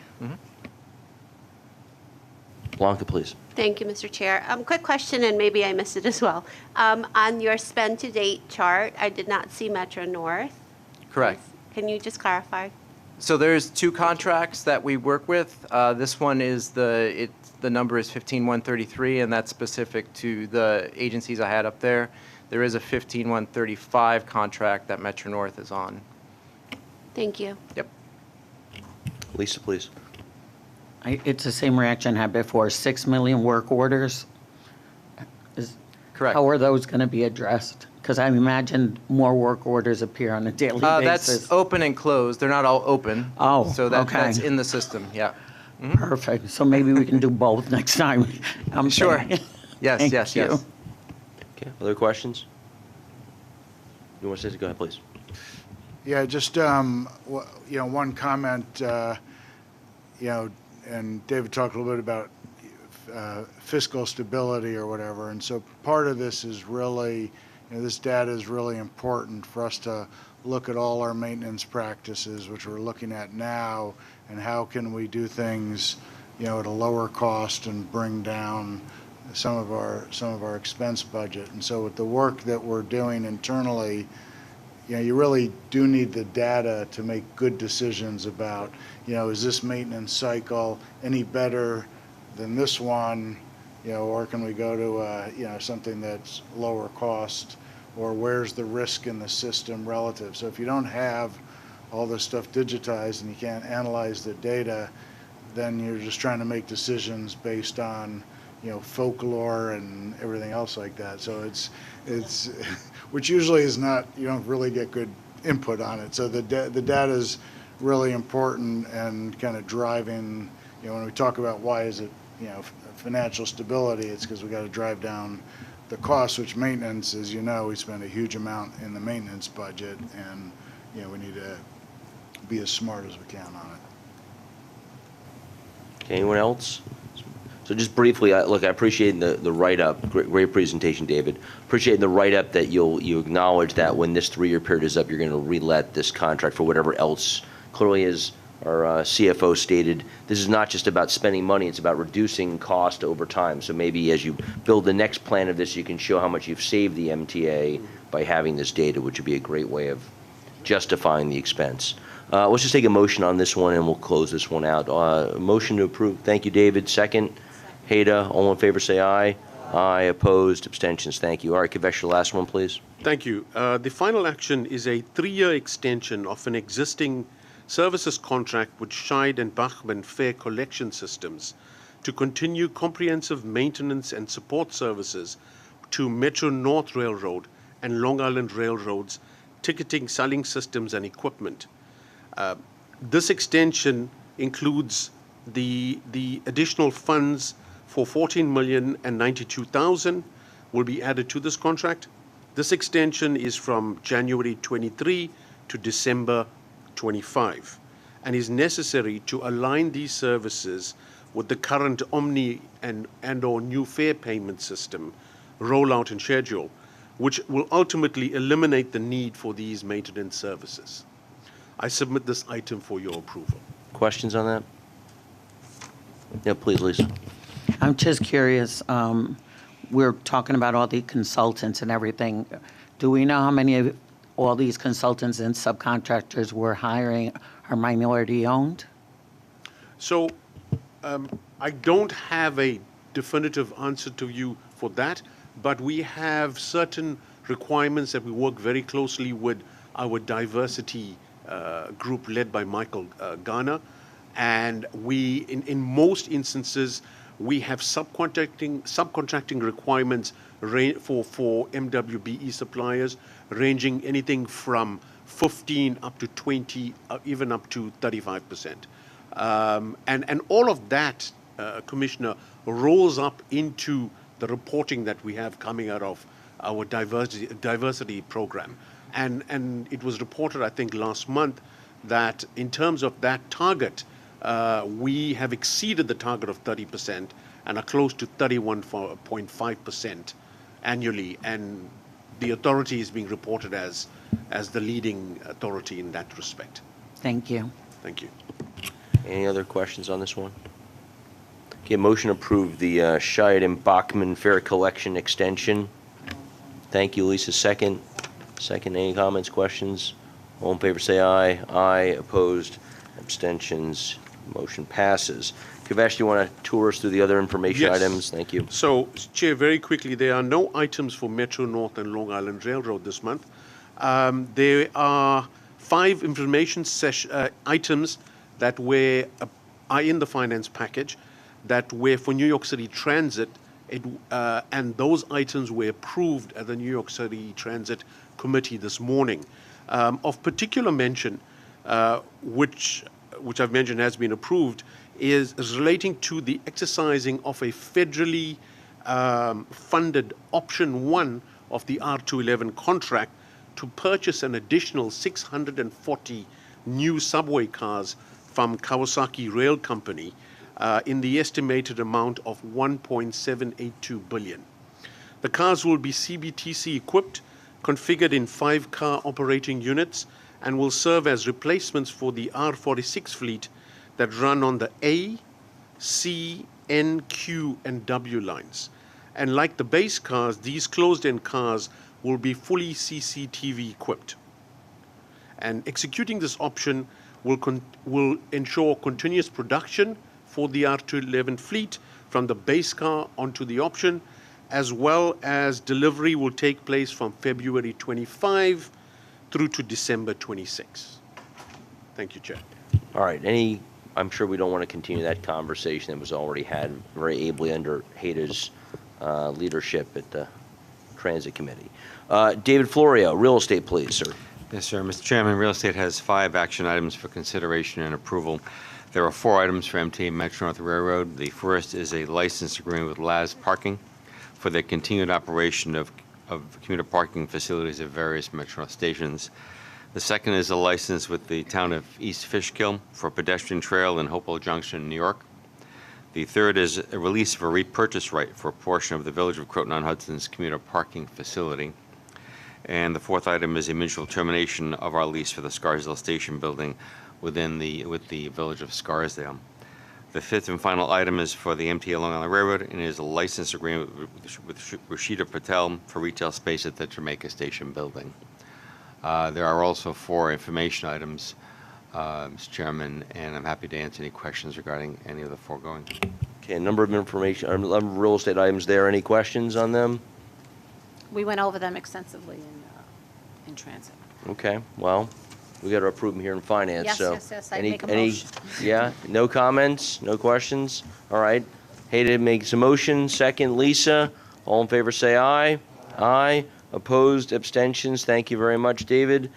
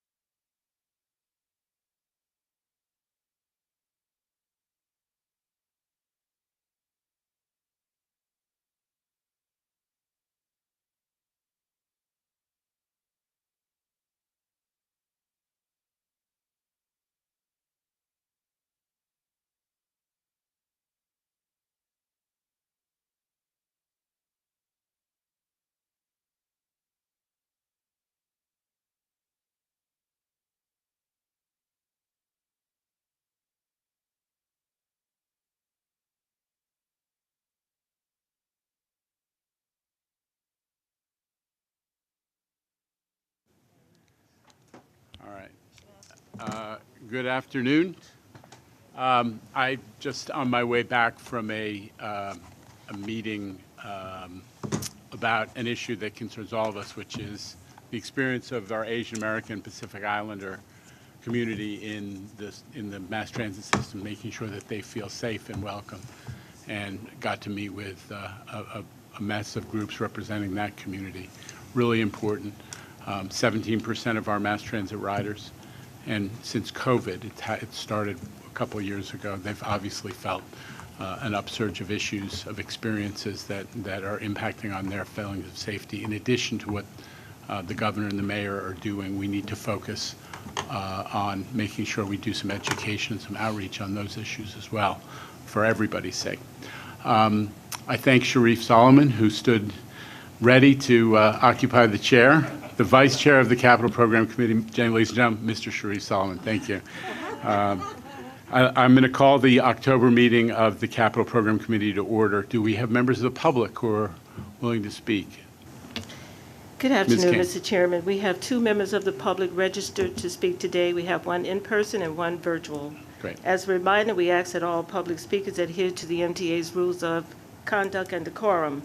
I would also like to remind our public speakers that in the interest of time and fairness to all speakers, we limit everyone to 2 minutes. Please be aware there will be a warning beep to remind you that you have 30 seconds to conclude your remarks. First speaker will be Jason Anthony.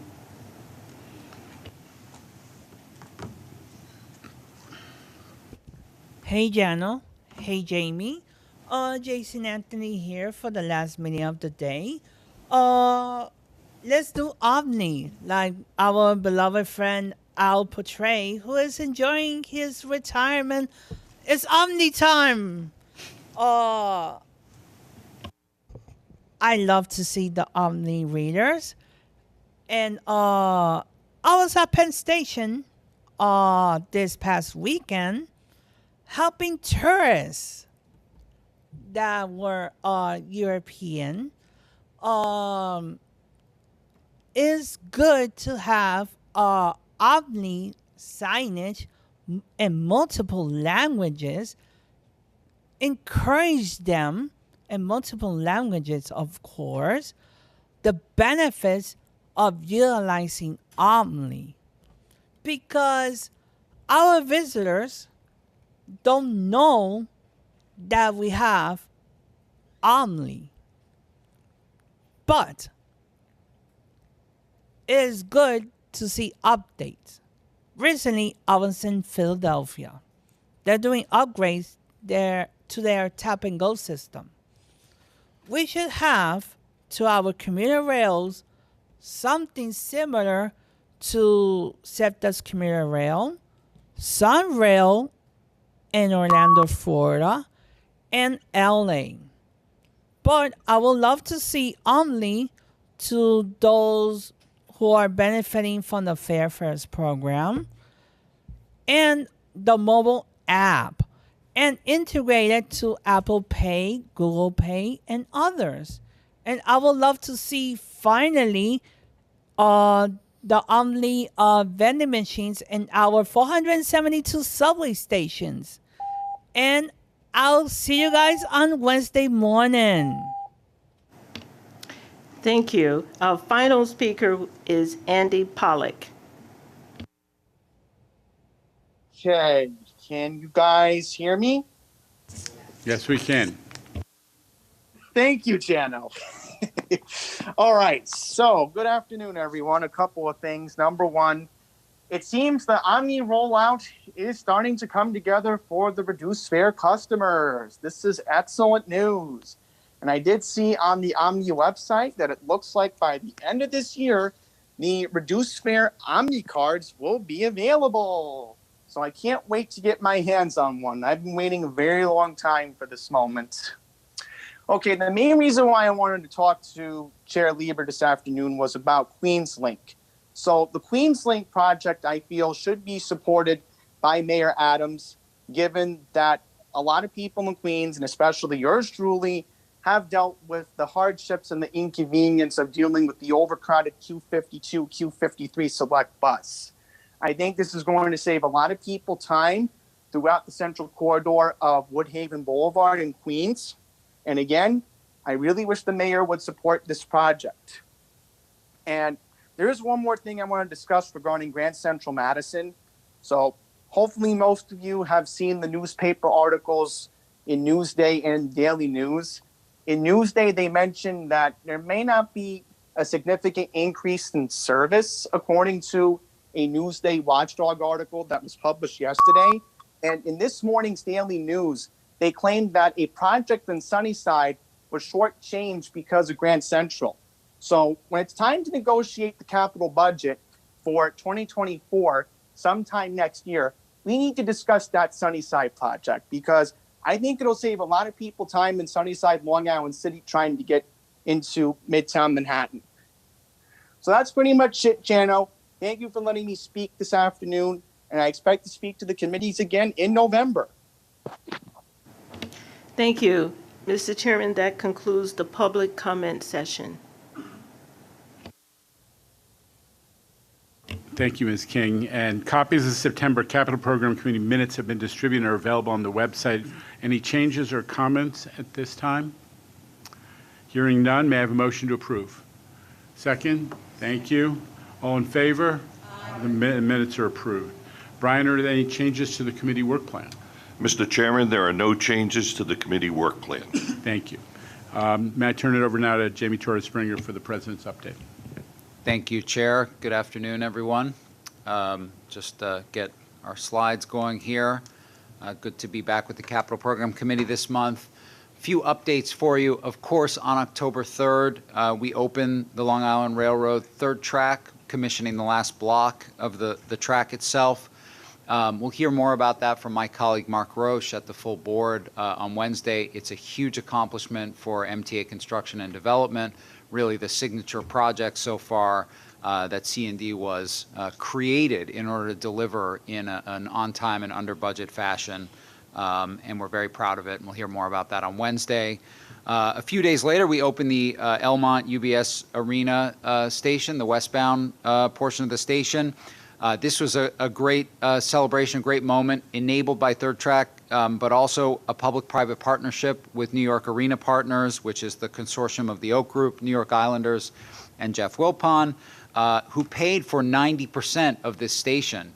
And then the additional 10% state contribution, of course, is just a fraction of the new tax revenue that we expect to generate from having great access to UBS Arena for Islanders games and a range of additional events. So this is a great accomplishment that we're very proud of as we expand Long Island Railroad service later this year into Grand Central Madison.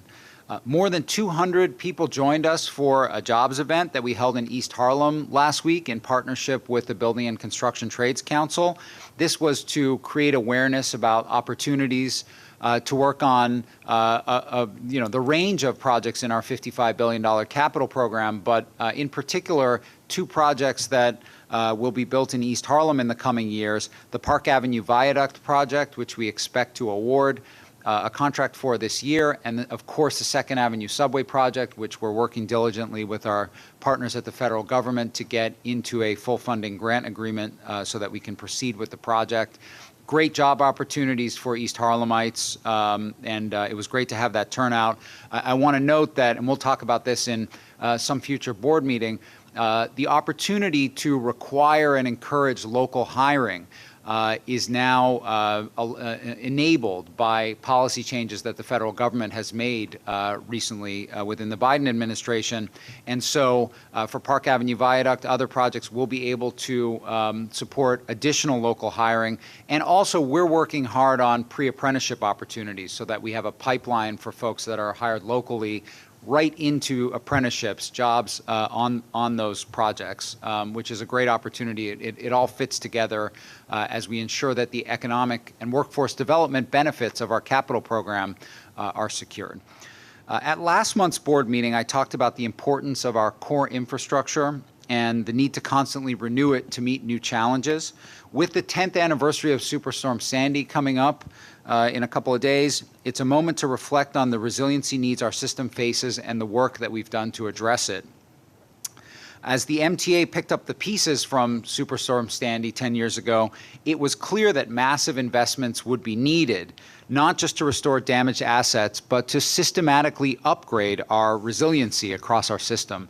Thanks in particular to support from our federal partners, as well as insurance proceeds and local funding, including MTA funding, we put together an ambitious $7.8 billion program to comprehensively address coastal storm risks throughout New York City Transit, Metro North, Long Island Railroad, and our bridges and tunnels. At this point, we've committed $6 billion addressing our most vulnerable facilities throughout the system and ensuring that should another Sandy hit, or a comparable storm, we will be much, much more resilient. So I wanted to give an overview of some of these investments today, and then Dana Hecht, who heads our infrastructure business unit, will provide a more detailed look at a few key investments that are currently underway and coming to completion in back-of-house facilities.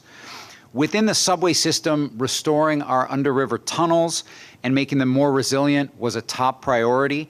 With the completion of the Rutgers F-train tube last year, rehabilitation of all 9 subway tunnels that sustained damage have now been completed. We've also rehabilitated 2 vehicular tunnels.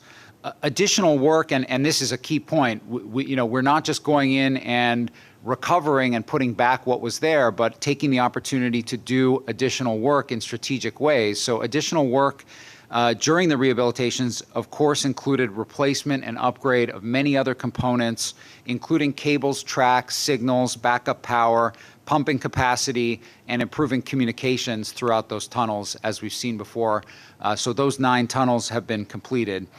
8 subway stations saw major flooding during Sandy, and that damage has been addressed, including, of course, the major rehabilitation of South Ferry Station, which reopened in 2017.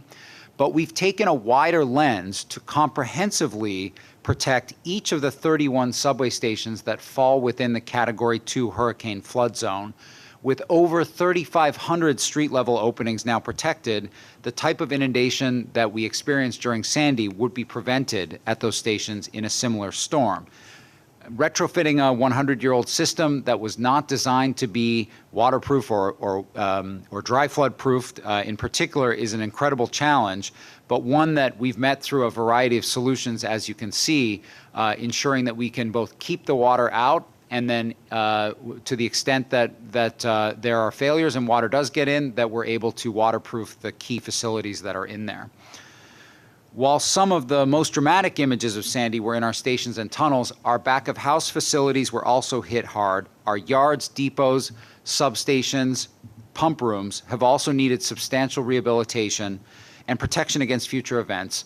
These facilities, like Coney Island Yard, pictured here, are being protected again against a Category 2 hurricane, plus an additional 3 feet of freeboard, which is our standard for vulnerable projects across the transit system. And again, Dana will speak to this project and others in more detail in a couple of minutes.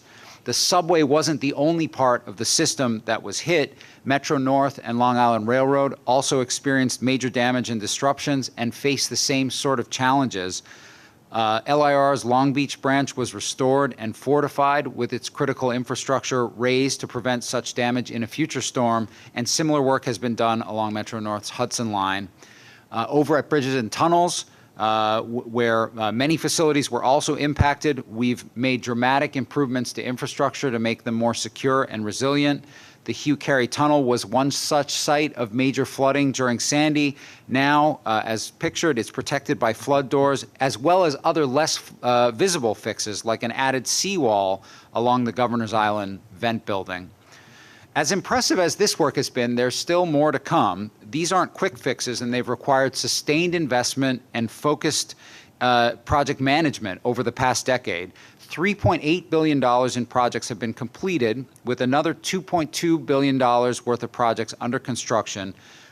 Very importantly, we're advancing an additional $300 million worth of projects in procurement, and $500 million of new projects we were able to add to the program on the strength of getting good bids and finding savings in the projects that we initially set out to implement. This is A huge advantage to delivering the program in the way that we've been delivering it is that we're able to do additional work with dollars that are allocated. The remainder of the funding is held for the East River Tunnel Rehabilitation Project. Those are the 2 remaining tunnels to be rehabilitated. That will be managed by Amtrak and some reserves that are required by the FTA. Some of these upcoming projects you'll hear Dana speak to, including a critical project to round out resiliency investments in the Rockaways and more yard resiliency projects across the city. Of course, even as we approach the end of our formal Sandy program, we're not done making the system more resilient. As storms like Ida have shown, climate change is only accelerating and its challenges extend far beyond coastal storm surge. Over the summer, we presented the findings of a board working group, including many members of this committee, on flash flooding, including a targeted plan for interventions to address heavy rain events. These events affect an entirely different and far less predictable geography than coastal flooding does. So this requires new forms of intervention. We have our first package implementing capital upgrades out in procurement right now, with another to follow next year, and also, and I really emphasize this, sustained engagement with our partner agencies, including city agencies, DEP and DOT, to develop broader, more comprehensive solutions in areas where there's heavy rainfall flooding. And that's really the participation and cooperation where we have this very complex condition is what's going to get us to protecting our system. And of course, it's not just about resiliency projects with a capital R. As Dana will speak to, all of our projects are designed with resiliency measures incorporated now. So we're able to address the many hazards and risks that come up from climate change and other issues in the future. So thank you very much for giving me the opportunity to provide that overview, and I'll hand things over to Dana for the infrastructure update. Please. Yes, go ahead, please. So, Jamie, you mentioned flood mitigation and protection for the Coney Island and 207th Street yards. Wasn't the Lenox yard also affected, as it's right on the Harlem River, and hasn't also been protected? We have done 100 back-of-house facilities, and I need to check with Dana and Bob to see if Lenox was one of them. Lenox was not one of them. It did not flood as bad as the other locations. So nothing's been done for that one? No, sir. But I think the question goes to whether there needs to be something done. So let's answer that for the board member. We can definitely get back to you. Yeah. Yeah. Okay. But there is a lot of need and a lot of progress on Coney Island and 207. So Dana, have at it. Okay, so if you can't hear me, please let me know as I go through the presentation today. As Jamie has indicated, I'm Dana Hecht, and I'm the SVP for Infrastructure. And today we'll be discussing the portfolio of projects that make up the Infrastructure Business Unit. In staying with the theme and the acknowledgement of the 10-year anniversary of Sandy, we'll focus specifically on what has been accomplished thus far throughout the system. And a good example of this is what is shown on the screen. On the left, you can see the obvious devastation that was caused to the old Clifton shop on Staten Island. And on the right is an aerial view of the new state-of-the-art maintenance shop. This building is also going to serve as the new Staten Island Railway headquarters. And use of the new shop began in spring of this year. We're very proud of this facility. This slide provides a general overview of the diversity and magnitude of the assets that we support through capital delivery. As Jamie spoke about at the last board meeting, some of these projects may not be so exciting to many, but I personally love our core infrastructure program. They don't get the recognition they deserve, but yet the system's reliability and efficiency could not function without them. Projects like Penn Station and East Side Access, which obviously address critical system needs, would not be possible without the core infrastructure program. As you can see, we have a robust $9 billion program of various asset types, and they span the phases from scoping through construction. And obviously, delivering a program of this complexity is not without its challenges, some of which are listed. But to keep up with the demands for addressing all of our needs, we are consistently challenging ourselves to find more innovative ways to deliver through strong program management and smart resource supplementation. So allow me to highlight some of our Sandy resiliency projects. As Jamie mentioned, through funds saved, we were able to progress 2 other yard projects. Both projects are completing design and will be awarded in 2023. The Corona Yard will focus on individual asset hardening, while Westchester Yard will include a 3,300 linear foot flood wall, 3 floodgates, and drainage improvements. Currently in procurement is the enormous Rockaway Line Resiliency and Rehabilitation Bundle, which comprehensively addresses the remaining resiliency and repair needs in the Rockaways. The MTA has already invested over $150 million in this location, including a large protective flood wall, along with flood doors to protect individual assets. The current project addresses the A line with hardening of critical infrastructure, system redundancy, and rehabilitation of the Hamels Y structure, the Rockaway Viaduct, and the South Channel Bridge, which is a mechanical bridge. On the left side of this slide is the 148th Street project, 148th Street Yard project. It has won national and regional recognition by the American Council of Engineering Companies. The picture shows the construction of the portal protection within the 148th Street Yard. The stop logs are being installed at the mouth of the portal to prevent water from entering the tunnel and impacting service on the 3 line. This project will be completed next month. 2 other yards that suffer. Dana, may I just interrupt to mention that to Board Member Albert, that is the Lennox Yard. You confused us with your vast knowledge of the nomenclature of the system, but I will say that I walked this yard with Dana 2 or 3 weeks ago, and the project is almost substantially complete, and flood protection along the Harlem River, so it's great. That project has been great. And I did see my beloved Yankee Stadium from there, but we won't go there. So there, as Jamie spoke about earlier, too, there's 2 other yards that suffered severe impacts from Superstorm Sandy, and those are the Coney Island Yard and the 207th Street Yard, which I will now provide updates on the progress of these.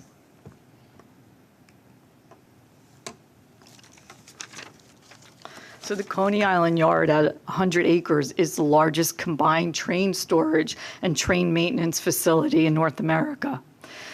The yard services 8 lines, and when Superstorm Sandy flooded this yard with millions of gallons of water, it created havoc, damaging the tracks, the signals, and corroded the electrical service. Due to the extensive damage, service was shut down on the D&N lines to Stillwell Terminal for almost 2 weeks.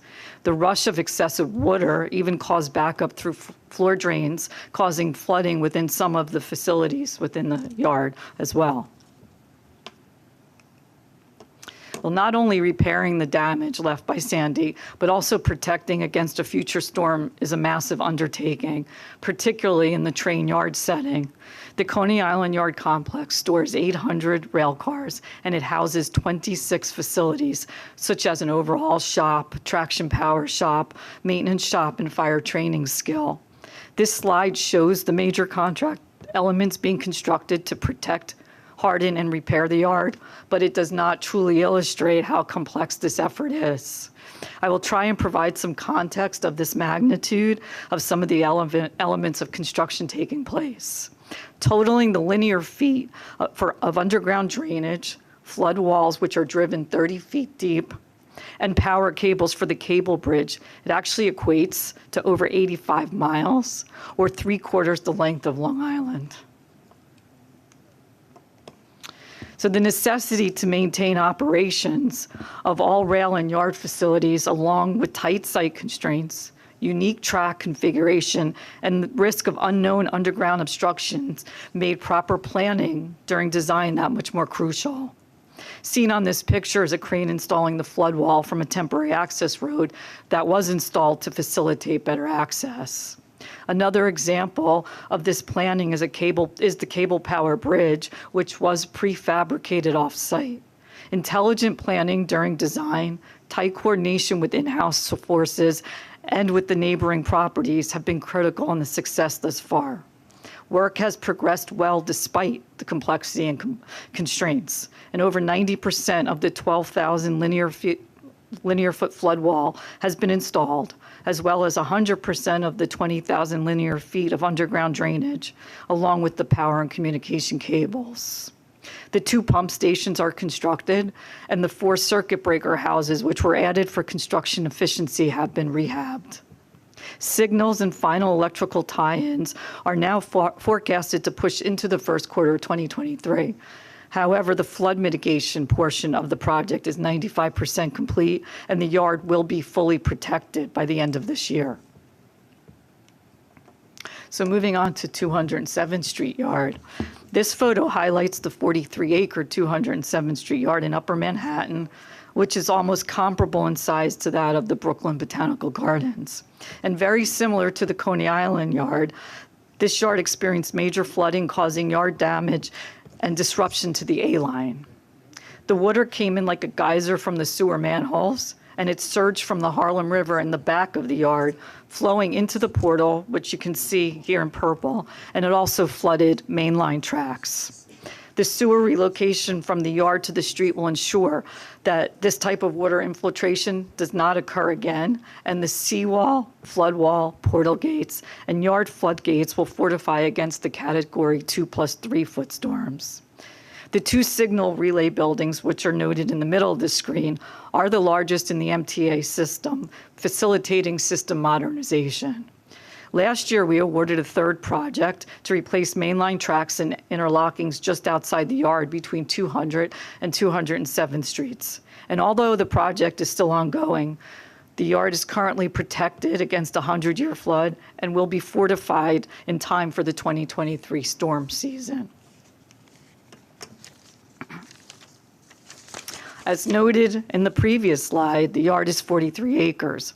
There are 37 miles of installation within this tight space, including the track, the traction power cables, 3rd rail, flood wall protection, conduit, and sewer pipe.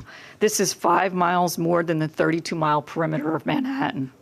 In addition to the inherent complexity of constructing in a small space, all while maintaining subway service, it is not unusual to encounter unforeseen site conditions. During construction of the 65 feet deep seawall, we unearthed JFK's PT-59 Navy gunboat, which was discovered under 6 feet of water and 8 feet of mud. Given the aforementioned complexities, the need for sound and coordinated management was imperative. MTA C&D's approach was to manage these separate contracts under one management team. This has allowed for the optimization of track outages, coordination of critical work, and sharing of transit resources, which has resulted in more flexibility to adjust contract schedules, along with maximizing work opportunities between the various contracts. An example of coordination amongst the projects was to rephase the installation of the yard floodgates along the 215th Street to enable the sewer contractor to get in first to utilize this area for sewer installation. This successfully reduced a scheduled delay to the sewer project by approximately 11 months. The yard and sewer projects are still showing slight delays. The yard project delay is due to COVID and supply chain issues, which are related to Siemens factory staff, cement, and electrical equipment. The sewer delay was due to post-COVID sidewalk seating and unforeseen underground utilities. We are working closely with each contractor, and we're confident that we will be able to bring these schedules back in. So another Sandy project is the 26 substation hardening project, which is currently in the procurement phase. It focuses on the hardening of the core infrastructure of our substations. However, beyond Sandy projects, given lessons learned from the superstorm along with the undeniable effects of climate change, we have advanced our approach to embed resiliency and sustainability into everything we do. Our resiliency design guidelines are applied to all projects, ensuring that critical components and systems are elevated or relocated out of flood zones. Watertight cabinets and flood-resistant cabling is used. And where applicable, high water alarms are included in our facilities. Substations are assets that exemplify the need for both state of good repair and protecting against water infiltration as we continue to upgrade and modernize our system. They work hard to keep the New York City Transit subways and Staten Island Railway running. Like the new mass Maspeth substation in Brooklyn that you're looking at on this slide. This was recently completed in 2021 to support CBTC for the L line. I will now share a short video that explains a little further about substations and how we work to integrate them into the communities into which we are neighbors. The New York City subway is one of the fastest, greenest ways to get around the city. In order to efficiently move millions of people and thousands of rail cars over hundreds of miles of track without fossil fuels, the MTA needs power, a lot of power. Delivering that power depends on a network of over 200 substations spread throughout the city to convert high voltage AC power from the electrical grid to lower voltage DC power the trains need to run. Since substations are so critical, they're distributed systematically to increase redundancy. That means if a substation needs to be taken offline for some reason, a nearby substation can pick up the slack. However, some of NYCT's substations and their components have been around for decades. That means investment is needed to keep the system resilient. Existing substations like this have been around for over 100 years. So over time, equipment goes past its useful life, and as that goes on, we come in to do the modernization to upgrade and rehab them. So we take out the old equipment, we bring in something new that's for resiliency, that makes it safer for use so that everything will run smoothly. Central Substation powers the BD, F, M, and E trains in Midtown and is in the process of being modernized. By renovating our existing substations and installing new components, we can preserve the system's redundancy. But as we continue to modernize the system with new technology like CBTC, we occasionally need to add a new substation to expand our wayside power capabilities. This basketball court on Canal Street and 6th Avenue will soon be the new home of an underground substation that will support the 8th Avenue Line CBTC project.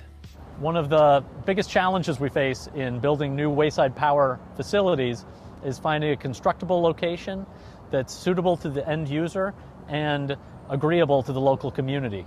When the Canal Street substation is complete, it'll look something like this. This is a brand new underground facility that was built in Williamsburg to support the addition of CBTC to the L line. We know that construction can be disruptive, so we're always careful to leave a work area better than when we started. When this substation is complete, this basketball court will be leveled, resurfaced, and landscaped. Whether we're renewing an existing substation or working with the community to construct a new one, our resiliency design guidelines ensure that our assets are watertight and protected from future weather events. Keeping our critical components safe and dry greatly improves the reliability of our system. I will now turn it over to the IEC for reporting, and I will welcome any questions after. Thanks. Mr. DeVito. Thank you. Good afternoon. The Coney Island Yard report by the IEC begins on page 14 of your committee book.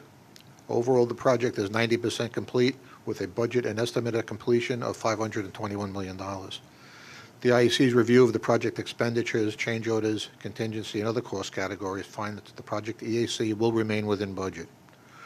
Regarding its schedule, since last report, unforeseen conditions, which resulted in the replacement of cables that were damaged during the installation of wall sheeting, caused a 3-month impact to the schedule. While flood protection and resiliency work are on track for completion by December of 22, the overall project completion date is now forecasted to be March of 2023. The IEC concurs with this completion date. We should note that until the flood protection and resiliency work is complete, C&D has directed the contractor to take all the necessary steps to ensure measures are in place to protect Coney Island Yard from storm damage as per contract requirements. The top project risks, very typical, that the contractor may encounter additional unknown underground utilities or obstructions where subsurface cables are planned.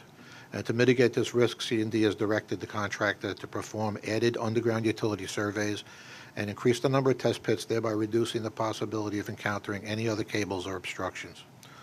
Also, that the track outages may not occur when needed due to operational requirements. To mitigate this risk, the project team has worked closely with the yardmaster and operations to develop a schedule which allows the work to be accomplished while minimizing disruptions to the yard operation. The IEC believes these mitigations adequately address the risks, and we have confidence in this project meeting the latest forecast substantial completion date. And that concludes Coney Island. On 207th Street Yard begins on page 19 of your committee book. Overall, this project is 81% complete with a current budget of $633 million and a forecasted estimated completion of $637 million, primarily due to a recent increase in soft costs. The IEC has reviewed all the project expenditures and outstanding costs and concur with the current budget and EAC. Regarding schedule, since the last report, the contractor's latest submission indicates substantial completion date of January 2024. This reflects a recovery of 4 months to the project, accomplished by advancing the signal system breakdown testing where possible, followed by installation and field testing of the signal equipment, as mentioned by Dana earlier. This resequencing allows the project to concentrate the resources on the critical Building A work, and the IEC agrees with C&D's latest substantial completion date. Again, all flood protection and resiliency work are planned to be completed in January of 2023. Until then, as with Coney Island, the C&D has directed the contractor to take all the necessary steps to ensure measures are in place to protect the yard from any storm damage this year, as per contract requirements. The top project risks that the planned track outages may not occur when needed or take longer than anticipated, and to mitigate the risk, the project and the contractor have worked closely with the yardmaster, similar to the last project, so it allows the work to be completed while minimizing disruptions to the yard. The IEC would like to highlight the fact that they've had cooperative spirit evident between C&D, Transit, and the contractors to overcome these challenges they've faced and mitigated the issues, thereby reducing the forecast delay by 4 months. And that concludes our report on 207th Street Yard. The 207th Street Sewer Project begins on page 25 of your book.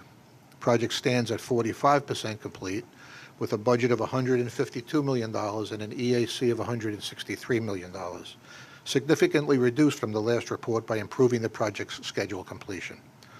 While the project continues to look for ways to further reduce the cost, the IEC recognizes their efforts in achieving the reductions to date. Regarding schedule, since the last report, actions taken by C&D to minimize delays have improved the project completion date by 9 months in our analysis, from January 2025 to April of 2024. There still remains a risk of encountering differing site conditions which could impact construction operations like excavation and microtunneling. To mitigate this risk, the project has, like 2 previous projects, is undertaking added test pits and borings along the sewer system alignment. And we believe that this mitigates, minimizes the potential risk of delay. And that concludes our report on 207th Street Yard. Back to you, Mr. Chairman.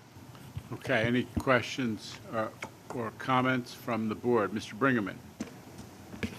Okay, 2 questions. First one goes back to Jamie's original presentation, where you mentioned about the Amtrak coordination money we have set aside for that.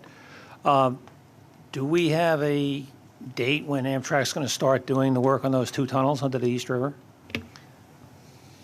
Yes, we do, Board Member Brinkman. I don't have the date with me, but we do have a full schedule for what we refer to as the regional improvements, which are largely concentrated around Herald Interlocking and Sunnyside Yard. A number of projects are precedents to the rehabilitation of the East River tunnels, so we've made that agreement that Amtrak will do that work.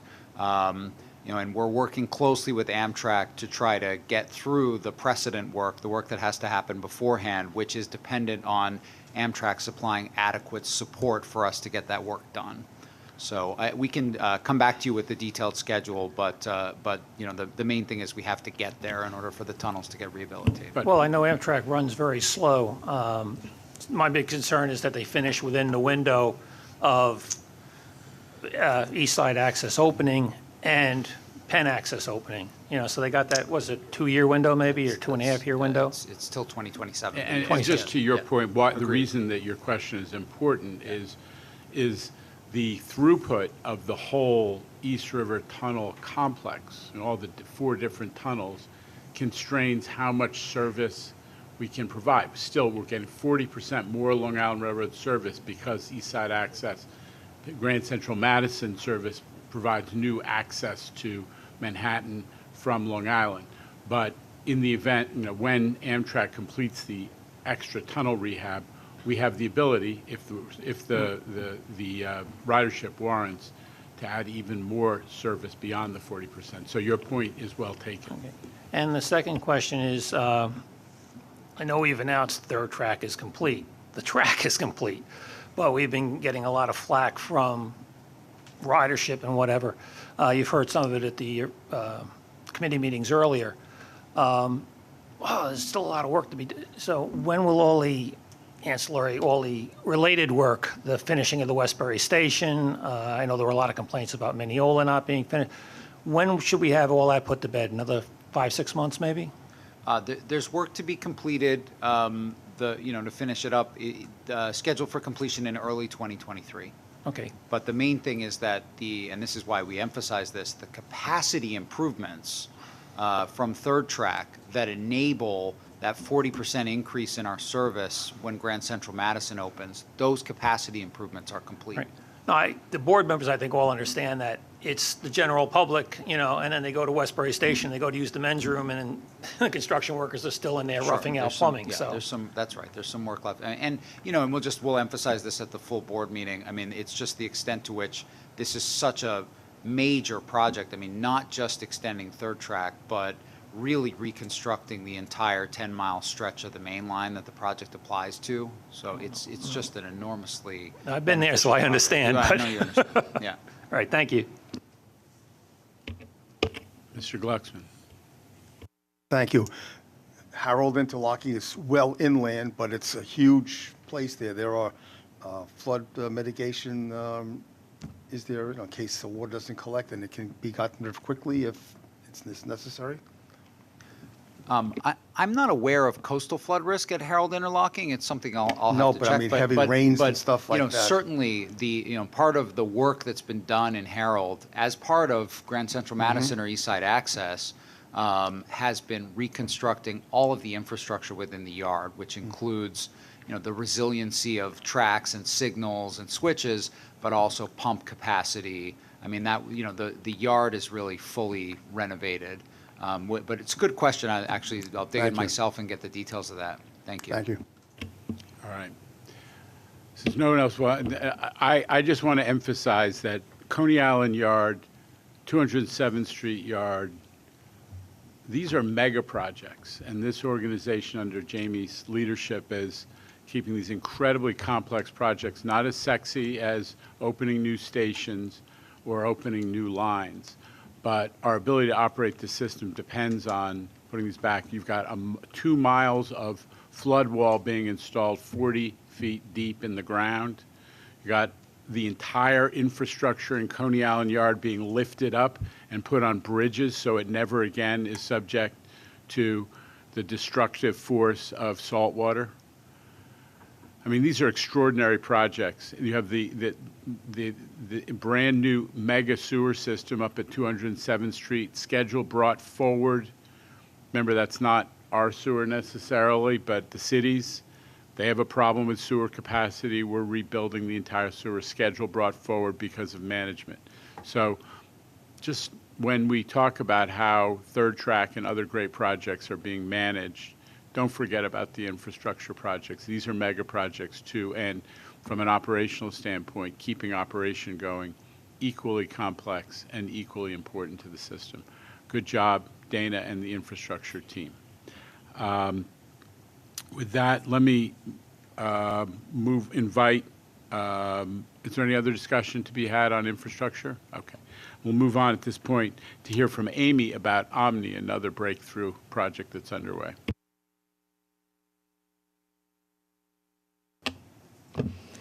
Hi, thank you, Chairman Lieber. Good afternoon and hello again. My name is Amy Linden. I am currently the acting lead for the MTA Fair Payment Programs Department, which includes the design, build, management, and operation of the Omni project.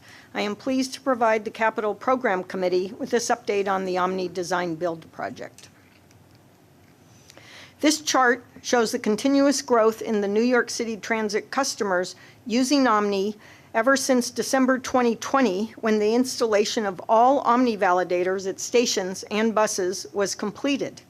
Every day, more and more customers are taking advantage of the ease and convenience of Omni Tap and Go with their own personal bank card or digital wallets on their smartphone or watch.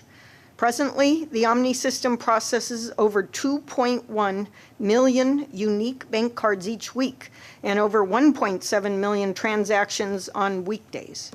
By the end of September, fare payment with Omni had increased to more than 1/3 of all bus and subway rides taken.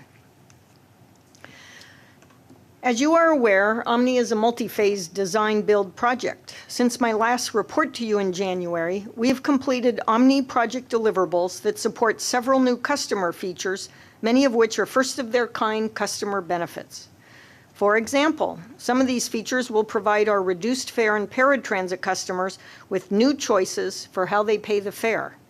During the last few months in a soft launch, over 1,200 existing reduced fare customers have already enjoyed the new benefit of paying their fare with their own personal bank cards or digital wallets.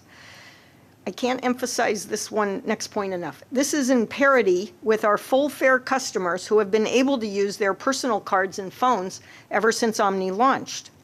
And as announced by Q earlier today at the Transit Committee, this feature is now open to all existing reduced fare customers. For our paratransit customers, again as announced by Q today, in the coming weeks, they will be able to pay for their AAR trips online with their bank card, bank account, or stored value placed in their AAR ID card account. We also developed the Omni Chatbot, a self-service tool for customers that sits on the Omni website. The chatbot can now be used by existing reduced fare customers to easily get their bank card or digital wallet ready to tap and go with their reduced fare benefit. And if I may, as Q did this morning, I really have to give a shout out to several teams, including Q's team, Rachel, Howie, and Sarah, for improving and working with us on the chatbot, to VJ at IT, who helped us link the reduced fare database to the Omni back office, to Cubic, our system integrator, and to their partner Pipestream, a New York City-based business, because we really have two innovations today, not just reduced fare on bank cards, but also a self-service digital assistant. And to my team, Dante, Jordan, Liz, Suhail, Jesse, Eddie, and Jean, and their staff. This really shows what MTA can do with its own imagination and with the ingenuity of its vendor partners.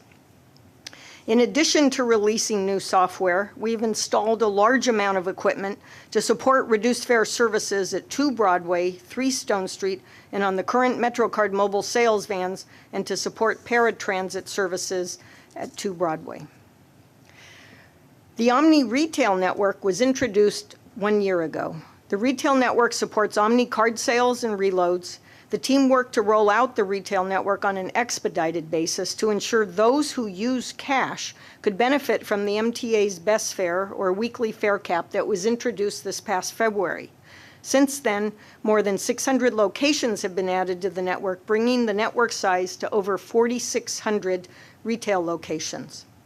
Until we could ensure confidence in the availability of cards at the retailers, no marketing effort was made yet to support the retail network and Omni cards.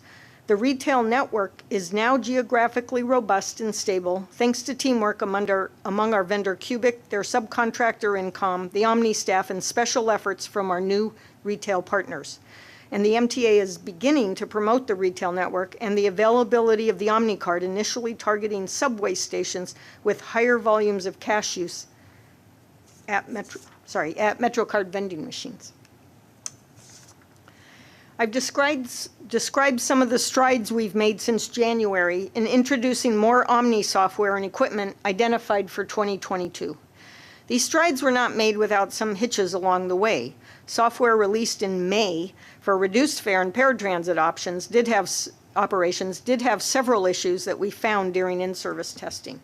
The reduced fare software issues have been remedied, and as already mentioned, the MTA announced this morning that reduced fare customers can begin their transition from MetroCard to Omni using their own payment devices. The vendor plans to complete the paratransit software fixes during next month. This will enable a planned pilot with paratransit customers who will try out their new AAR ID Omni card to start in the coming weeks. Looking ahead in 2023, we will be looking to begin the installation of the Omni vending machines and to release the rest of the software deliverables for New York City Transit including support for transit benefit providers, public school student passes, and other special programs for revenue and non-revenue customers such as first responder passes and MTA employee passes. We also expect to conclude the design workshops with the railroad this month that will culminate in a final design review to be conducted in the first quarter of 2023. We are approximately halfway through the multi-year design build of Omni, currently at 49% of expended budget. Since our last report in January, the vendor has reforecast project completion based on remaining scope for each of New York City Transit and the railroads. This vendor reforecast indicates potential further slippage since January of the following completion dates. That is slippage by 1 quarter for transit, 2 quarters for the railroads, and up to 3 quarters for contract substantial completion. The dates for completion presented on this slide are the vendor's projected dates. We have not accepted these dates as a formal change to the contract. We are working with the vendor to understand the basis for their changed forecast and what is required to improve it. The effort to align on a reforecast is ongoing at this time. A major factor in the new forecast is the change order for the further definition and expansion of the railroad requirements, which is in procurement. We are targeting the change order and the contract modification that will be needed to accommodate an agreed reforecasted schedule to go to the board for approval by year's end. Other change orders that the MTA is currently analyzing and negotiating with the vendor are expected to be funded within the established program budget. We continue to tackle all risks as they materialize to mitigate or eliminate them. As we state at every meeting, this is a continuous process, especially as some risks are inherent throughout a complex software and hardware project of this nature. We have listed the risks of most concern at this time, along with the mitigation strategies we are employed to mitigate them to the greatest extent possible. Since January, we have been able to complete the mitigation of the risk to Omni Media availability from the global shortage of chips and plastic and have removed it from the list above. We and our vendor continue to monitor that situation to make sure we stay ahead of the curve. At our direction, the vendor has stood up a performance testing lab, among other improvements in their quality control processes and testing regimes. We have also gotten agreement from the vendor to build a production testing lab, a first of its kind for transit worldwide. We have added a new risk to the list pertaining to vendor resources because we concluded, based on more recent experiences, that as we continue to add features and complexity to the Omni system, the vendor resources to support both the continued design build and the operation of the system need to be scaled up accordingly. Omni is on the move. In 3 short years that span the entire pandemic, Omni keeps proving it can keep pace with MTA riders. Just looking at our numbers, Omni processed its first 1 millionth tap in August 2019, and less than 3 years later, in April of this year, April processed 1 million taps in just 1 day for the subway alone. An even more remarkable milestone was reached last month, though, when Omni crossed the threshold of 1/2 billion taps processed to date. Thank you, and I'll be happy to answer questions. You want to, shall we hear from the IEC first, and then we'll get into questions? IEC? Thank you, Mr. Chairman. Our report on the Omni system begins on page 33 of your books. Overall, this project is 49% complete and on budget at $772 million. The project has achieved on-time introduction of contactless payments on New York City Transit subway and buses, as well as launching the MTA's fare capping program, with the introduction of reduced fare and paratransit being imminent. However, since our last report, the project has experienced delays to key milestones such as the installation of New York City Transit configurable vending machines, Omni revenue system, as well as the introduction of Omni to the commuter railroads, which is impacting the project's substantial completion. Progress cannot be made in these areas until change orders are executed and a rebaseline schedule is approved. The IEC schedule analysis finds that 33 months are required to complete the remaining commuter railroad work from start of final design review. Assuming both an approved rebaseline schedule and execution of the pending change orders by the first quarter of 2023, the IEC forecasts that New York City Transit work should be completed by third quarter of 2024, and the overall project substantial completion in the fourth quarter of 2025, a 14-month delay since our last report. Regarding budget, the IEC has reviewed project costs and confirms there are sufficient funds available to allow the project to complete at the current estimated completion of $772 million. This does not include several change orders which are still being negotiated and whose impact has not yet been determined. The top project risks, their associated mitigations, and IEC opinions are spelled out in the report in your committee book. One observation is that the contractor's quality control process needs continuous improvement to meet timely project deliverables, such as reliable functioning software, to provide the best possible customer experience. The Omni PMO is closely monitoring the testing of the hardware and the software to ensure the product delivered is functioning as intended. And this concludes the IEC's report on Omni. Thank you. Thank you, Jeff. Board member questions or comments? Blanca Lopez. Thank you, Mr. Chair, and thank you, Amy, for this presentation. I guess for my benefit and perhaps also for my colleague, Mr. Chu, since we're new, and I believe the last presentation you said was in January, I would like to have more information on the rollout for the railroads and how, I just, for example, what is the final design review stage? What does that mean? And I hesitate, or I'm just worried because of the fact that as the Metro cards are going to expire, I think in 2024, if I'm not mistaken, how would we use Omni in our Beeline bus system, because we use Metro cards, so people have to use exact change. So in terms of validators, or perhaps this could be a conversation we have, another point, but I just have a couple questions about how it will operate in Westchester County, I'm sure in Long Island as well. And my other comment or question has to do with the actual Omni card.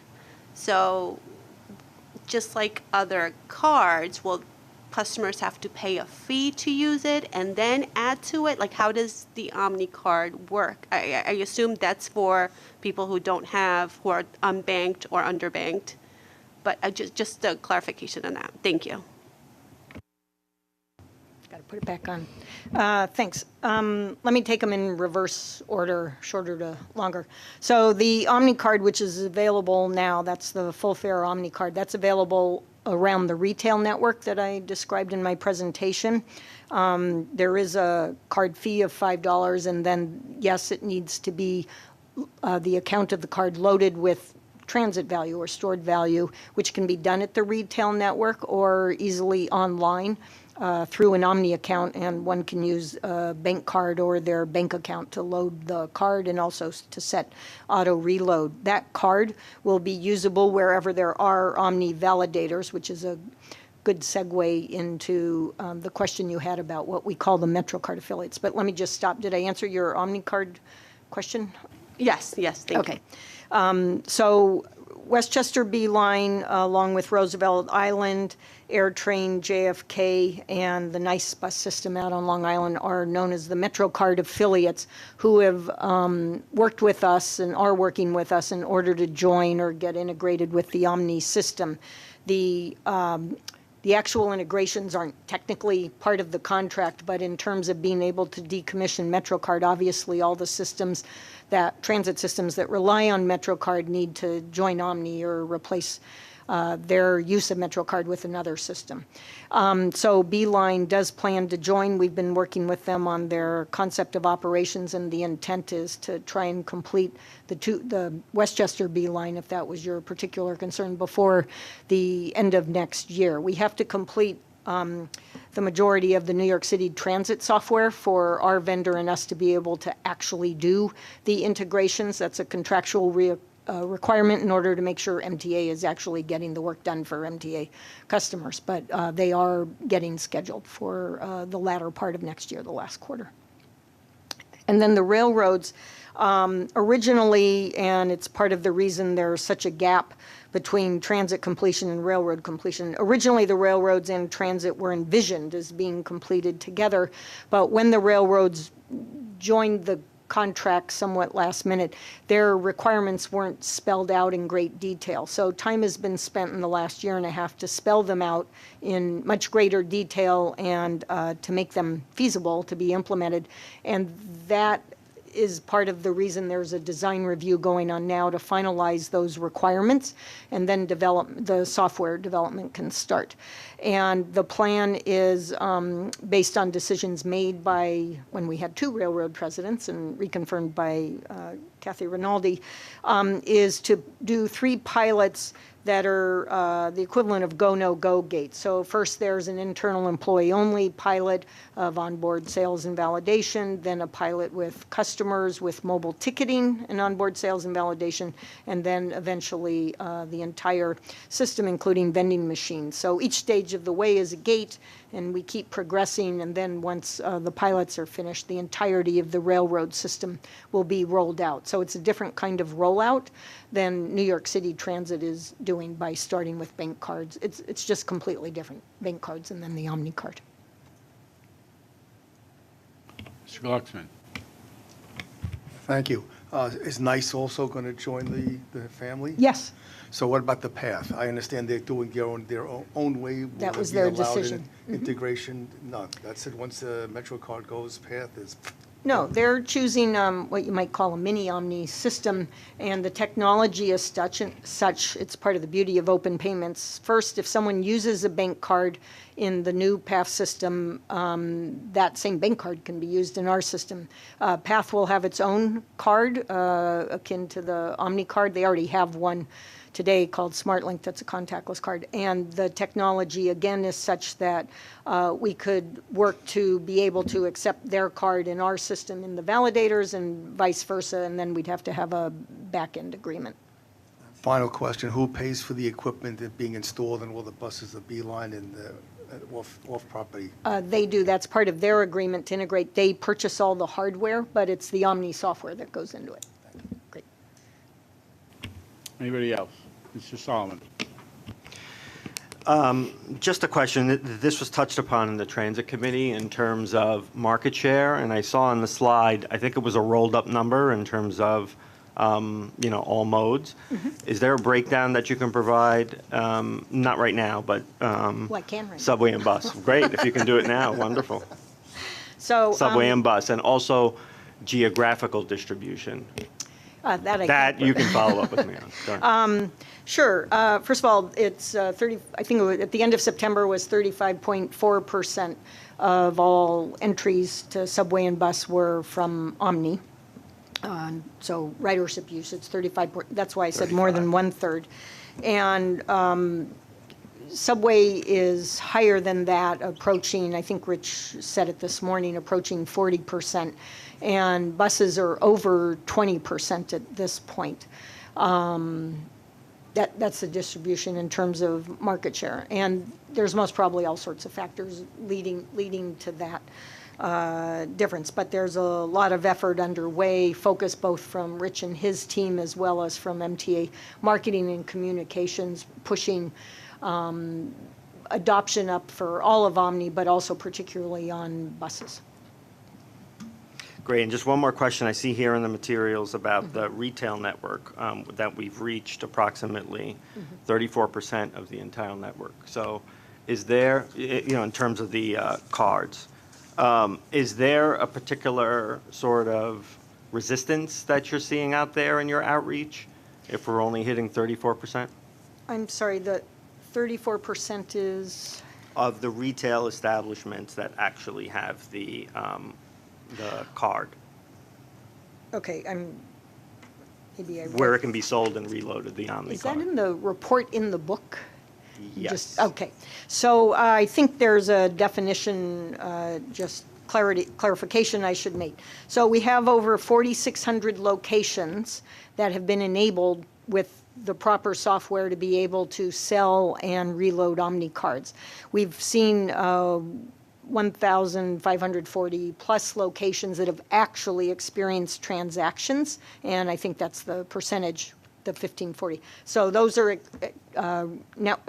locations that have either sold and/or reloaded a card at this point, and that number grows literally every week.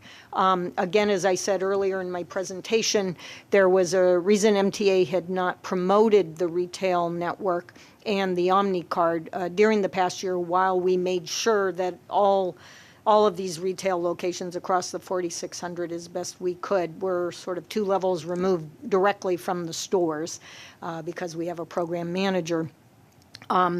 But we made sure they had inventory and, that their staff training was going well. We can't really control literally what goes on in each store, but a lot of work was made with the retail partners, particularly Walgreens and CVS and 7-Eleven, but there are other retail partners with us, that they were in good shape. And that is why only now is the marketing beginning of both the retail network locations and the Omni card. Anyone else? Last call.